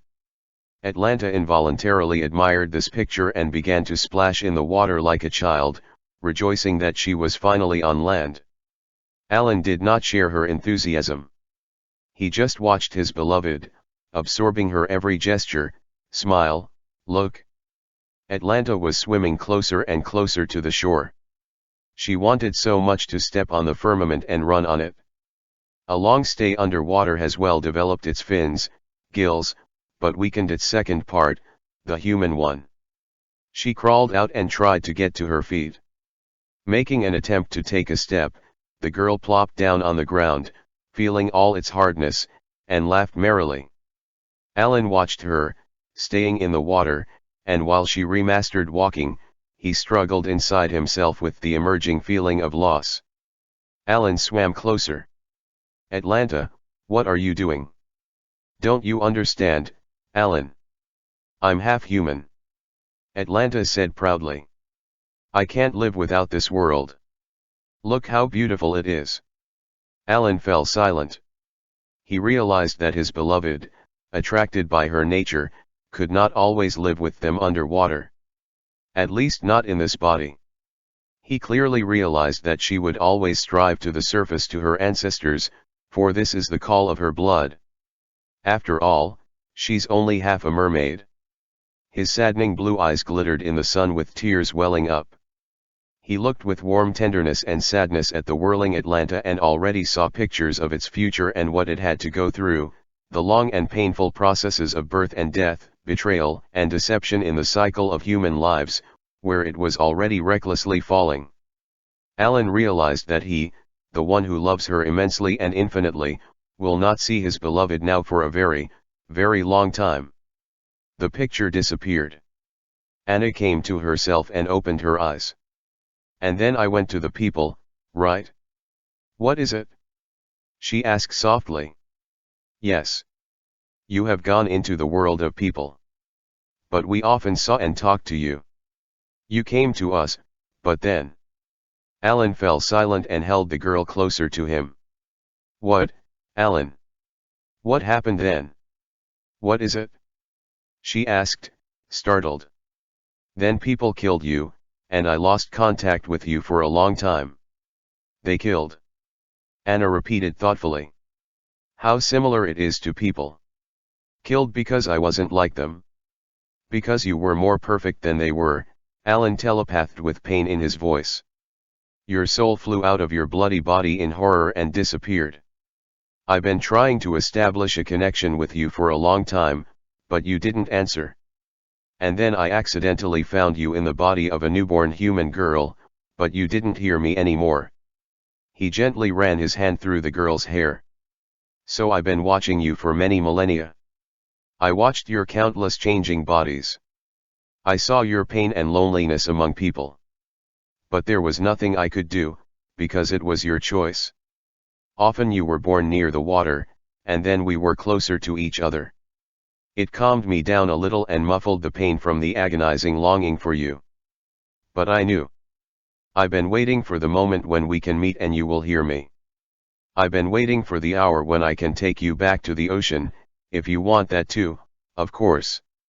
Anna was silent thoughtfully, and then, surprised, asked. Wait, Alan. So, have you never been reincarnated since we broke up? No. Our bodies don't age or die. We can decide for ourselves when and how to finish our journey. At the same time, we simply dissolve our body into organic elements and that's it. For example, we can give our life to another, as many mermaids did at that terrible moment of the destruction of Atlantis. You saw it? Yes, I remember. Anna said softly. How can I get back to you, Alan? To return, Atlanta, you need to think about it vividly and make a firm decision to return to us with all your essence. Alan said excitedly. Accept it with the full realization that you will no longer enter this land as before, and you will not see any of the people who are dear to you. You will say goodbye to them forever, but you will also find your true self, me, your father and all our people forever. The whole underwater world, which was previously only partially yours, will become completely yours. Alan delivered this monologue with such enthusiasm and trepidation that it seemed that his decision also depended on Atlanta's decision, whether to live further for him.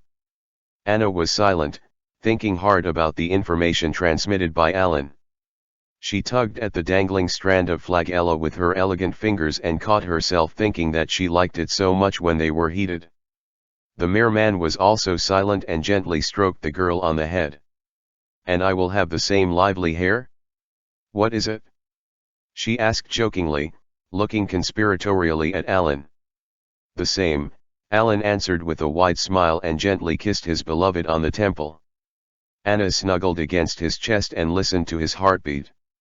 The girl suddenly really wanted to know the details of underwater life. A little worried, she carefully asked. Alan, how do you live there? Well, what, for example, do you eat? Previously, we were fed only by the light coming from the crystal. But, after the planet changed, our bodies also changed. In addition to the light of the crystal, we began to eat some types of underwater plants and shellfish, as a result of which we had a well-developed mouth and organs that assimilate and process such food. Didn't you have a mouth before? Anya laughed. I was, but everything looked a little different. Alan smiled with his shiny row of teeth. Is this food enough for you for a comfortable existence? That's more than enough. The energy of the crystal is incredible. He is our underwater sun. Our bodies are charged from it, like your electronic devices, when you connect them to electricity. How great, Anna thought. It is not necessary to spend a lot of time and effort on the daily extraction of food, its digestion. Exactly, Alan replied, running his hand through her loose hair again. In addition to digesting organs, our bodies also have excretory organs, like yours. Only this system is easier and more perfect for us. Our cells secrete unnecessary into the world around us, unnoticed by us. Wow! This is a construction. The girl admired. Alan, how will I get the same body as you? We will grow it in a special bubble. Your body will be almost the same as it was then, only instead of legs you will have a tail like mine. Alan lifted his fins and slapped them on the stone. Like out of a bubble? Don't you have any physiological reproduction? Well, there is a male seed, a female egg. Our reproduction process occurs differently and quite rarely. The formation of the body of a mermaid takes place in 3 stages. The first is when parents who want to start a new life form the child's body first in their thoughts, putting all their love and wishes into his image. They carry it there for a long time, honing even the smallest details. Then the body is formed in a special organic bubble, which creates it, according to the information loaded into it, taking all the necessary elements from the environment. After that, when all the specified parameters are reached, the bubble dissolves, and a new mermaid appears. It can be either a child or an adult, depending on how the parents conceived it. That is, you materialize a physical body, initially starting from a mental image, so to speak. The girl asked with undisguised curiosity. Yes. It turns out that you do not have intersexual relations, as we do. It's just that this is actually the main bodily pleasure for people, the girl said in some confusion. Anna, what you are talking about is an animal level. Yes, there is also love on it, but more primitive, it borders on hatred. We, the mermaids, live through the levels above, and there, believe me, completely different vibrations, sensations, and feelings. We do not have sexual organs like humans, but we have special receptors on our fins. Connecting our fins with our loved ones, we experience a colossal range of feelings and sensations that are incomparable with anything human. During the mental birth of a new mermaid, we connect with our fins, which gives an incredible sensation and energy exchange. Such sensations do not happen in humans, since this spectrum of feelings would tear your bodies apart with its vibrations. But sometimes people who love each other very much can experience something like this in a light form. Anya looked at him with her eyes wide with surprise. "Can you show me these receptors?" she blurted out, anticipating something exciting. Of course, Alan telepathed, smiling, and lowered the girl into the water. He pulled up his tail, and in the moonlight the large fins glistened on the stone. Anya looked closely. On the fins, small, barely noticeable cartilaginous spines were located in smooth lines, running from the center to the edges. The girl gently touched one with her index finger. In response, the spike slightly tensed and pricked the girl with a weak current, and even glowed with a bluish light. "Wow!" Anya cried out loud, continuing to gently touch other similar formations with her thin fingers, touching their reactions. "We have them convex, and our women have them sunken, which makes it possible to connect," Alan telepathed, in a slightly excited voice. "Wow! So, I will have the same, but sunken, and we will be able to connect with you," the girl hesitated. "Yes," Alan smiled and gently touched the cheek of the intelligent student with his palm. "Our planet has two poles, positively and negatively charged. All life on Earth is affected by these two energy poles. According to them, all terrestrial individuals have two beginnings, male and female. The only exceptions are some artificially created mutants of insects, amphibians, and some other life forms. A woman carries the energy of minus, and a man carries the energy of plus. Being in harmony with each other, these two energies give development to our planet and move it forward along the universal evolutionary spiral. Now it is clear why your bodies are also divided into male and female," the excited girl stated aloud. "And yet, what is it that they feel so incredible? And what do their parents feel about their children?" Anya thought, continuing to play with the spikes on the fins. "We love each other and our children with the brightest and purest love, which is partly inherent in a person," Alan answered her silent question. And then Anna realized why Alan had no nipples on his chest. She also remembered that in the visions that Alan showed her, the underwater women did not have breasts at all. She didn't think much of it at the time, but now everything has fallen into place. They don't need human breasts, because they don't feed their children with milk. Anya solved this riddle. "That's right," she heard Alan's approving voice in her head. "Wait, Alan!" Anna exclaimed indignantly, turning her attention from the fins to his divinely beautiful face. "Then how did I come into the world?" "In the same way," he said calmly. "Your mother did not give birth to you in the usual human way." "Wow, we have arrived. It turns out that that is, Atlanta was born in the ocean from a bubble?" The girl was taken aback. "Yes." "Wow." Anya gasped aloud and, coming to her senses, quickly covered her mouth with her hand. "So, it turns out that if I become a mermaid, I will no longer set foot on Earth as a human?" A little quieter, but just as excitedly asked the girl. "Yes. The choice is yours, Atlanta," Alan telepathed with a slight tension in his voice. "I see," she said, looking at the big cat eyes of her beloved. They looked at each other and were silent. Alan froze, watching how deeply Anna was touched by this information.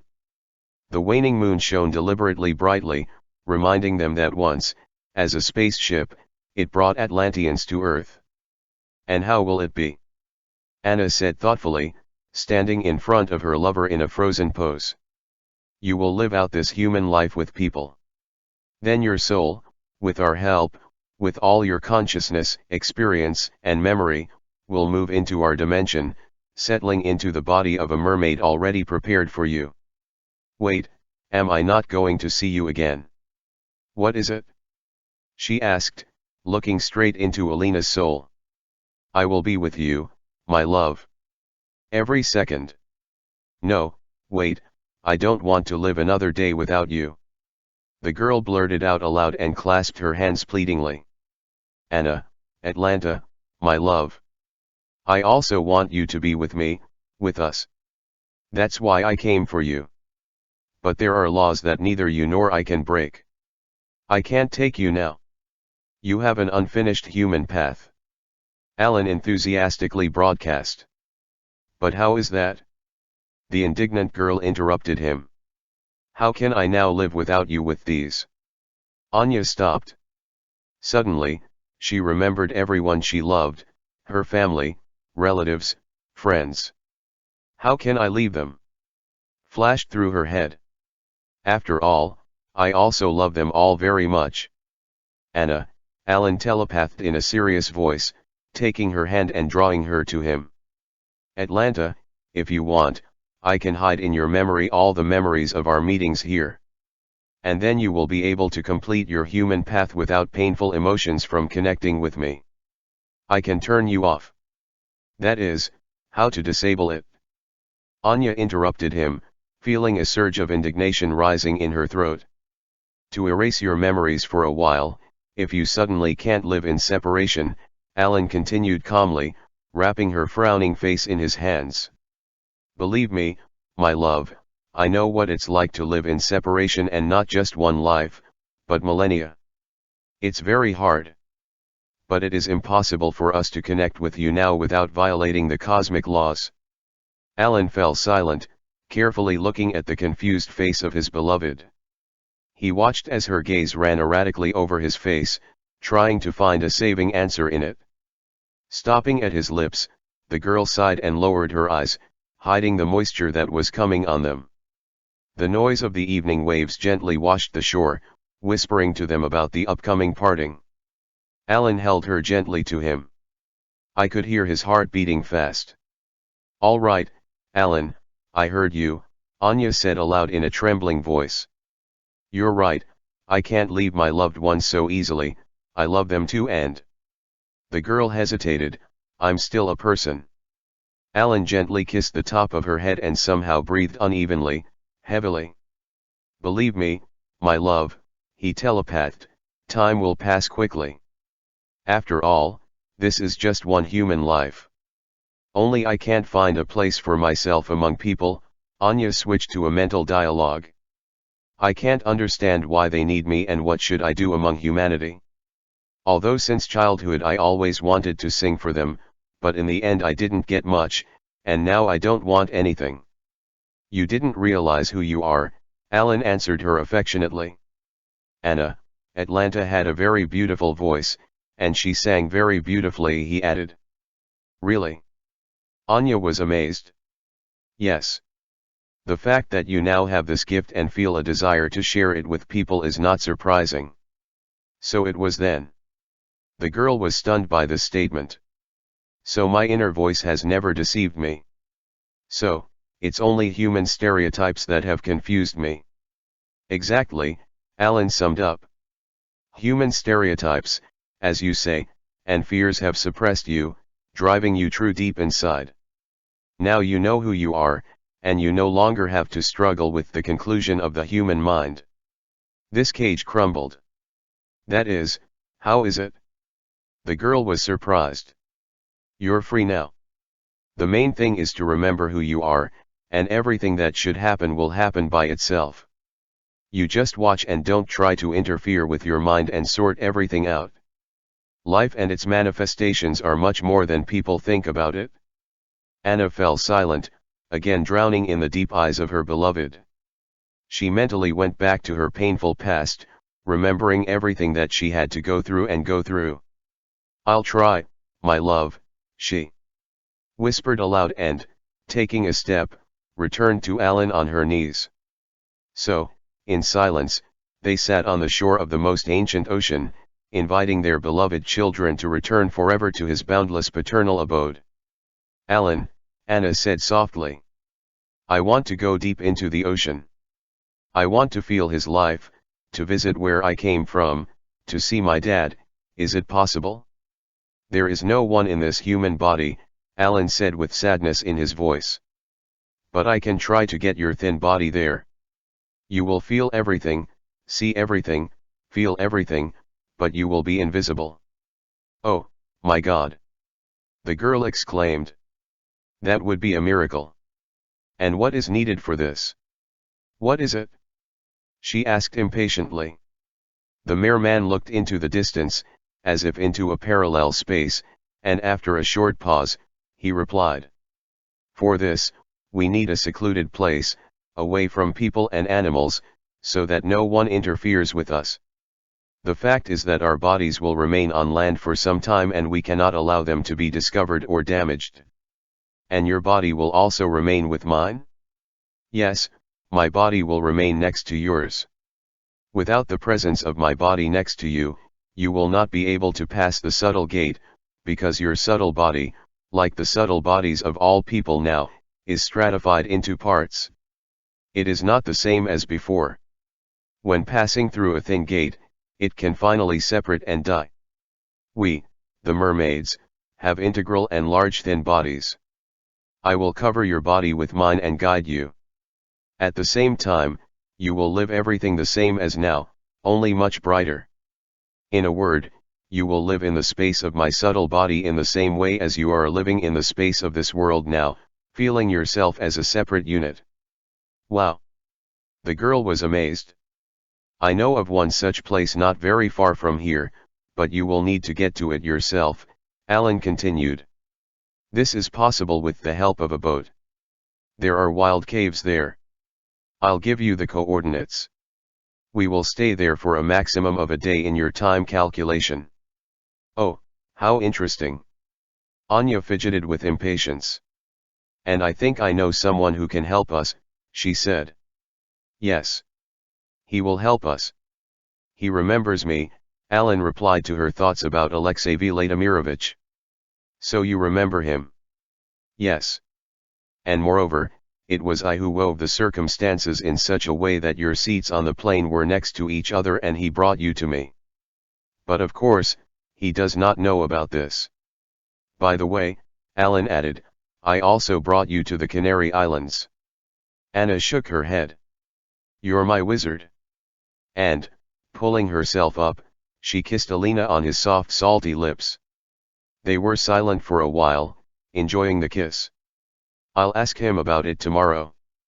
I think he will not refuse, the girl whispered. Be sure, he will not refuse, Alan telepathed, smiling. And they began to actively discuss how, where, and when they would meet, and all the other details of such a grand event, and meanwhile the dawn was beginning, bringing them closer to the inevitable separation. Chapter 13. Diving. In the morning, Anya hastily had breakfast and began to quickly get ready. She took a bottle of water and a muffin with her, carefully put a towel and a warm blanket in her, as it turned out, quite roomy backpack. With the final touch, the girl put on a medallion and went to Alexey Vladimirovich. Noticing her quickly approaching through the window, he went out to meet her. Anna, what happened? He was surprised to see her with a backpack and a serious face. Alexey Vladimirovich, I urgently need your help, the girl said and, significantly looking into his eyes, added a little more quietly. We need your help. I understand, the other replied anxiously. And Anna told him her whole discouraging story from the very beginning, finally showing the coordinates of the area where they should meet Alan. Nervously stroking his beard, Alexey Vladimirovich fell into deep thought. Anya was sitting opposite and was also silent. Suddenly he got up and walked around the room with quick, sweeping steps. He was muttering something under his breath, then stopped abruptly and looked at her with an unseeing look. We need to hurry. Having quickly collected everything necessary, the accomplices went to the very boat on which they had sailed the day before. The bear impatiently jerked the engine, and the light vessel began to quickly move away from the shore. Watching them float away, Anya felt in the depths of herself that she was forever leaving something outdated, sick, and already unimportant. We sailed for a long time. Anna admired the ocean all the way and mentally communicated with him and with Alan. And the sailor with the concentrated face was firmly glued to the steering wheel and was very silent. When they arrived at the place, the sun was already sinking to the horizon, painting the sky in amazing soft pink shades. It was a small wild island, or rather a group of islands, with rocky formations. The purest turquoise water, white sand, green palm trees. It's like in paradise, thought Anna and smiled. In one of the nearby rocks, the girl saw a wide crevice, which was abundantly flooded with water. The waves crashed noisily against the rocks, creating foam swirls. Alexey Vladimirovich checked the coordinates and dropped anchor. Then he began to moor the boat. The place was wild, and it was not an easy task. The captain tried to throw a rope on a nearby sharp ledge of rock, but he did not succeed. The waves rocked their small ship and at any moment could throw it on the rocks. Anna tried to help, but her efforts did not get any better. Then the frowning sailor decided to swim to the rock and throw his lasso by hand, but suddenly Alan appeared out of the water next to the boat. He looked affectionately at the travelers with his bright turquoise eyes, set off by the azure around. Seeing him, Alexey Vladimirovich froze in place. The sailor's eyes sparkled, and through the thick growth on his face, a barely noticeable smile flashed. All his attention was instantly magnetized to Alan, and it seemed that he had forgotten about Anna's presence and what they were doing here at all. Alan looked at him and, with a slight smile, stretched out his big hand to the rope. The captain carefully threw him a noose. Deftly catching it and swimming up to the rocky ledge, the mermaid technically wrapped the rope around the stone and indicated with a gesture that it was necessary to take the ship a little further away from the rock. Alexey Vladimirovich obediently sailed to the required distance. Then Alan returned to the boat and silently stretched out his hand to Anna's backpack, shining with his aquamarines. The girl, smiling all over her mouth, handed him the bag. He carefully lifted it over his head and swam towards the same crevice that Anya had already liked earlier. The others on the boat looked at each other in silence. "He's a masterpiece. Anna, I will wait for you here as long as it takes," he continued, without taking his admiring gaze from Alan disappearing into the cave. "Thank you very much," she replied radiantly. "We'll be back tomorrow, around noon. Do you have enough food?" the girl asked, preparing to go down into the water in one swimsuit. He nodded silently, took her by the shoulders and, putting her right in front of him, said, "Good luck to you." Anna smiled affectionately, looking into his kind gray eyes, and nodded amiably. Once back at the boat, Alan helped Anna down into the water. Then he deftly picked her up and wrapped her in his strong embrace. The lovers looked at each other in silence and moved towards the cave. And the old sailor kept looking after them, and his lonely darkening silhouette against the background of the sunset sky looked like a small stone lost in the endless wild ocean. Having swum to the foot of the cave, Alan carefully put Anya on her feet in the water, which bubbled and whipped her thighs, rocking the girl in different directions. Holding his beloved by the waist, Alan slightly pushed her forward, and he began to move after her on his strong arms. A few seconds later, they disappeared into the mysterious belly of the cave. It was wet inside, but the small stones that Anya stepped on were quite dry. Alan climbed out onto the firmament and looked around. The girl carefully pulled her backpack off the sloping stone and also began to look around. A strip of light stretching from the entrance cut the space in half, in the dark half of which there was a feeling of coolness and dampness. The cave was all filled with different stones. Its walls were covered with numerous stalactites and stalagmites of bizarre shapes and sizes, the sharp edges of which looked frightening. The arch going up to the height was gloomy and frightened Anya with its uncertainty. "It's safe here," she heard Alan's voice in her head. The girl looked at her companion, who was deftly crawling on land. Alan nodded in the direction of a large stone ledge, which, at first glance, seemed very unfriendly. It will be impossible to leave the bodies on the sand at high tide, he telepathed. The merman quickly crawled a few meters and deftly landed on a rock. Then he gave Anna his sinewy hand, stained with sand and small stones. The girl carefully climbed up and was surprised that there was enough space. The surface of their makeshift bed was a little uneven, but most importantly, the height of this bed was suitable.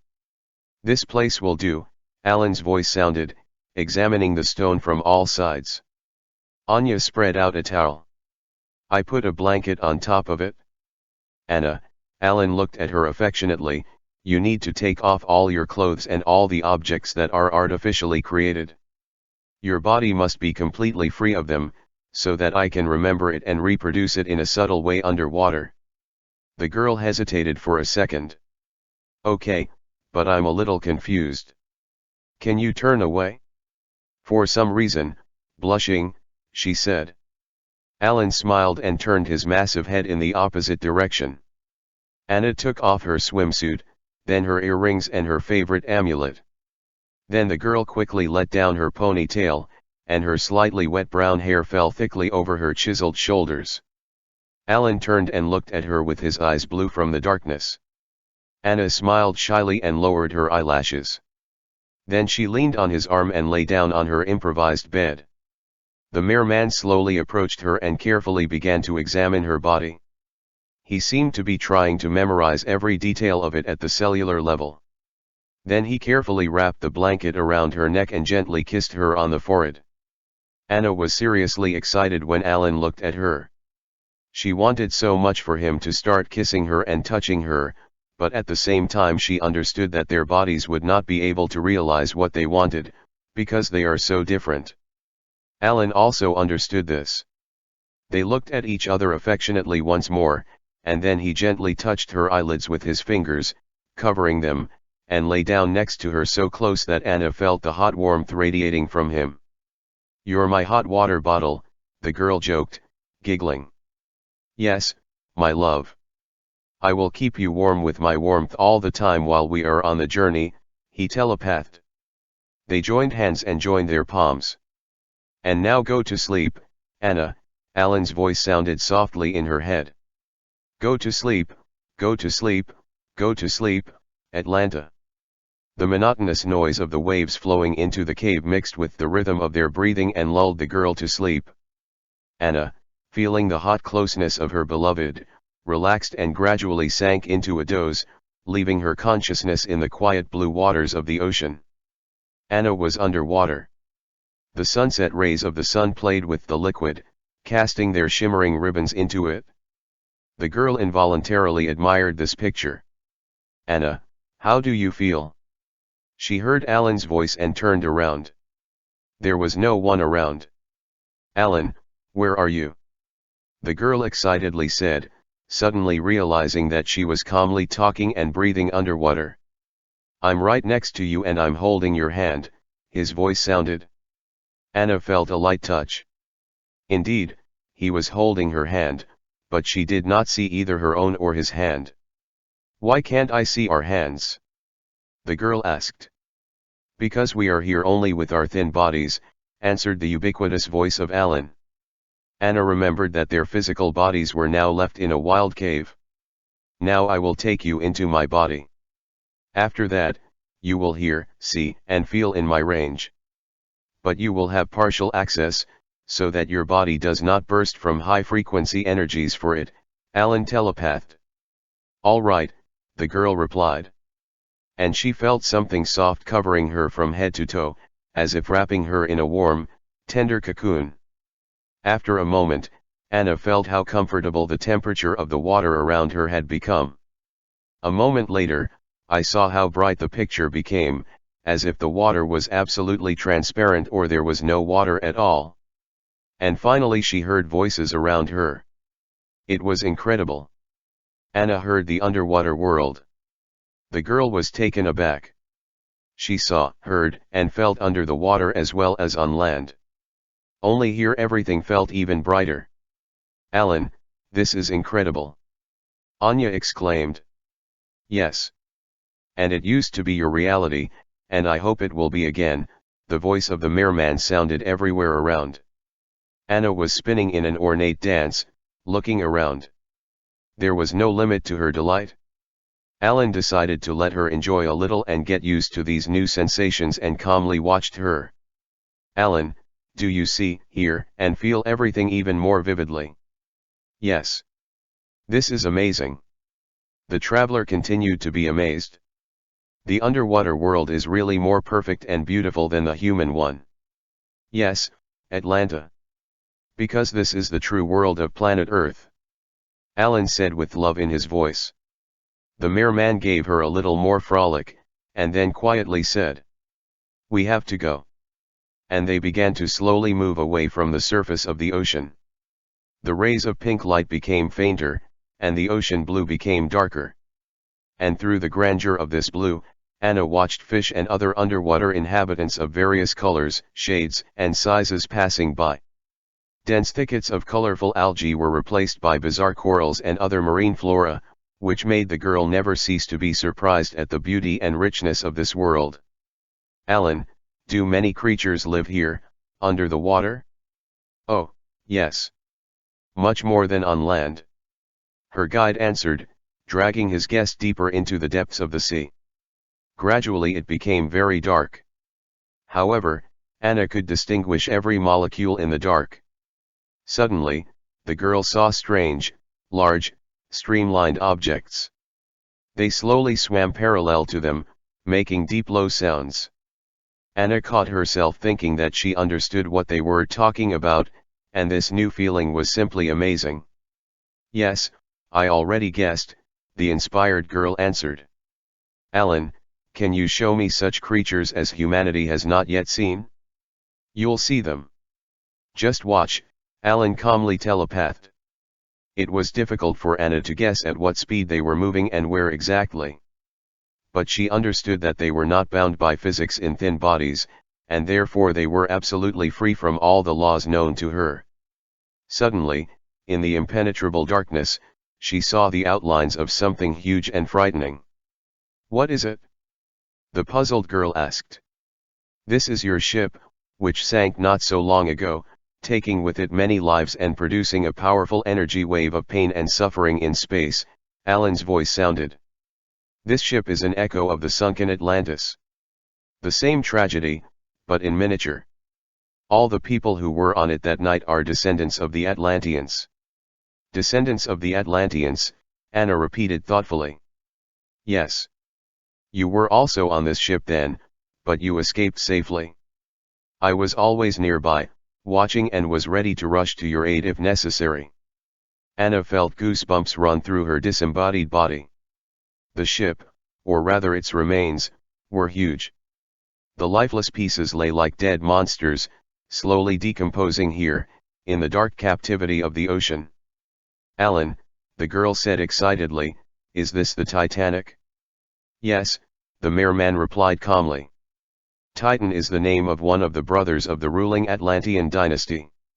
When the Atlanteans became proud under the veiled influence of manipulators, a struggle for power over the planet began.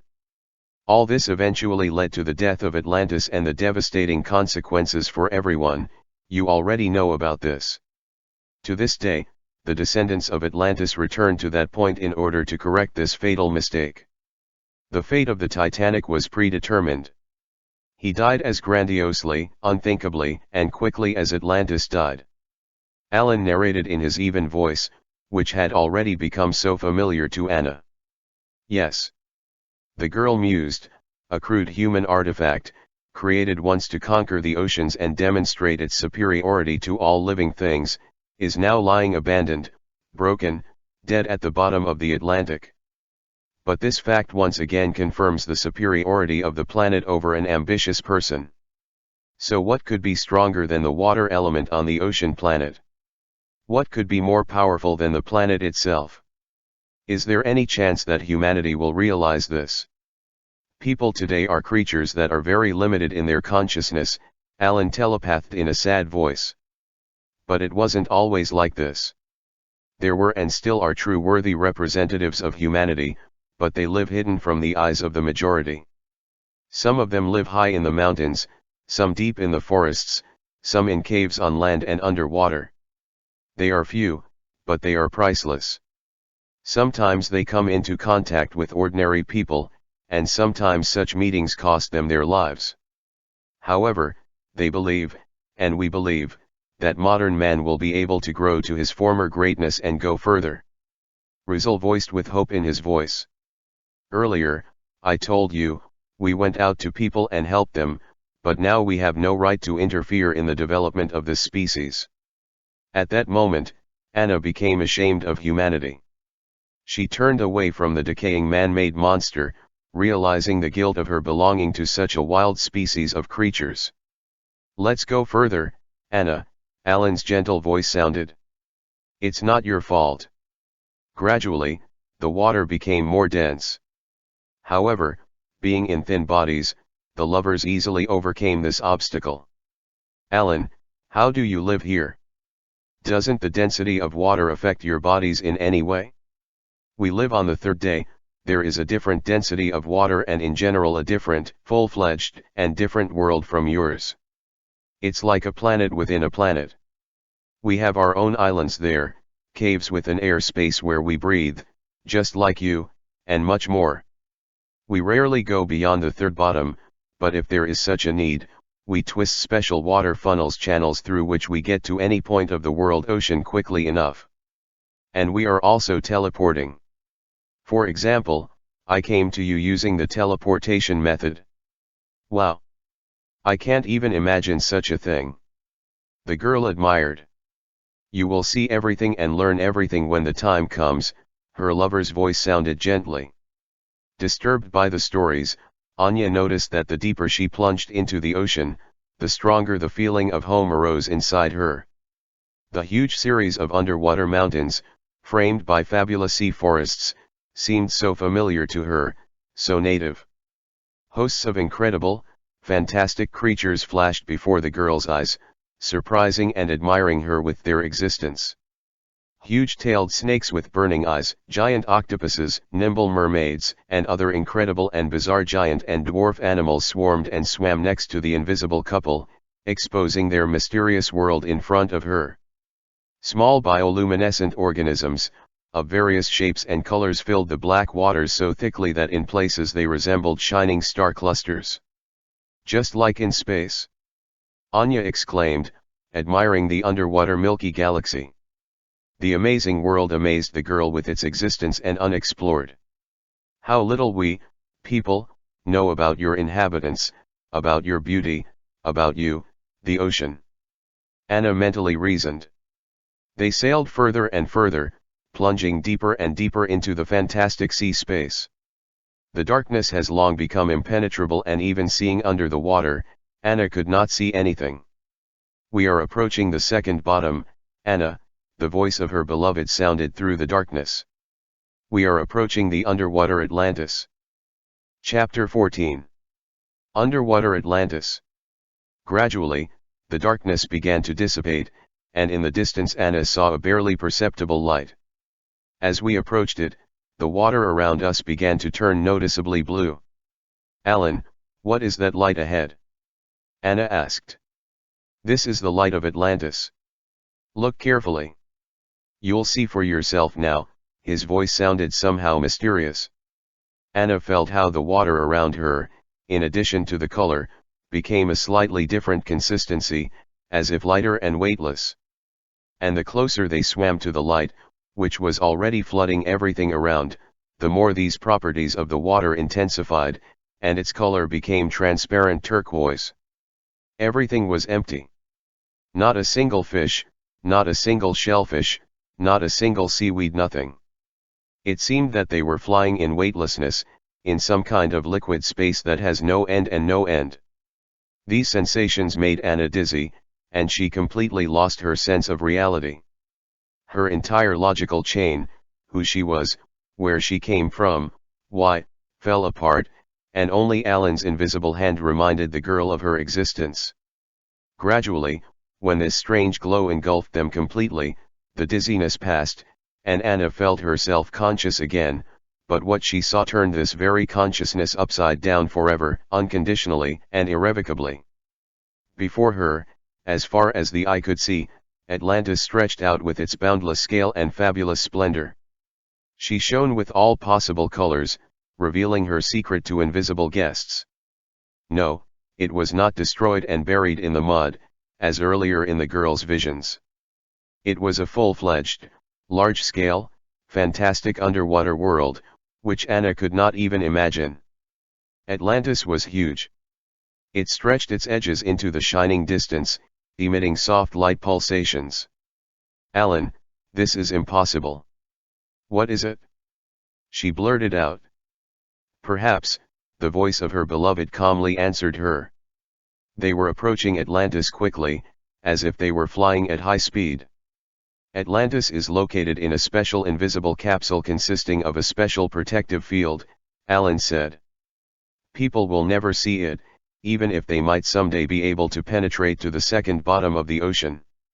Other marine inhabitants also do not see it and cannot get inside, except for those that the Atlanteans themselves have selected and are breeding in their abode. In a word, the Atlanteans living here are invulnerable. Even the mermaids can't get in here.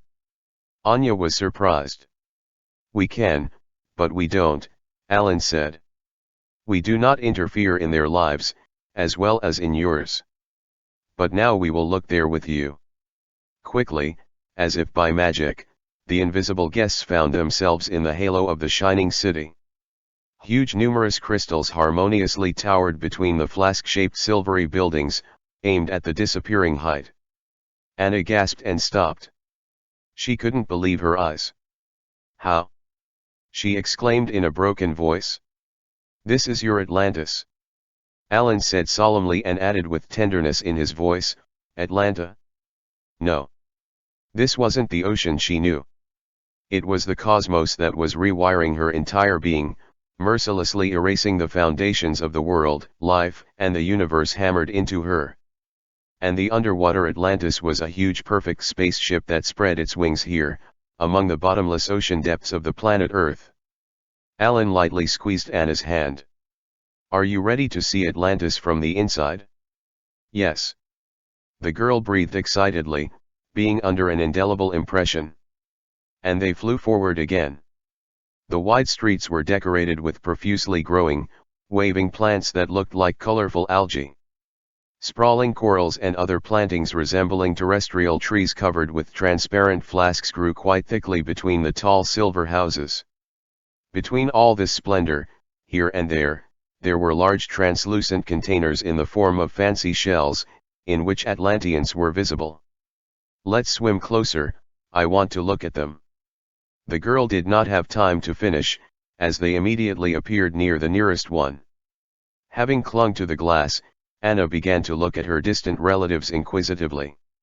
The Atlanteans were very similar to humans, only tall, around 2 meters or a little higher. They were slender, with elongated arms and legs and long, loose blonde hair. Someone was dressed in light chiton, like a Greek, and someone, in tight suits with a silver sheen. Their faces were distinguished by surprisingly regular, harmonious, and refined features. Her skin was very light and even slightly transparent, and her eyes were light blue and shone with turquoise shades, like Alan's. "Oh, my God!" Anna exclaimed.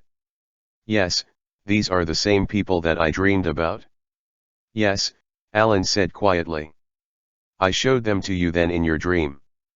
And I myself came to you in human form, so that you would get used to my appearance a little and recognize me when you met me." Anna stood and could not tear herself away from the sticky and soft surface of the transparent shell. She watched with avidity as the Atlanteans quietly and calmly led their usual life, sitting on tall silver flasks, drinking some light liquid from tubes mounted in the side panel. It seemed to the girl that they were communicating with each other with their looks. Some of them were smiling. "Just like people." "Alan, do they eat?" "Yes. These are, like you, places where you take food." Anna stared with all her eyes at the Atlanteans, who were so similar to her. So they didn't die, so Atlantis didn't die. The delighted girl whispered in a voice full of hope. The old Atlantis has perished, a beloved voice sounded nearby. But those Atlanteans who remained alive and who then built underwater cities, restored it, using their new technologies and magical tools. Yes, what you saw in your visions, how these cities were built, almost everything was destroyed. But the survivors showed incredible perseverance and rebuilt everything anew. Then they adapted Atlantis for life deep underwater. Now you see a new Atlantis in front of you. Alan said with pride in his voice. Unbelievably. Only the astonished girl could stammer. Anna, it's time for us to move on, her lover gently brought her back to reality. Anya barely got off the sink, and they gradually began to rise. Everywhere between these cafes on specially designated areas, translucent oval capsules filled with Atlanteans appeared and disappeared with lightning speed. Probably, this is their transport, the girl thought, to which she immediately received an affirmative answer from her invisible companion. Yes. They use the teleportation technique when moving in these capsules, Alan added. Tall silvery flasks grew out of the shining depths and rushed high up. There were a lot of them, like trees in her favorite Kralatsky forest. However, Anna could not see the bottom from where these flasks grew. Atlantis was littered with glowing crystals of various shapes and sizes, which illuminated everything around. Everywhere there was a lot of underwater vegetation and especially large sprawling corals, which could be mistaken for terrestrial trees. In the midst of all this splendor, colorful sea creatures of a very pleasant appearance swam in flocks, and glowing micro and macroorganisms added to the already unreal picture of fabulous splendor. Anna looked at every detail with admiration. This is necessary, she thought. Yes, we are there, on land, just dinosaurs compared to them. That's right, she heard Alan's laughing voice. They rose even higher and, rushing further, soared like birds, and the girl, without ceasing to look at the surroundings, admired and marveled at the talents and perseverance of her ancestors.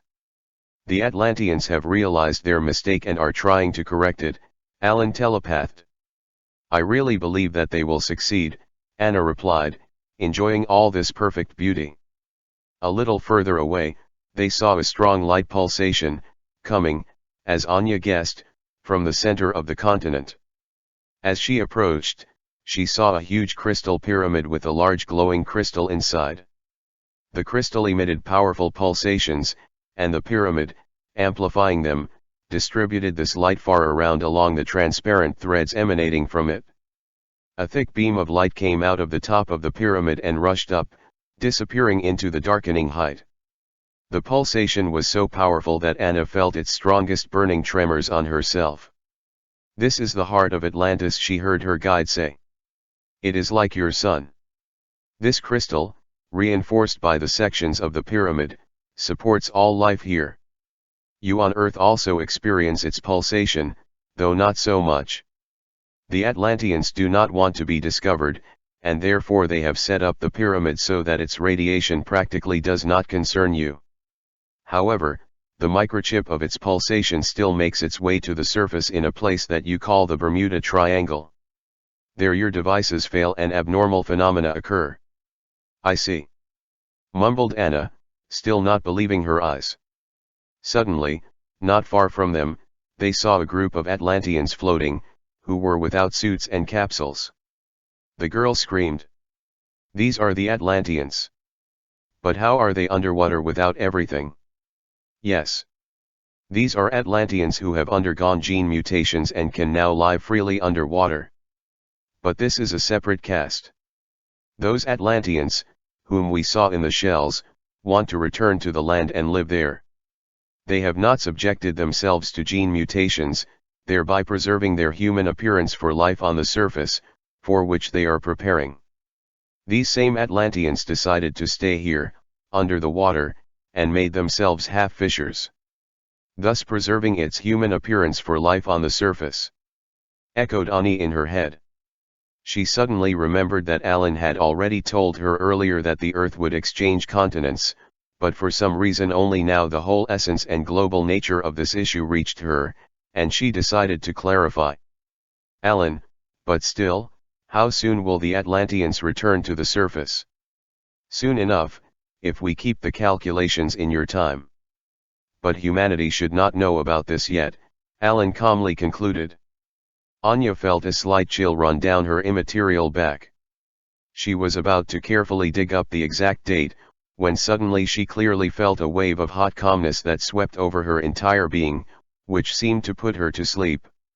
Remembering that she was in Alan's thin body, she realized that it was he who calmed her excitement.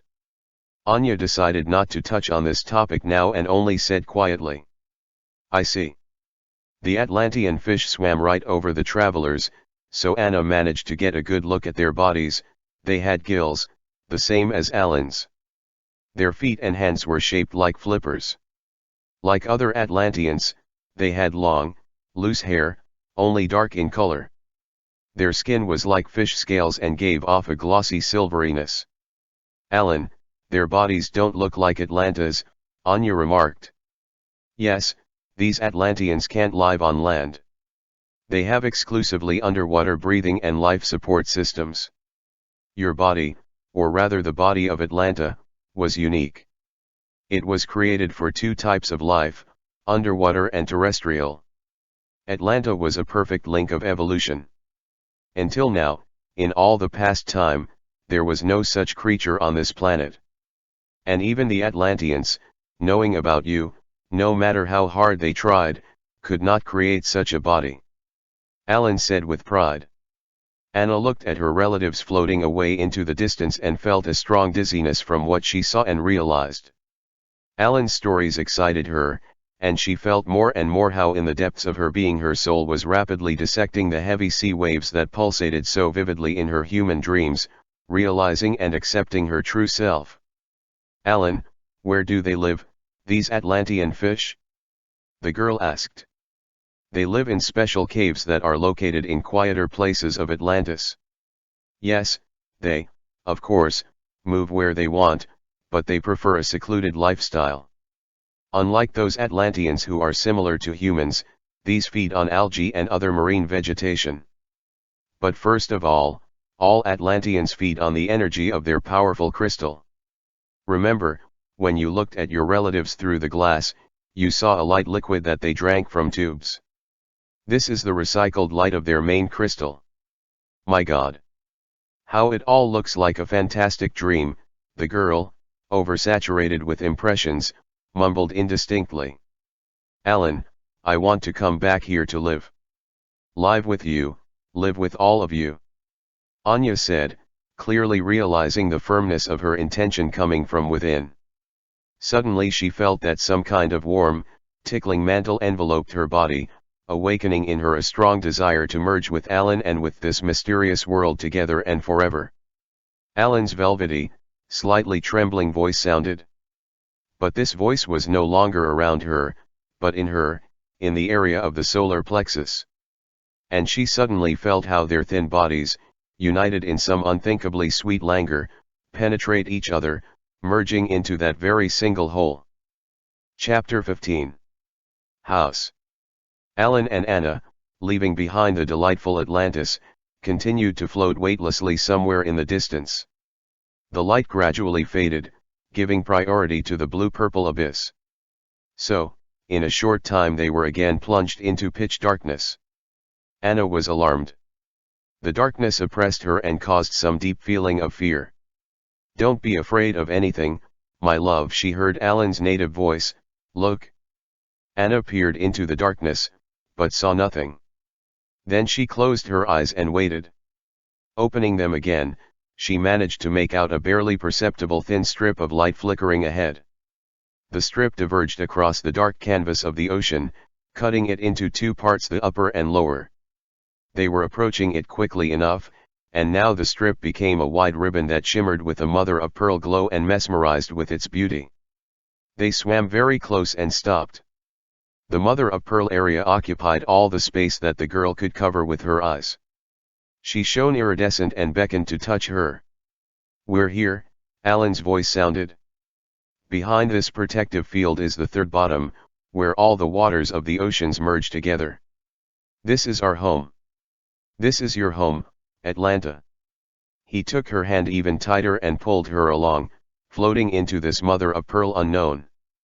In an instant, the travelers were on the other side of the mother of pearl consistency.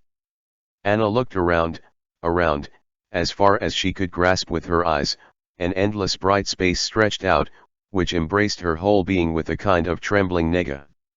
The girl squeezed her invisible eyes shut with pleasure, fell silent and caught herself thinking that she did not want to talk at all. So they froze for a while, until the saturation of this amazing and pleasant feeling came. Then Alan said quietly and solemnly, "Welcome home, Atlanta."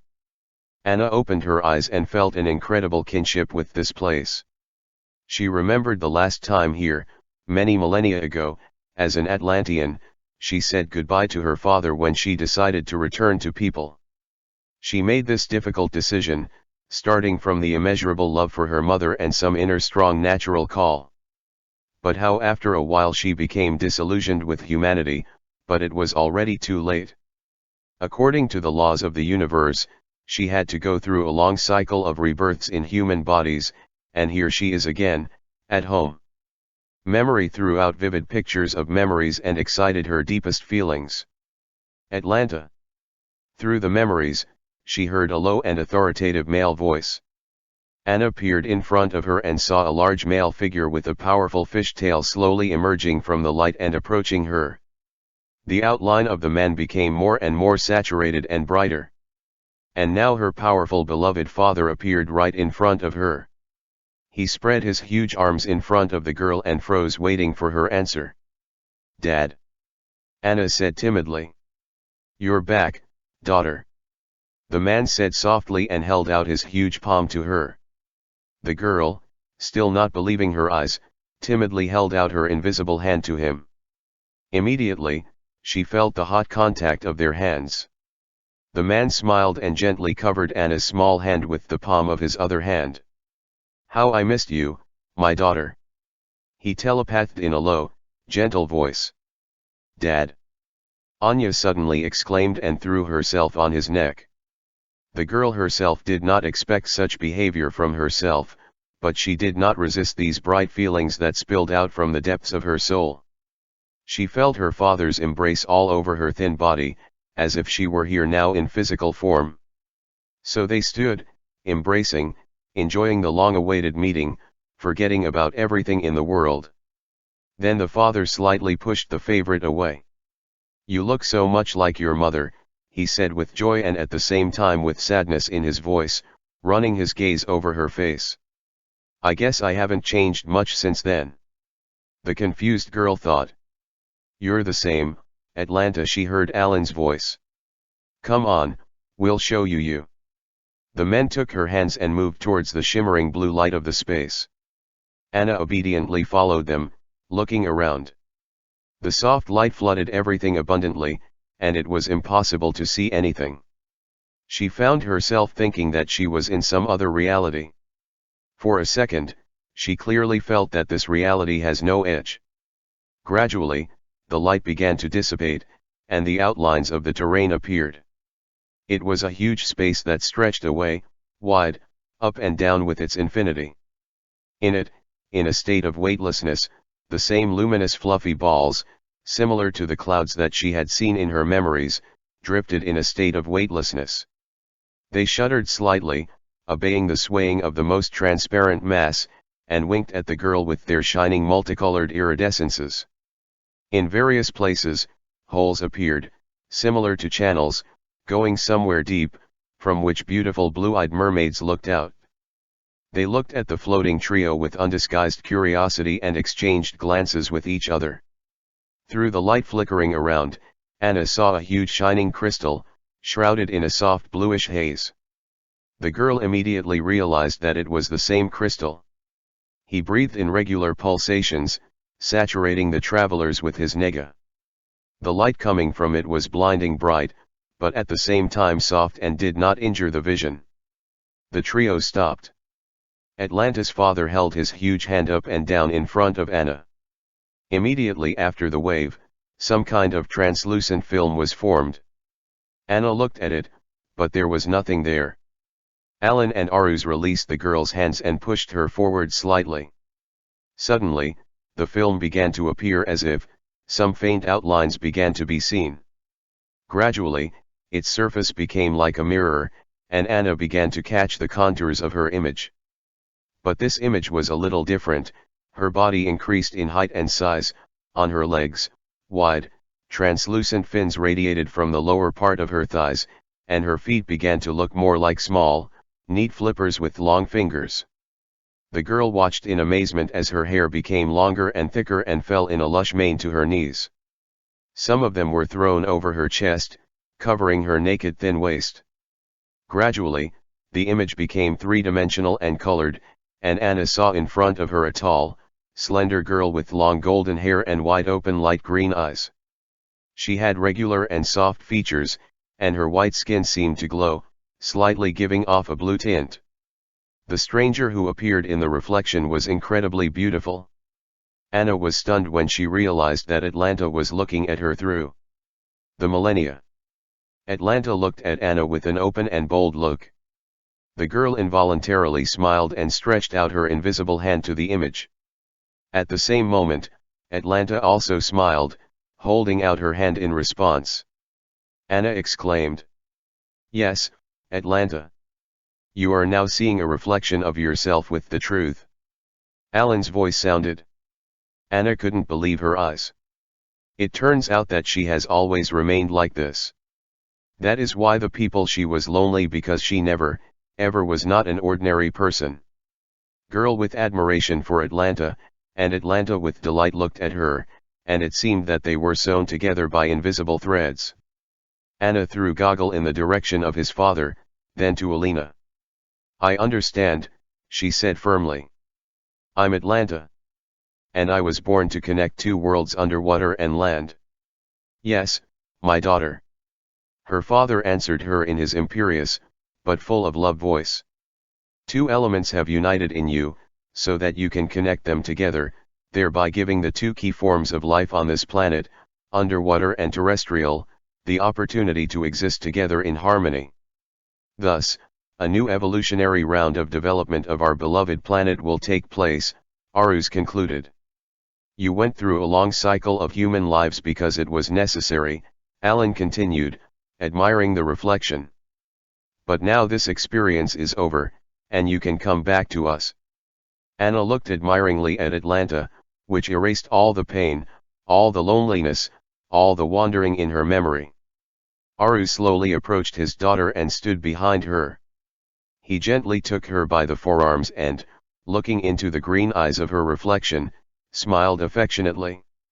The golden-haired Atlanta turned her shining emerald gaze on him and smiled back. My father took a deep breath and said slowly, lovingly, "Atlanta, straighten your shoulders." Anna looked with inspiration at her father, then at herself in the reflection, listening to his message. Gradually, the picture began to blur and disappear, and the girl heard Alan's soft voice. "Atlanta, wake up, Anna." Chapter 16. Farewell. Anna slowly regained consciousness and with difficulty opened her eyes. She tried to move, but her whole body was wadded up and did not obey. Alan was lying next to him. His breathing was even and calm. Their hands were still clasped, and it seemed that they had grown together forever. "How are you, Anna?" she heard in her head the gentle and tired voice of her lover. Anya tried to answer, but apart from an inarticulate mumbling, she could not do anything. The girl's head was splitting into thousands of fragments. Her whole body ached from lying motionless on a rock for a long time in one position. Anna tried to move her hand. With difficulty, she managed to do this, and she opened their palms. Alan slowly turned to her, peering into the face of his beloved. He carefully raised himself on his elbows and touched her forehead with his lips. At the same moment, the girl felt the pain tearing her head began to gradually subside. Listlessly, she telepathed to him. "Thank you." The mermaid slowly rose, sat down on a rock and, unfolding the blanket, began to gently knead the thin body of his beloved. Barely moving her stiff loins, Anna tried to sit up. On the second attempt, she succeeded, but her head still hurt and was hot, as if a ton of hot lava had been poured into it. Anya began to massage her temples, and Alan gently kneaded her neck and shoulders. Gradually, the girl more or less came to her senses. She got up and slowly put on her swimsuit.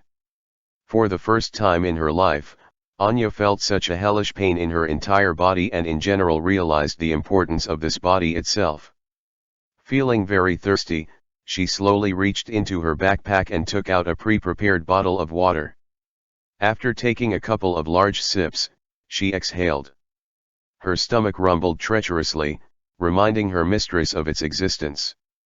Anna smiled shyly. "Do you have any food?" Alan asked solicitously. "Yes," the girl drawled, taking a dried bun out of the bag. After taking a significant bite, she began to quickly chew and swallow the prey. "Refresh yourself a little," Alan telepathed, kissing her temple and drawing her to him. Anna was chewing on a bun and looking straight ahead with an unseeing gaze. Bright underwater images floated before her eyes, forcing her brain to analyze what she saw. Having satisfied her hunger a little, Anya said out loud, "Alan, I don't want to say goodbye." "We will not say goodbye, my love. We'll just be separated for a short time. Please," the girl in love did not want to hear anything, "take me with you now. I don't want to go back to people. I want to be with you, she continued her monologue. "It's impossible, my love, you know." Alan answered her affectionately, running his hand through her loose brown hair. "Yes, you did, but..." she persisted. The merman hugged the girl even more tightly and took a deep breath. His fins on his tail twitched nervously, slapping against the stone.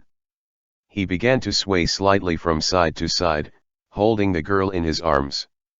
"Atlanta, I love you," his strained voice sounded in her head.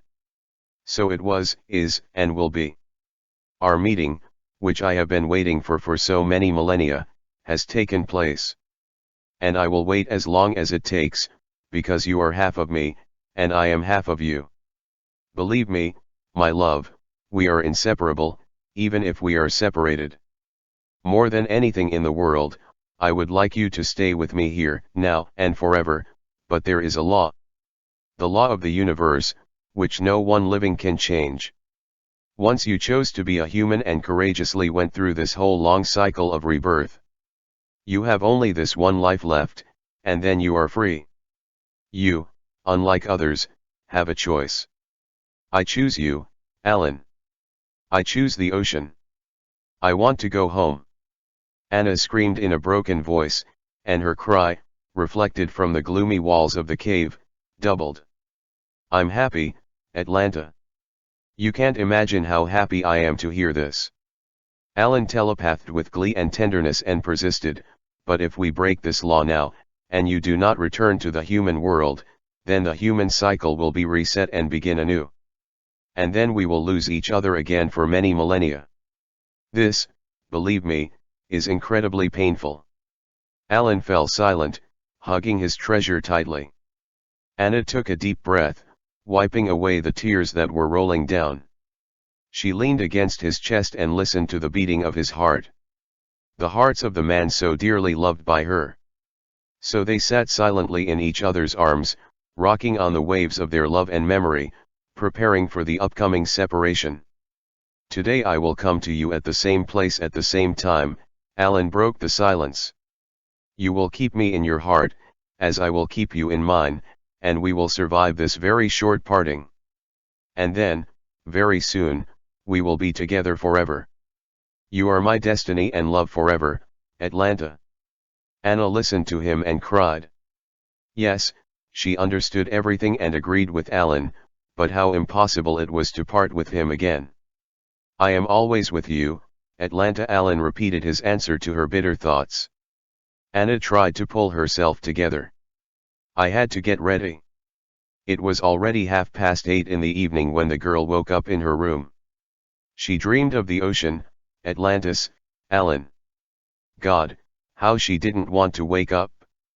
After all, here she was again waiting for an imminent separation from them. Anna rolled over on her other side. Her physical well-being was already normal, but her mental state was. We need to have time to have dinner and pack a suitcase, the girl thought listlessly, reluctantly getting up and heading to the bathroom. The invigorating shower finally woke her up with its cool, gentle streams, and the awakened feeling of hunger forced her to hurry. After hastily drying herself, Anya pulled on a lacy white sundress, grabbed her phone and headed to the hotel restaurant. This time the girl was really hungry and chose a good chop with salad.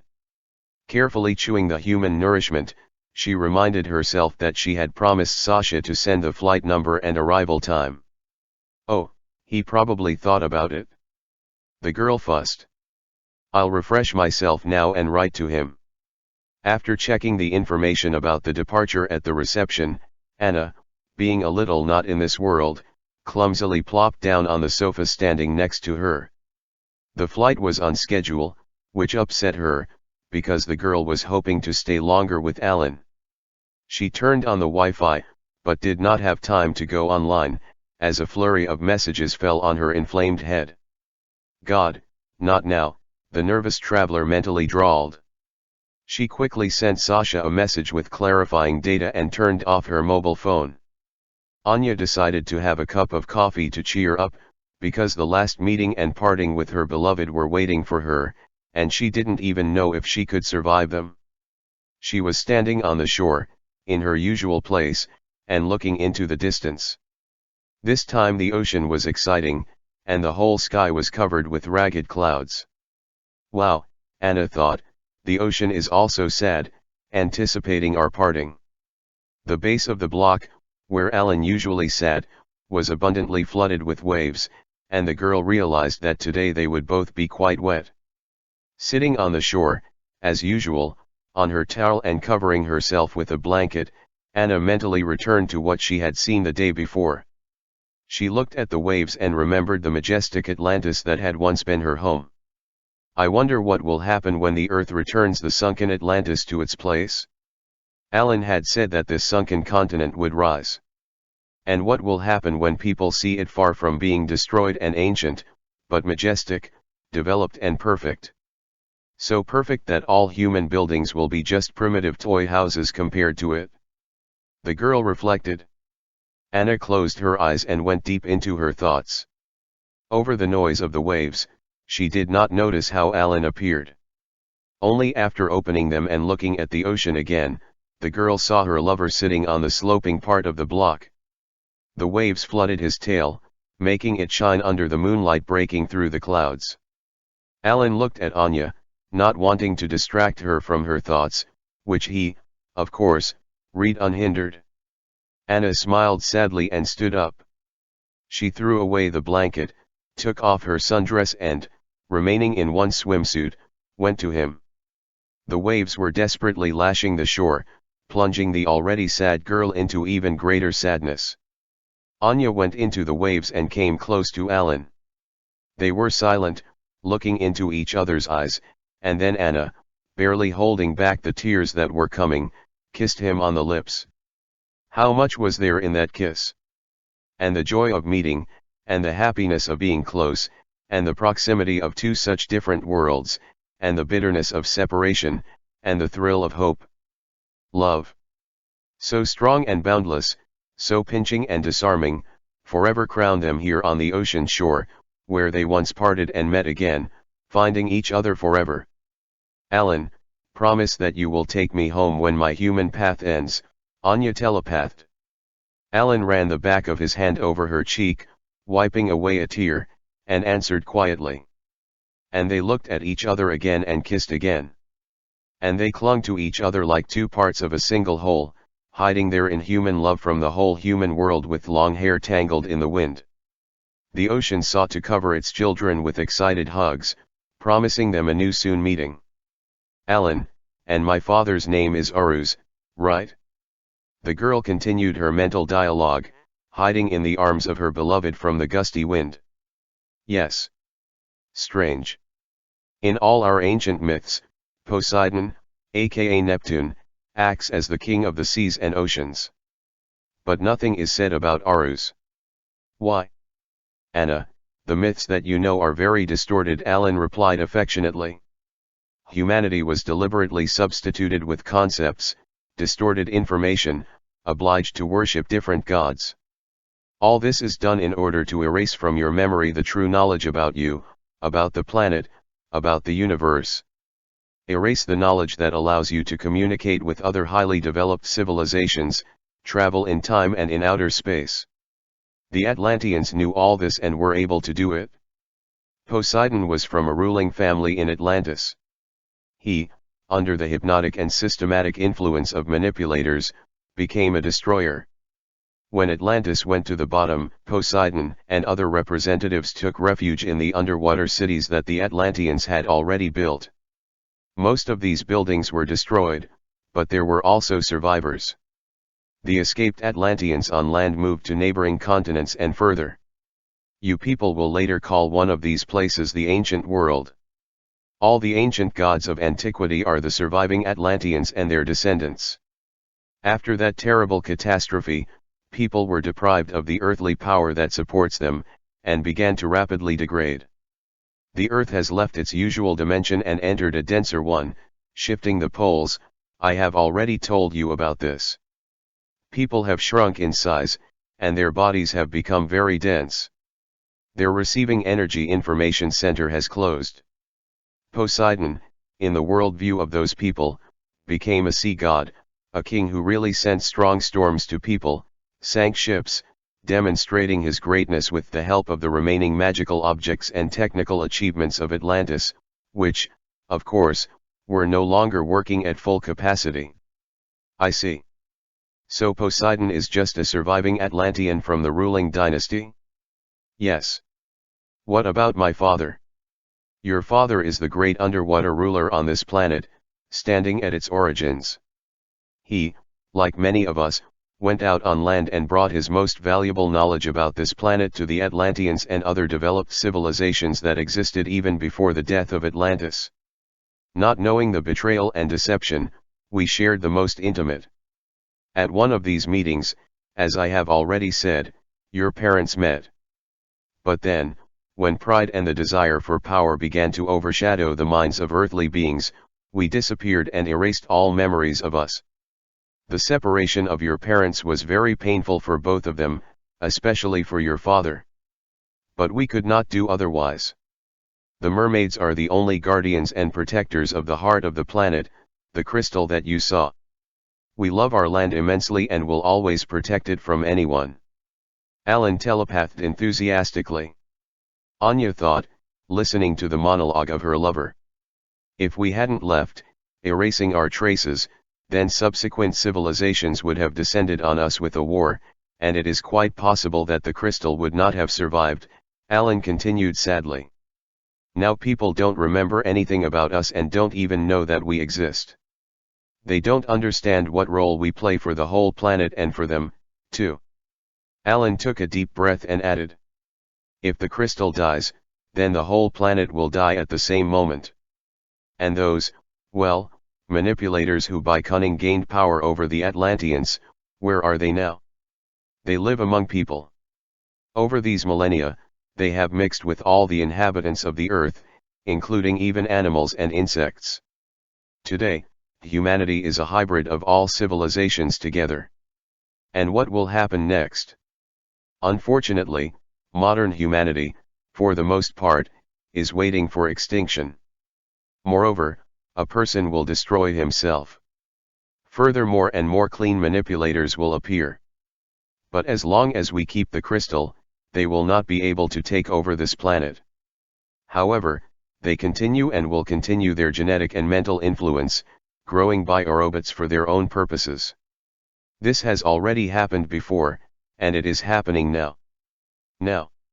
Anna asked in surprise, raising her beautiful eyebrows up. Yes. You people are increasingly using artificial conception of children today. And, of course, you do not realize that in this way they get the opportunity to grow biosuits for themselves, settling their specially prepared entities there. Of course, not all children conceived in this way are manipulator dolls. But today, more and more often they manage to populate their own into these tiny human bodies. A highly spiritual entity cannot come into such a shell at all, because these vibrations are destructive for it. Wow! The girl was stunned.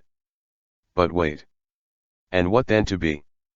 For example, there are good, bright couples of people who can't conceive themselves. Well, they can't do it. And what should they do then? High vibration souls come to earth when they need it and they choose their own parents. If, as you say, a good couple does not have children, then it is not the time for high vibration souls. And what? There are no options at all. Alan thought about it, peering somewhere into space and, after a long pause, continued. If such a couple really wants a baby, then they can take it from your special homes where abandoned children live. By giving their love and care to this child, they will contribute to the illumination and development of his and their souls and, in general, increase the positive vibrations on the planet. If we talk about our own children, then we can try to conceive and raise a child the way we do. But you are deep underwater.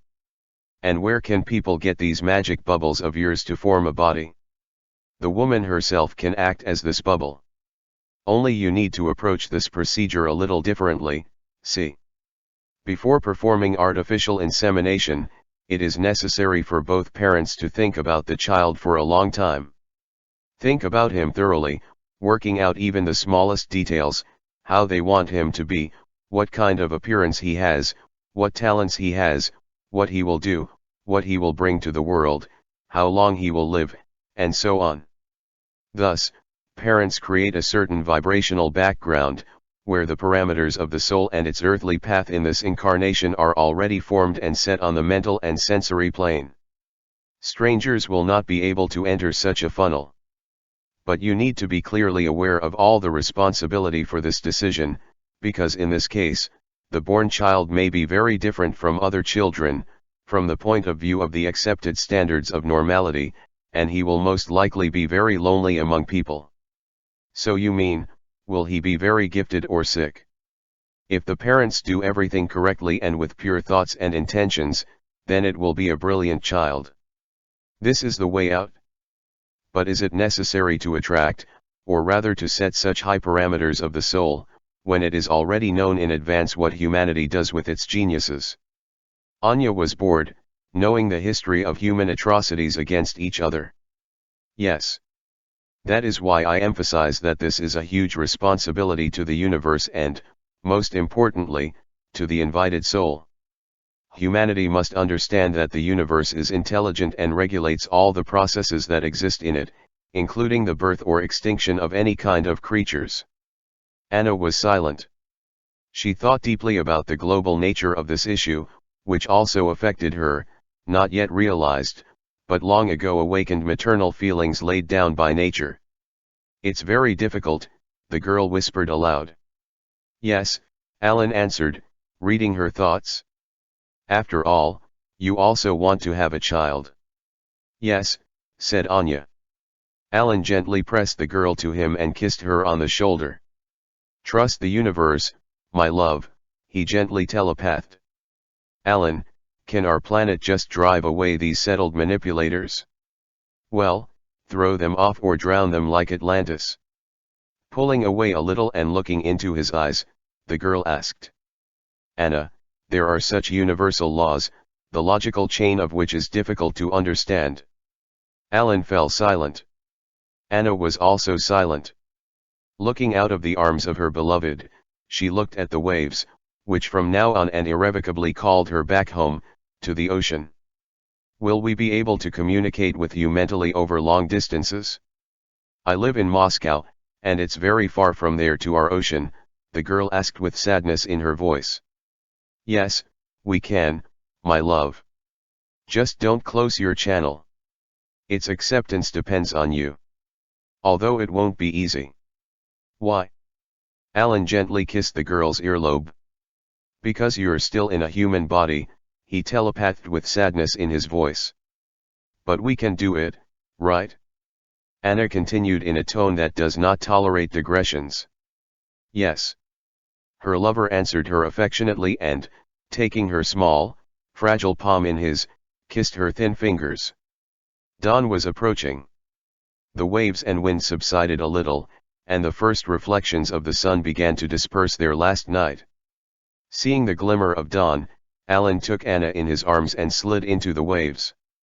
After swimming a couple of meters, he stopped and lowered the girl into the water. Anna tried not to cry, but the tears flowed by themselves. Through these treacherous streams, she looked at Alan and tried to memorize every feature of his face, every millimeter of his face. The girl reached out her hand to his hair. The flagella were scalding hot, and when she touched them, she immediately withdrew her hand and even slightly screamed. Alan took her hand and kissed it where there was a slight redness. Then he brought it to his cheek and closed his eyes. Anya felt a wet, hot trickle running down his face. They moved so close that their bodies and foreheads touched. So they stood, pressed against each other, strengthening their mental connection. Alan slowly and fervently kissed the girl on the lips and telepathed with love in his voice.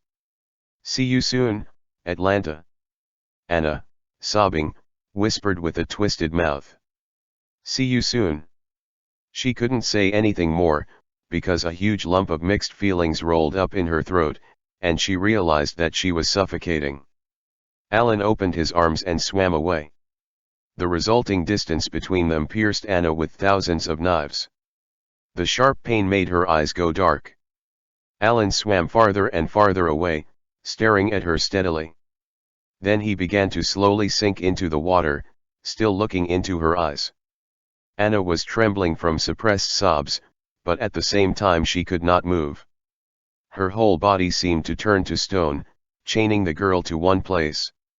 And now only his eyes remained above the water, which began to glow with a blue light, casting a shining path on the water that reaches Anya. Suddenly Alan flashed his blue rays, burning the girl with warmth, and instantly disappeared under the water. It was unbearable to say goodbye. And only when Alan disappeared, the stupor passed, and Anya, covering her face with her hands, sobbed. Epilogue. It was cozy and cool on the plain. Anna was sitting at the porthole and looking at the morning landscape. Fiery Cuba said goodbye to tourists with a bright sun, reminding departing travelers of its hot breath and friendly hospitality. The girl stared aimlessly out of the porthole. Her thin fingers constantly fiddled with the amulet given by the ocean, which made it get hotter and hotter. All the time, from the moment of parting, she tried to mentally contact Alan, but there was no answer. Her eyes, inflamed from tears, were very swollen, and her gaze seemed glassy. "Why doesn't he answer me?" the heartbroken girl was nervous, wiping the pendant to holes. "I will never, never forget you, my love. I will definitely come back to you, I will come home." She continued to persistently send him mental signals. Suddenly, almost imperceptibly, she heard a familiar voice in her head. "We also love you very much and are waiting for you. Alan. Do you hear me?" Anya started up with lightning speed. "Yes," she heard the long-awaited voice louder. "Where have you disappeared to? Why didn't you answer me?" When you are near other people, and even in a nervous breakdown, as now, strong vibration interference is created that prevents the connection from being established. The voice of her beloved poured balm on her exhausted soul. "But I'm always there for you." Anna was exulting, not noticing anyone around, spreading out in a boundless smile.